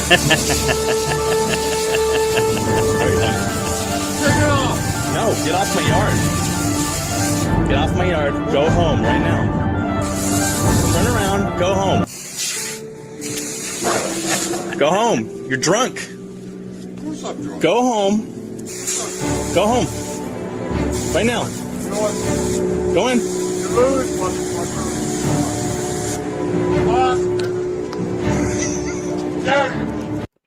You know what this made me kind of want to do instead of, I mean, I really do want to get into SEAL Team 666 catch up, but also I kind of want to go into like, fuck, it's 5 o'clock in the morning. I mean, like, I haven't streamed in a while. We're gonna do an epic long stream. We're gonna touch on a lot of things. I want to go into the GTA 6 shit. And I'm not even, I'm not even a big gamer. I have GTA 5. I think I've played it for like a couple hours maybe my whole life. But I understand the lore, I guess, to some extent. But like, I want to go into the GTA 6 stuff that's going on. Not necessarily like, I guess there's a big backlash. It's kind of bullshit because they're gonna like make it, they're like paywalling the whole thing. And then also it's gonna be like, they're doing like a physical release that doesn't have a physical, doesn't have a physical disc, which is fucking retarded. Like, you can buy the physical release, but there's no like physical media for the thing or whatever. It's kind of retarded. But, I don't know why I've been geeking out on this lately, but there's this channel, Sav. There's this channel, Sav, that does these really cool videos. And I don't even know where he's just like pulling this off the trailers, I guess. I don't know. Like, airboat. And admittedly, there's no way that like it's going to be like this detailed. I don't think. I don't know. Like, but this shit's crazy. Like, the water shit, algae expeditions, cruise ships moving through shipping lanes, and then like there's no way this game's gonna look this detailed. There's no fucking way. Different currents, different depths, and different ecosystems. The water itself behaves differently depending on which side of the island you're on. And then you have the reef, which, by the way, if you didn't know, Florida has the only living coral reef system in the entire continental United States. And it runs roughly 360 miles from the dry Tortugas all the way up towards Palm Beach. Now, this particular reef, called the Florida Reef Tract, supports a massive...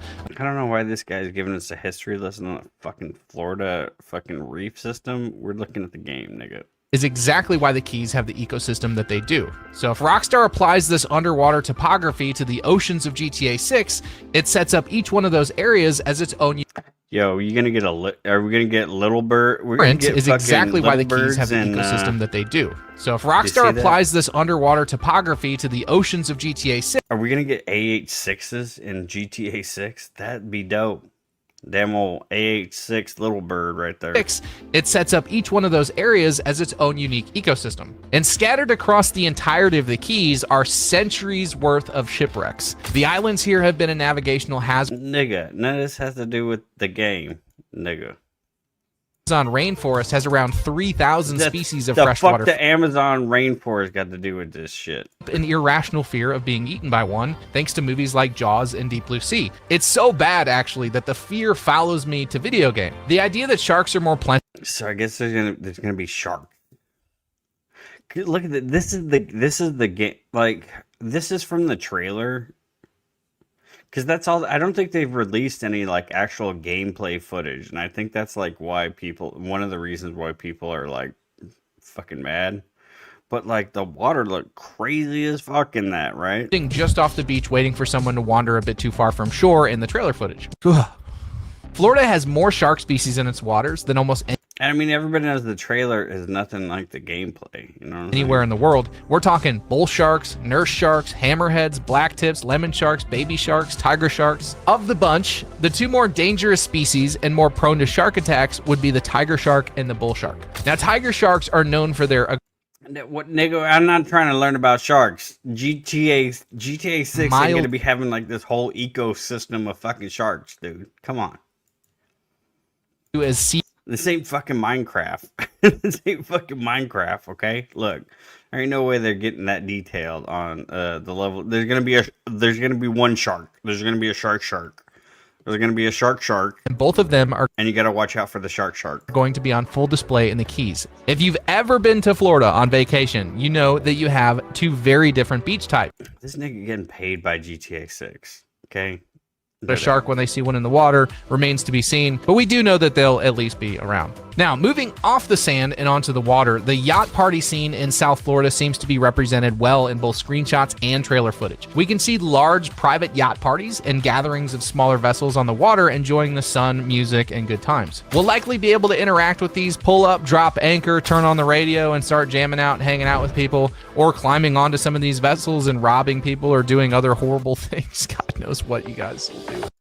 Okay, all right. I'll stand corrected. I believe this is correct. Grand Theft Auto cutscenes are rendered in the game engine rather than being pre-rendered video files. Demographics. Okay, all right. I'll stand corrected. But the point is, there's going to be yacht parties everywhere. Bigger yachts, smaller yachts, plenty of MP. If that's the case, this is the craziest water. This is the craziest water that's ever been in a game ever. Like, the water is nuts. NPCs to interact with out on the water. Fishermen are also going to be everywhere, from a guy with a rod and a cooler at the end of the pier to the center console bros, and I can even see Rockstar recreating this. There's a rod in his hand. What are you doing? You have a shark? Beyond that, the ocean opens up. Yo, speaking of which, this, I'm sorry, I'm going on tangents, but like, I gotta go and have you heard about the fucking guy that survived on the raft for like, was it like 130 days and he's catching fucking sharks on the raft and shit? The Japanese guy, what's his name? What's that dude's name? Fuck, dude. Crazy shit.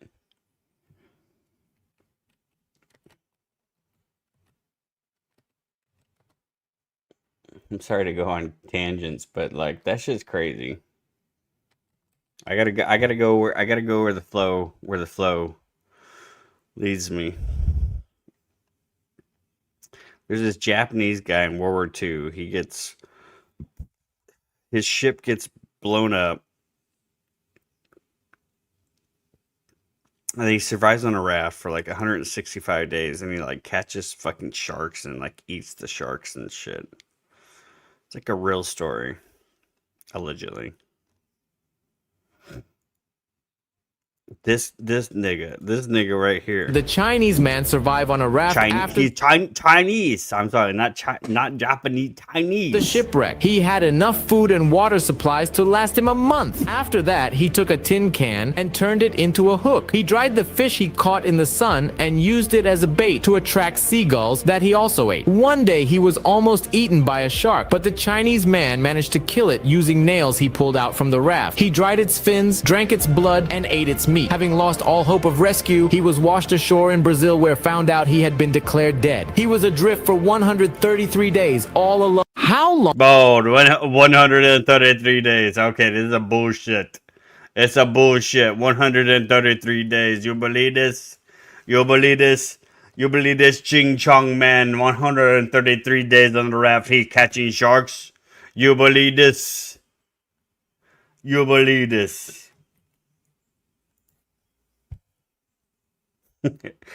I watched this whole thing. Look, I watched this whole thing. I watched this whole AI video. March 1940. It was actually kind of crazy. Like, I generally don't watch shit. I listen to shit, but I legitimately like had my eyeballs on the screen watching this AI video. What's his name? What's his name? What's his name? Chinese. 133 days. His name's Poon. His name's Poon Lim. Yeah, that's his name. Poon Lim.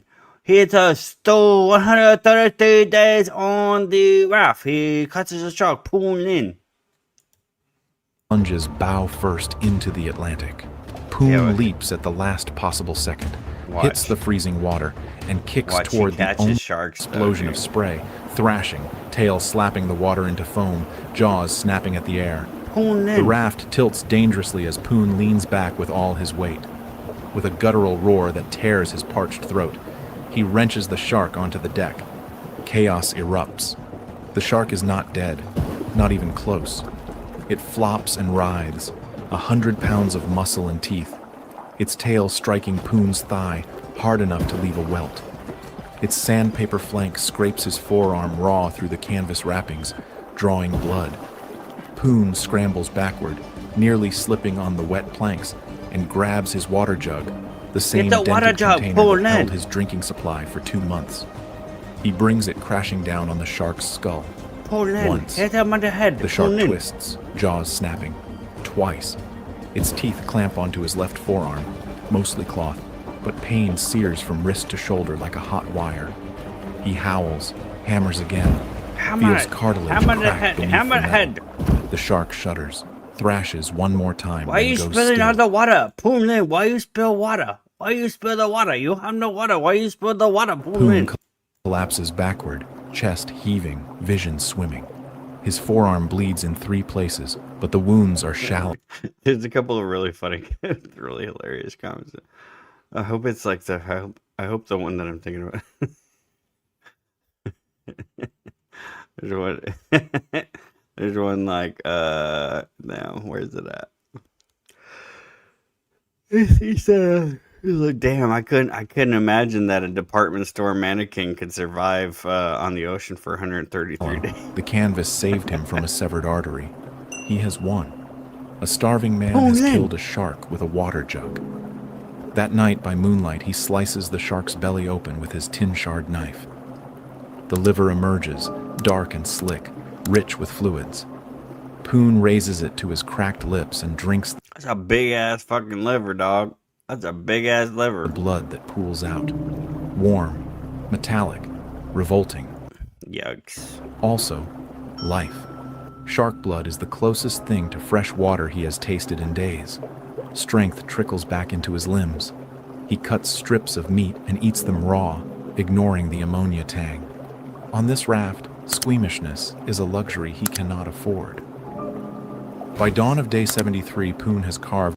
Damn, would it taste like ammonia? That'd be terrible. That'd be terrible if it fucking tastes like ammonia. I can't even imagine. I know the smell of ammonia. I can't imagine what the taste of ammonia is. Gross. Every usable part from the carcass. Meat strips drying on the mast poles, liver consumed, fins hung to cure. For the first time in weeks, he is full. But the scent of blood has advertised a buffet.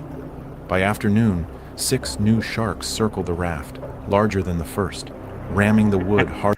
Look at him. Look at him. That one's right there. You got another one, Poon Lin. You got another one there, right? He already got it in the boat. Enough to rattle his. It was already in the boat. You missed it. Teeth. They want revenge. And that other one just jumped right in the boat. The siege begins at dusk. Look, and there's lasts. another one. Get him. Get him through the night. Poon sits in the raft's center, jug in hand, kicking the planks and shouting whenever a shark bumps from below. Bad shark, a bad shark. No, bad shark. Sleep is impossible. Every few minutes, thud, scrape, bump. The hunters are patient. Then, just before dawn on day 74, Poon sees something that stops his breath. A ship on the horizon. Gray hull, military silhouette. A U.S. Navy patrol craft cutting through the swell. This is fucked up. This is fucked up right here. 2 miles out, his heart slams. He scrambles for the flare gun, loads one of his last cartridges, and fires. The magnesium streak arcs across the pink sky. He waves, screams. That flare gun doesn't do that. But... jumps on the unstable raft until the sharks scatter. The ship changes course. It is coming toward him. But why were American sailors about to make a decision that would haunt Poon Lim for the rest of his life? Because he's Chinese. He's slant eye. He's slant eye with no pickup slant eye. No. So like the ship came right by him. They're like, nah, that nigga Jap. Be a trap? A down. It's a trap. Ground pilot used as bait to lure Allied ships within torpedo range? Not today, The calculus of not wartime today, Slantai, and no. paranoia spins through the captain's mind. Poon waves desperately, holding up his empty hands, showing he is unarmed. The ship's signal lamp blinks in his direction. Morse code he No, you guys are very, very tricky, you know. cannot read against the glare. Instead of closing the distance, the patrol craft maintains its position. Poon's smile fades. Why aren't they? I mean, he's lucky they didn't just fucking blast him with the 50 cal or something, or 20 millimeter. Bofors, you know what I'm saying? Die. Shit. Day 74 nearly breaks him. Poon curls on the raft, trembling not from cold, but from the soul-deep wound of rejection. He replays the moment in his mind, the faces on deck, the binoculars, the signal lamp, and each replay cuts deeper. It would be easy to let go, slide into the water, let the blue... I can see that, like, yeah, okay, yeah. I didn't even, like, yeah, the ammonia smell of, like, cat piss. Oh, that'd be terrible. I couldn't think of anything like, yeah, the ammonia smell of cat piss. God damn it, that would be terrible. Swallow him. No more fighting, no more hunger, no more waking up to an empty horizon. Just silence, and then nothing. For hours, Poon drifts in this dark place. He stares at the water and imagines the release of... I mean, I probably wouldn't be putting my feet in the water with all the sharks. Simply giving up. The sharks are gone for now, scared off... The sharks are scarred by the flares. The sharks are scarred.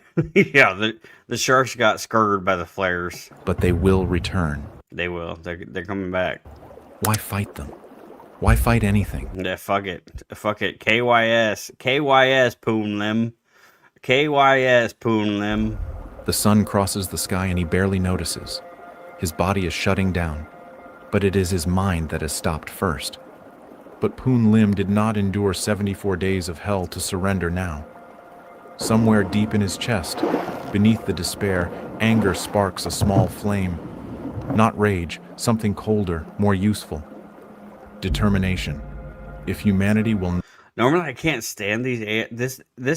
I'm just gonna say, this AI video was actually, like, kept my attention. Like, even with, like, the department store mannequin, like, dude, like, this video really kept my attention. And then I was like, well, this can't be real. This is fake fucking bullshit. And I was like, what? That raft is retarded. Like, how is that the survival raft? And then I looked up the, like, actual story, and that's exactly what the survival raft looks like. Not help him, he will help himself. He sits up, slow and deliberate, salt-crusted eyes hardening into something new. Fine. Let them leave. He will survive in spite of them. He will outlast the ocean, the sharks, and every captain who ever sailed past a dying man. He rolls into the water, tethered by rope, always tethered, and scrapes barnacles from the raft's hull with his bare hands, reducing drag, ignoring the small cuts the shells leave on his fingertips. He lashes cracked planks with strips torn from his own shirt, reinforcing joints that have loosened after 3 months of sun and salt. He catches... I mean, I can't imagine, like... Can you imagine being on a raft for that fucking long? It's insane. That's fucking insane. I mean, why? What? Like, why? I mean, like, why? Why? At that point, why? What? Man, that's tough. That's fish tough. When he can, eats them raw, uses the guts to catch more. He kills another shark on day 82, a smaller one this time, 4 feet long, and drinks its blood like water from a canteen. He dries the meat on the mast poles. Day 90, day 100, day 110. The calendar rope he once knotted each morning has been abandoned. He tracks time by the moon now, by the slow westward drift of stars. His body is a skeleton wrapped in burnt leather, cheekbones jutting like tent poles beneath his skin. I mean, I don't know. That's a crazy. I mean, like, what? It's like, oh, I don't know. I don't know if I had that drive to stay alive at that point. Like, I would have went for a swim. You know what I mean? You know what I'm saying? I would have went for that KYS swim. Probably like 90 days ago, probably. But his muscles still obey, a credit to those daily exercises, those morning swims around the raft, and pure, stubborn will. On the morning of day 110, Poon wakes to a new smell. Vegetation, mud, land. His heart pounds. He scans the horizon and sees it at sunset, a thin, dark line to the west. Not a cloud. Coastline. Brazil. After nearly 4 months adrift, the mere sight of solid earth makes his eyes sting. But the current reveals a cruel... This doesn't... I don't know how accurate this is, because it actually doesn't make sense. Like, I mean, the story allegedly is real, but I don't know how he ended up, like, in the... How does he end up in Brazil, though? I don't get that. Trick. He is drifting parallel to the coast, not toward it. Palm trees and cliffs taunt... Because I think he started out in the Pacific. He started out in the Pacific, and then somehow he ended up in the Atlantic and on the coast of Brazil, which doesn't make any sense. Him from miles away, sliding past like scenery through a train. I think that's just like a error. I think that's an error of the AI video. Train window. If he does not act, he will drift past inhabited areas and back into open ocean. Would Poon's final gamble pay off? Or would the Atlantic claim him within sight of salvation? Day 111. Dawn breaks bright and clear. The horizon... Anyway, that's Poontang's survival story. How did we get the Poontang? Oh yeah, we're talking about GTA 6. Up into some genuinely unpredictable territory, and Rockstar can take it any direction they want. For example, you may not know that there are modern day pirates pulling up in... All right, hold on. We're gonna go on another weird tangent. I seen these guys, and I'm gonna go on a weird tangent after seeing these things, because I recently went on a deep dive of fucking lion seals. Do you guys know about the fucking... Is that what I'm talking about? The fucking lion... Yeah, lion seals, dude. Crazy. Lion seals are fucking crazy. Hold on. Look at the... Look at this shit. Look at the... Hold on. This is the skeleton. Let me do the skeleton of a lion seal.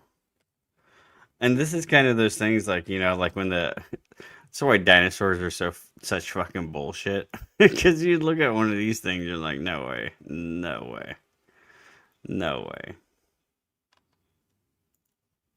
Let me find a good image.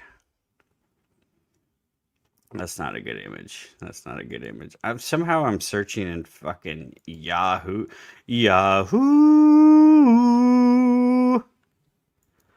Let me see a lion seal skull. Show me a lion seal skull. Hey Google. Oh fuck, my phone's probably gonna trigger that. Hey Google, show me a lion seal skull. That's a mountain lion. Fuck it. You can't even search shit anymore. Like, that's how AI is fucking totally ruined everything. You can't even search some shit. You know what I'm saying? Like, it's so retarded. But the lion seals, they're crazy. Maybe I'm thinking of something. Maybe it's not lion seals. No, it's something else. What am I looking for? Leopard seal? Is that what it is? Let me see. I can't remember what it is. Leopard seal. Yeah, leopard seal. It's the leopard seal. Yeah, this thing is fucking nasty. Look at the skull. This thing is crazy. It's crazy. Leopard seals.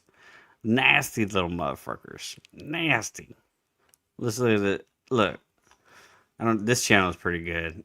Casual Geographic. To one in Australia. But look at this. Look at this thing. Wow. Plenty of people are terrified of the ocean, and arguably no other animal embodies thalassophobia more than the predator time seemingly left behind. Most people will never see one alive, yet they remain one of the most nightmarish and uncanny but also complicated and least understood apex predators on the planet. In fact, the first time you ever heard of a leopard seal, it was probably giving Happy Feet hell. Or the pebble and the penguin, in which case, make sure those doctor appointments are booked. You're getting up there. Or maybe it was... If you or a loved one was a victim of that jump scare, you may be entitled to... I don't even know what that is. Leopard. Let me just prove my point here. Leopard, seal, skull. Yeah, look at this shit. Look at that shit. Look how terrifying that shit is. You wouldn't think like, oh, that's a fucking seal skull, right? Like, the thing's crazy. Crazy. Look at the teeth on that. Look at the teeth on that motherfucker. Like, can you imagine if you found that skull, right? And then you could just like build whatever you wanted off of that skull. Look at the teeth on this thing, man. Steelsaurus Rex.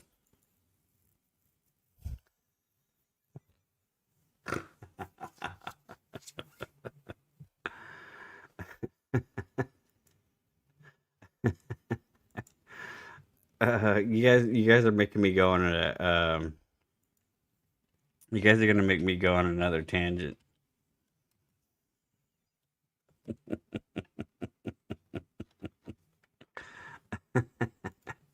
You guys know about Matthew construction. I can't think of the joke. I would have done the joke myself if I could remember it, but he had a good joke. He had a good dinosaur joke. He had a good dinosaur joke. Invented caulk. Just look, the only difference between me and a good contractor is that a contractor has charges for work. Hold on, he had a good dinosaur joke the other day. Where's it at? He had a good your mom joke here somewhere. Had a really good your mom joke. I'll probably never find it. But it's hilarious. Trust me, it was funny. It was funny. He had a really good mom joke. We just might have to scroll through Matthew. I'm not flushing my 8-ball unless the cops come. This thing says it flushes 7 billiard balls in a single flush. So I don't even need the 8. I'm pretty sure the boss started drug screening people so he could know who to buy off of in the future. Accuracy ain't guaranteed, but confidence is. You look at my last 10 jobs, and this one will be in the top 10. Quit looking back at the camera. You're breaking the fourth wall. You're killing the magic. There's no... What do you call a black man that works on your toilet? A plumber, you racist motherfucker. It's like having sex with a... Boss told me I needed to act more professional. Like, bitch, you hired me out of a gas station parking lot. Company truck, you got to start with a minus sign screwdriver. I don't think that you can get age from sitting on a toilet seat unless you sit down before the other guy gets up. You think 7 years is bad enough? It seems that I picked quite a bouquet of oopsie daisies. It's quite a turn of events we have here. Roast too short, ceiling's too high. I am so proud of you. You're awake, half-assing life, and only being really mildly aggravated. Next time you don't feel important, remember, a single one of your turds, it could shut down an entire water park. Try to stay out of jail today. I like them new Velcros. Hell, I got some just like it. Oh, yeah? Where? They on my feet. We like Twinkies. Meat Twinkies. Being the best of the worst is still being the best at something, so you got to take that. Don't ever let somebody talk you out of taking a little 30-minute job, because the 6 hours that you're there could... You sweating like a blind lesbian at a fish market. Why you smell like an old bag of pennies? I farted. Almost a penis. He may look dumb, but even a broken shovel moves dirt, so... And my work ethic may be softer than baby shit in the microwave, but I showed up. I would rather staple my nut. Hey, you've had balls hit you in the ass harder than that. If you're gonna hit it like a girl... Why is it so old? Like so old ones. Hold on. He's way better. One step two. I'm probably going to use this black one because it's a little bit longer on average than the white one, the yellow one, and the red. Could have been a masterpiece. No. I'd rather have an A in disgrace than a D in my face.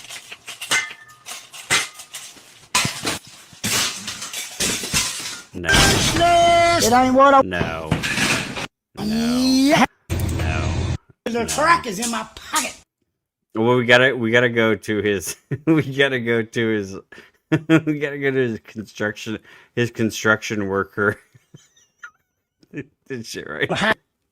Where the wind don't blow. No, that's not it. Come on, nigga. Come on, nigga. I mean, if you stay where the wind don't, y'all better have. No. I had to change the name to Cross. No, I told you, keep them both. No. This No. you gonna have to beat me off of this. Hold on. Stand by. We gotta go to his when he's trying to trap construction workers. This shit's hilarious. Hold on. Stand by. We're gonna get to it. Trust me. It'll be worth it. Just stand by. Damn, it's hard when you go through all these shorts. It's like, damn, dude. You're making some money off this shit. Where's he at? Where's he trapping that? Trapping.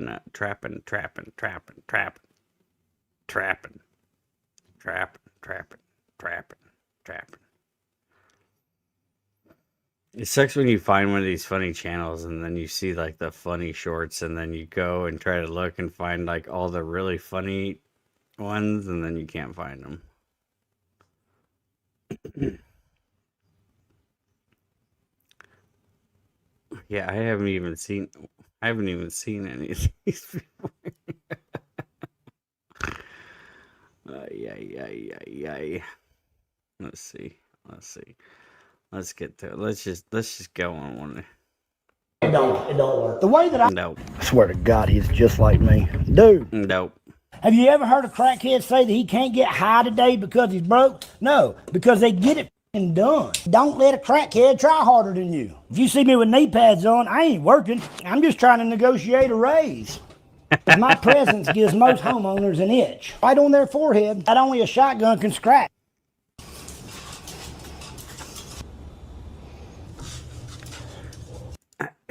Normally everything he has is like gold but I've never like clicked on his channel and it's like not. He's got a lot of misses.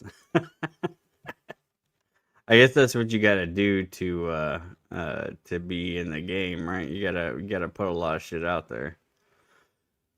And then you're gonna have your hits and you're gonna have your misses, right?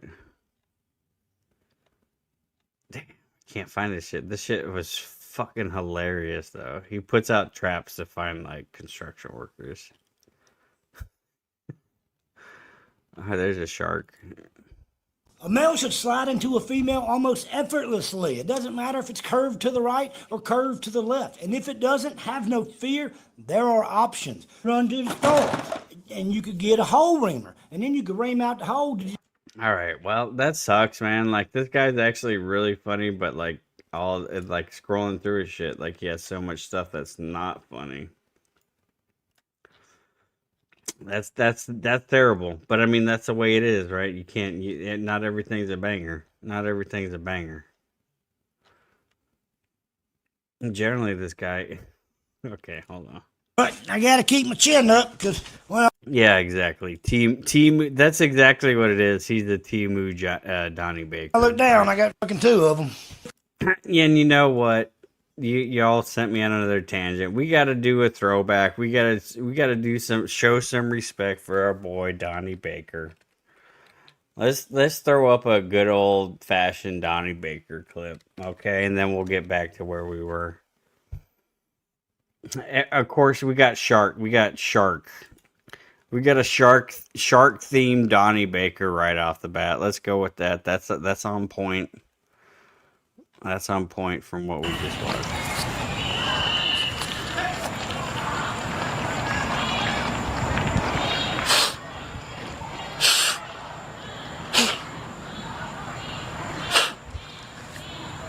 I don't even know where to begin. I'm pretty sure this is one of my properties in Indianapolis. That shed looks way too familiar. What's going on here? I'm so pissed. I'm Donnie Baker, and I'm here to report a violation of statute of limitations to Court 7. I ain't filed the paperwork, but I want this on the record. This is where my boat used to be. I come home from work, my boat's been impounded. And I just built this boat ramp, so I want the state to reimburse me for all that lumber, okay? Because my boat, now I've got to mow this now. And some nights I would sleep in it. You not only impounded a boat, you took a whole room addition. All because my neighbor to the north told the homeowners association my boat was an eyesore. Well, so's your wife, Mitchell. We ain't supposed to have livestock in this neighborhood, yet you married a sea cow. Well, I'll say it right to his face. I'll say it right to his face in cursive, because he knows if he comes over, I'll scissor kick his gizzard and break his carotid artery. What am I going to do with this? This was my storage shed. This is where I kept her in the winter. And in the summers, when I was with Angel Skinners, this was her stabbing cabin. But angels have wings, and she flew out of the relationship. I've got a couple air mattresses, a boat cover. Still got a hose in there, because that's how hot she'd get some days. I swear to God. And in her prime, she'd squirt back at it.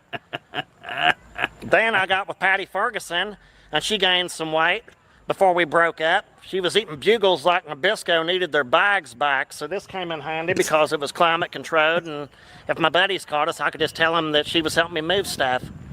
This is war, Mitchell. I don't deserve this. I'll turn his stepping stones into frisbees.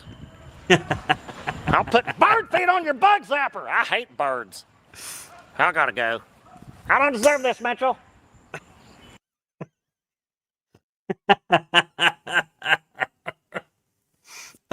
Okay, hold on. This is Donnie Baker with some fireworks safety tips. We gotta do that one. 4th of July. Hey man, it's Donnie Baker. 4th of July is coming up. And I got a few fireworks safety tips that might help you and your family enjoy this great occasion on our nation's Sabbath. The fact remains, just use common sense, okay? Remember this, fireworks and alcohol don't mix. So do what Donnie Baker says. Do all your drinking beforehand, and that way you can play it safe. Take any danger out of the equation. Second and foremost, if you do start drinking, remember the 2-to-1 ratio method, okay? Most doctors recommend this. 2-to-1 ratio method, that's like 2 shots of Fireball, then at least pat it with 1 beer. Then rinse and repeat like you're using Pantene conditioner, or 2-in-1, whatever. I can't afford Suave. I know this, a lot of people make mistakes. They get excited setting off fireworks and forget that their food's left out in the sun. There's a reason why picnic and dare tick rhyme together, dumbass. So the fact remains, up to 10,000 bona fide Americans each year go to the hospital with melanomas cause of rotten tater salad. I swear to God. I swear to God. You know? It's true. So cover it up. Make sure it's put in an ice box, a tackle box. Just make sure it does not get any fresh air. Drinking is important. Not just your liquors, but you got to get some other. My mom Phyllis, she likes Snapple. You know, she'll drink Snapple. Sometimes when she's done, she'll use the bottle as a spitter. But make sure you get your electric lights, because it gets hotter than hell come 4th of July. Okay? Grilling's fun. I don't have a grill, but I do use this to combat mud daubers and skeeters this time of year. It's just plain smart. Say, remember, this is dangerous. We're talking about explosives here. This ain't like lighting a fuse on a tampon. These mortar rounds and snakes and finger blasters are fun. Anytime you get something purchased in a good, colorful box near an exit ramp, you know you're in for a good weekend. But you need to keep your distance. Last summer, my cousin Lonnie lost both his thumbs. He lost his thumbs, he lost a pole barn, he lost 4 head of cattle. All of it, even his beard. And you might think that he learned his lesson. Yeah. All right, this is not peak Donnie. We need to do a peak Donnie. We need to do a peak Donnie.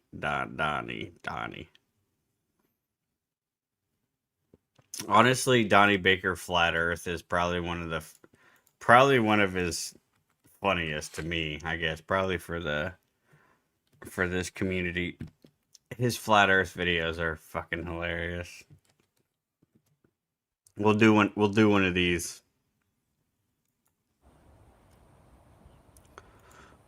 Hey man, this is Donnie Baker, and I've been conducting some experiments because I've been watching YouTubes and trying to decide if the earth is flat or if it's round. There's a big debate called Flat Earthers on YouTube. Look it up. And people will laugh and they'll chuckle, you know, same way they did Lewis and Clark when they discovered the Alamo. Well, the fact remains, think about it. If the Earth is round and rotating over 600 miles an hour, by the time I throw this common Nerf ball up and it hits the ground, it should be 8 miles over, but it ain't. It's, the fuck is it? Maybe it is. There it is. And some experiments. I've got a common level and a bottle full of Zima. Mother Nature's nectar. These are minerals they've ground into liquid form. It's making a comeback.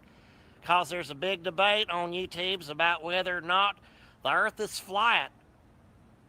I swear to God, it's called Flat Earthers. And I used to date Teresa Reynolds. We used to call her the throw rug because she was flat and dirty and you could lay her down anywhere. The fact remains, you can call me an oxymoron if you want, but if the planet Earth is spinning like this, how come this level ain't spinning like this? If the planet Earth is spinning round, that could mean you could fart in fast forward. If the planet Earth was spinning around and you was below the equator, you could smell your farts again. I swear to God. None of this makes sense. The fact remains, Mexicans who are migrating over here could go left and save themselves about 4 to 10 hours. Think about it. Trump's going to have to build his wall 2-ply. So, you know, and I never believed much of this. I had a girl once give me a tuggy trying to explain it. I swear to God, she was twisting the top of my head like this, and then at the base she was grinding the opposite direction, trying to explain how Earth works. Twisting the top and grinding the bottom. I said, what, did you give me a tuggy or trying to make fresh ground pepper? Well, nobody can get enough of this guy.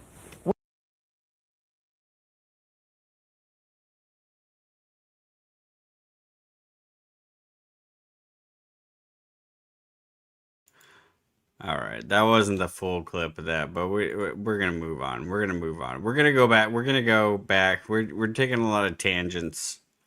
We're taking a lot of tangents here. Fuck, I don't even know where. I don't even know how we got to where we're at. I think we were talking about leopard seals. It's financial compensation, not for me though. The penguin paralysis demon is incredibly feared for an animal we don't know that much about. Hey, what's a sea leopard's favorite fast food? Popeyes. But there's a whole nother side to the assault sausage, one that just might bring you to tears if you watch long enough. This video isn't to make you fear or hold hate, but understand and even appreciate the alpha seal, not for just what it is, but how and why, and all I ask is that y'all hear me out. But there is no why as to why people find leopard seals optically disturbing. Few other animals pass the eye test for being that terrifying. The leopard seal looks like a mammalian mosasaur, a prehistoric predator with a permasmirk. And if you think I'm exaggerating, you haven't seen or better yet heard what happens when one hauls out near humans. Run, run, run.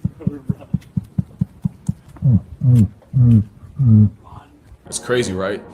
You can hear it in your chest. Another thing is, people often suffer from a lack of scale with sea animals. They don't know how huge tuna are, how big dolphins get, and that leopard seals can grow to 12 feet long and weigh over 1,200 pounds. Trust me, there's a worse picture than this down the line. Chances are, you've never looked a leopard seal in the mouth, because then you'd have to be surgically removed from your therapist's couch. Those teeth are built like that for a reason we'll get into soon, but this internal mugshot may be coming to a beach near you. Abolish any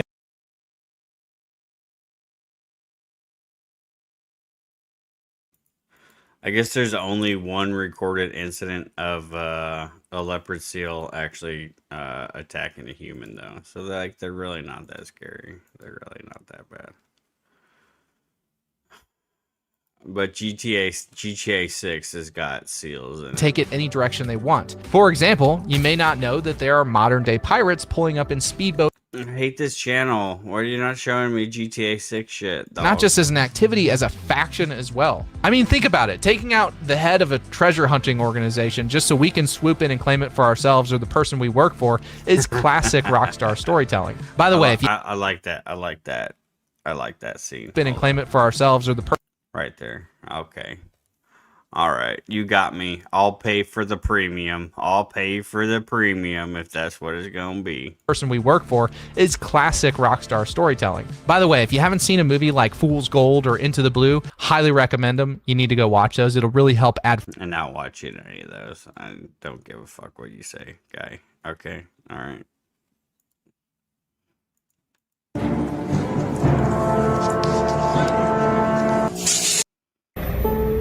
Who are you? I'm Detective Mike Jardine. This one's hilarious. This is a classic. It's not really NPC. I mean, like, but this is just funny. Oh, yeah? What are you working on? What are you working on right now? Several cases. Okay. What is this about? Are you working on something right now? Am I? Yeah. Yeah, I am. All right, what are you working on? What are you working on? It doesn't matter what I'm working on. I'm asking you, what are you doing here taking pictures? Where have you been today? Have you been here all day, or have you been out and about a little bit? What is this about? Who are you? I'm asking the questions. Where have you been today? No, have you been here? I'm asking the questions. You're on this property. You're on this property, so you need to answer my questions. Are you drunk? Why are you slurring your words today? What's your name? You've got about 5 minutes to get out of here right now. Or what? Or what? You're on my property. This isn't your property. It is. Shut the hell up. Get out of here now. What'd you say? I said shut up and get out of here. No, you get out of here now. Hey, you better get your boy. Get your butt back in your office and do your job. You shut up and get out. You get your butt back in your office and do your job. No. You quit drinking on the job. You understand me? Whatever. You punk ass. You're about as stupid. I love how the uniform cop is like, he's laughing in the background. You're about a stupid motherfucker, aren't you? You get your ass back in there. You don't look back here again.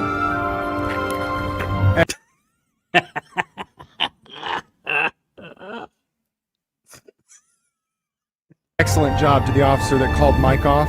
Mike, you might want to thank him for saving your job. You quit drinking on the job, boy. You understand me?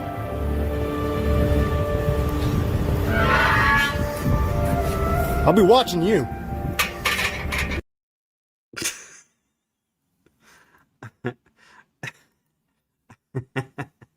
The guy that does this really good lately is the you guys know the guy that goes into like Walmart's and asks, like, he goes into Home Depot. He goes into like Home Depot and he like fucks with people.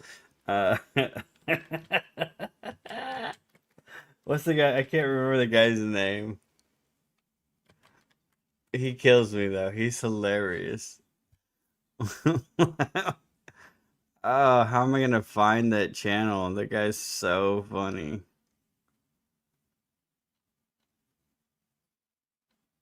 Ah, fuck. Somebody's gotta know what that channel is. A guy goes into like Walmarts and Home Depots and he like just asks people like the craziest shit.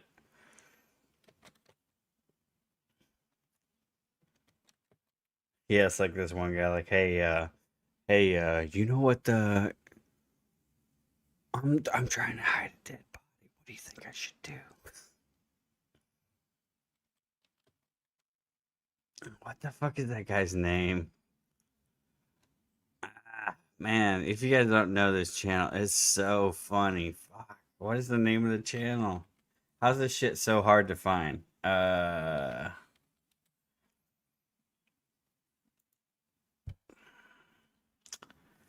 Fuck, what's the guy's name? Here, I think this is. Do we get the big size or the... No, that ain't it. That's some nigga shit. Damn. What the fuck's that guy's name? Dang it. Hold on. Home Depot gay.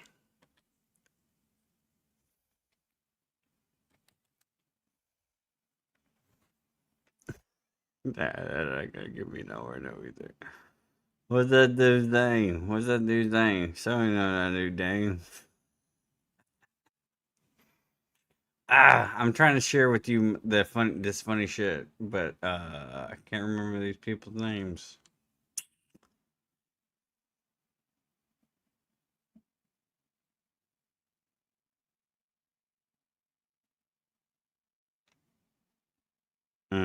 Sorry, this is riveting entertainment here, folks. But like, this guy's hilarious. He's in Indiana too. He's in Indiana. He just hilarious shit.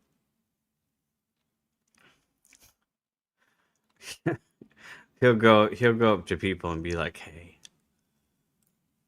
I'm looking for some cock. I'm looking for some cock." Maybe that's the way I can find it. Home Depot cock meme. Nope. We just got pretty standard cock. Stephen DeYoung comes up as the number one recommendation there for when you search Home Depot cock. Okay, that's weird. Okay. Let's click For on that. men that have just entered the church, who are some saints that you would say they should look into and why? I always tell everyone, and anybody who's ever watched my Twitch stream will be familiar with this. I'm always saying people need to read more St. John Cassian. St. John Cassian is an amazing saint. He was one of St. John Chrysostom's deacons. He was personal friends with then Archdeacon Leo, who became St. Leo the Great. He was originally from part of what is now Romania. He interviewed the Desert Fathers in Egypt. He was a monastic in Palestine. He founded the first monastery in Western Europe in France, right? Just on and on and on. This amazing life. And his writings, the institutes, and the conferences are amazing and are full of very practical wisdom, addressing very direct questions. So his two main works are the institutes and the conferences. His institutes are him talking about the way things were done at the monasteries in Egypt and Palestine, and therefore, based on that, how they should be adapted to serve in monasteries in Western Europe. But within that, he talks about for him, the 8 evil thoughts, which later get turned into the 7 deadly sins. He's responsible. All right. Well, this is terrible. How about we do something something a little bit possibly dangerous for myself. Let's like peruse the shorts that I've watched in the let's peruse my shorts history. How about we do that?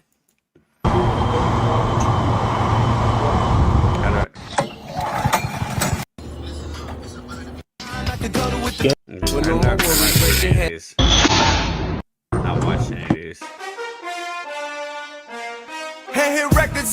Okay, it doesn't work the way that I thought it would work. It doesn't work. I thought we could just scroll through things that I've watched.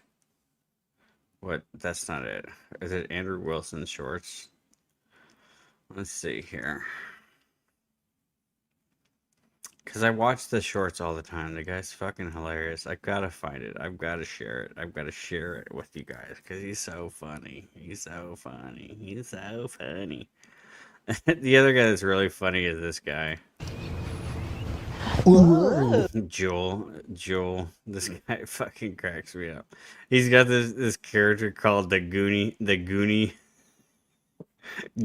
Sergeant. Goonery Sergeant fucking cracks me up. Hold on, let me show this. It's a Marine Corps thing. Where's Goonie? Where's Goonery Sergeant? Goonery Sergeant at the Goonie Sergeant at the At the range is a pretty good one. Let's see if I can find that.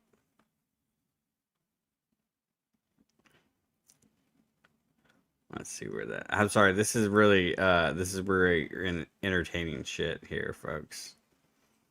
Glad you guys are all here for this. What is it? This is a Goonie Sergeant. Man. Whoa, what's going on there, freaking damn Jewel? Bro, we just keep doing gun drills every single day. Rain, sleet, snow, it don't matter, man. We're out here every single day doing the same shit. Now, let me ask you this. Have you ever thought about the reason behind that, Jewel? Yeah, because they fucking hate us, man. They're trying to torture us. Yeah, bro, they're out here. No, that's not a good one. That's not. Man, I'm really striking out right now. These. I swear to God, these channels are funny. I swear to God, these channels is funny. I just ain't finding any of their funny shit. Why? How come when I go to their channels and I scroll their shit, it's like none of their funny shit? That's some fucked up shit. Hey, listen up. Let me get friggin' damn 6 or 7 Marines to go on this work. All right, now we're not doing this right now. I'm sorry. I'm sorry about this, folks. Let me bring it back. Let me bring it back around. Let me bring it back around. Let me bring it back around. Let me bring it back around. Hold up. Let's tie it all together. Well, let me tie it all together. This guy's funny. This guy cracks me up. This guy cracks me up. I don't know if you guys know this guy. This guy cracks me up. Sir, this is the cabin of Martha Bustdown, Washington. This is Martha Bustdown, Washington. We're breaking in to attack her. Oh my gosh. I can't believe it, sir. Martha! You're like, dude, we should just go into this guy just because it's the 4th of July. Hey! Big 13 on top! You ain't never seen shit like this! 250 years of kicking y'all's asses off the floor! Redhead's gonna need a stretcher for this one. Whipping the Hellcat! Straight through Jamestown! Bury the redcoats! Face down! Full auto muskets! Chopping trees down! Mother! Freedom in the big 13! No room for your king and crown! Never trust it up! Never trust it up! See a redcoat musket to the dome, make his heart stop! Never trust it up! Hey! You there! Wait! Alright, delete all that. I got it. I see like the Delaware, wrist on my wrist. Go and tell Cornwallis that he can tax this dick. Guerrilla warfare, catch him with their trousers down, I don't miss. United States on top since 1776. Hey, Big 13 on top, you ain't never seen shit like this. 250 years of kicking y'all's ass. Redhead's gonna need a stretcher for this one. Whipping the Hellcat, straight through Jamestown. Bury the redcoats, face down. Full auto muskets, chopping trees down. Mother! Freedom in the big 13, no room for your king and crown. Never trust it up, never trust it up. See a redcoat musket to the dome, make his heart stop. Never trust it up. Hey!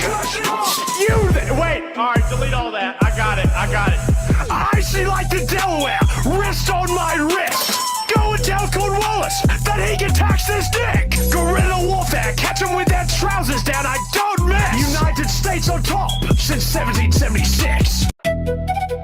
Hey, Big 13 on top, you ain't never seen shit like this. 250 years of kicking y'all's ass. Redhead's gonna need a stretcher for this. Start, cause you're my start.